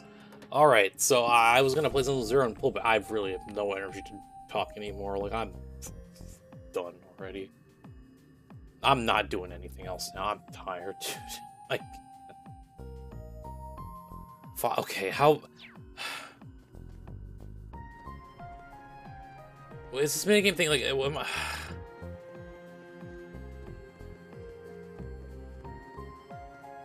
Nah, I'm gonna say no to that. I'm gonna actually deny a request now, just because I'm pretty done with this reading. I have class too. I have a lecture to go to tomorrow anyway, so I'm just gonna call it there. I have to play some Zero. I have to do some extra stuff too, non-stream wise. So we're gonna call it there.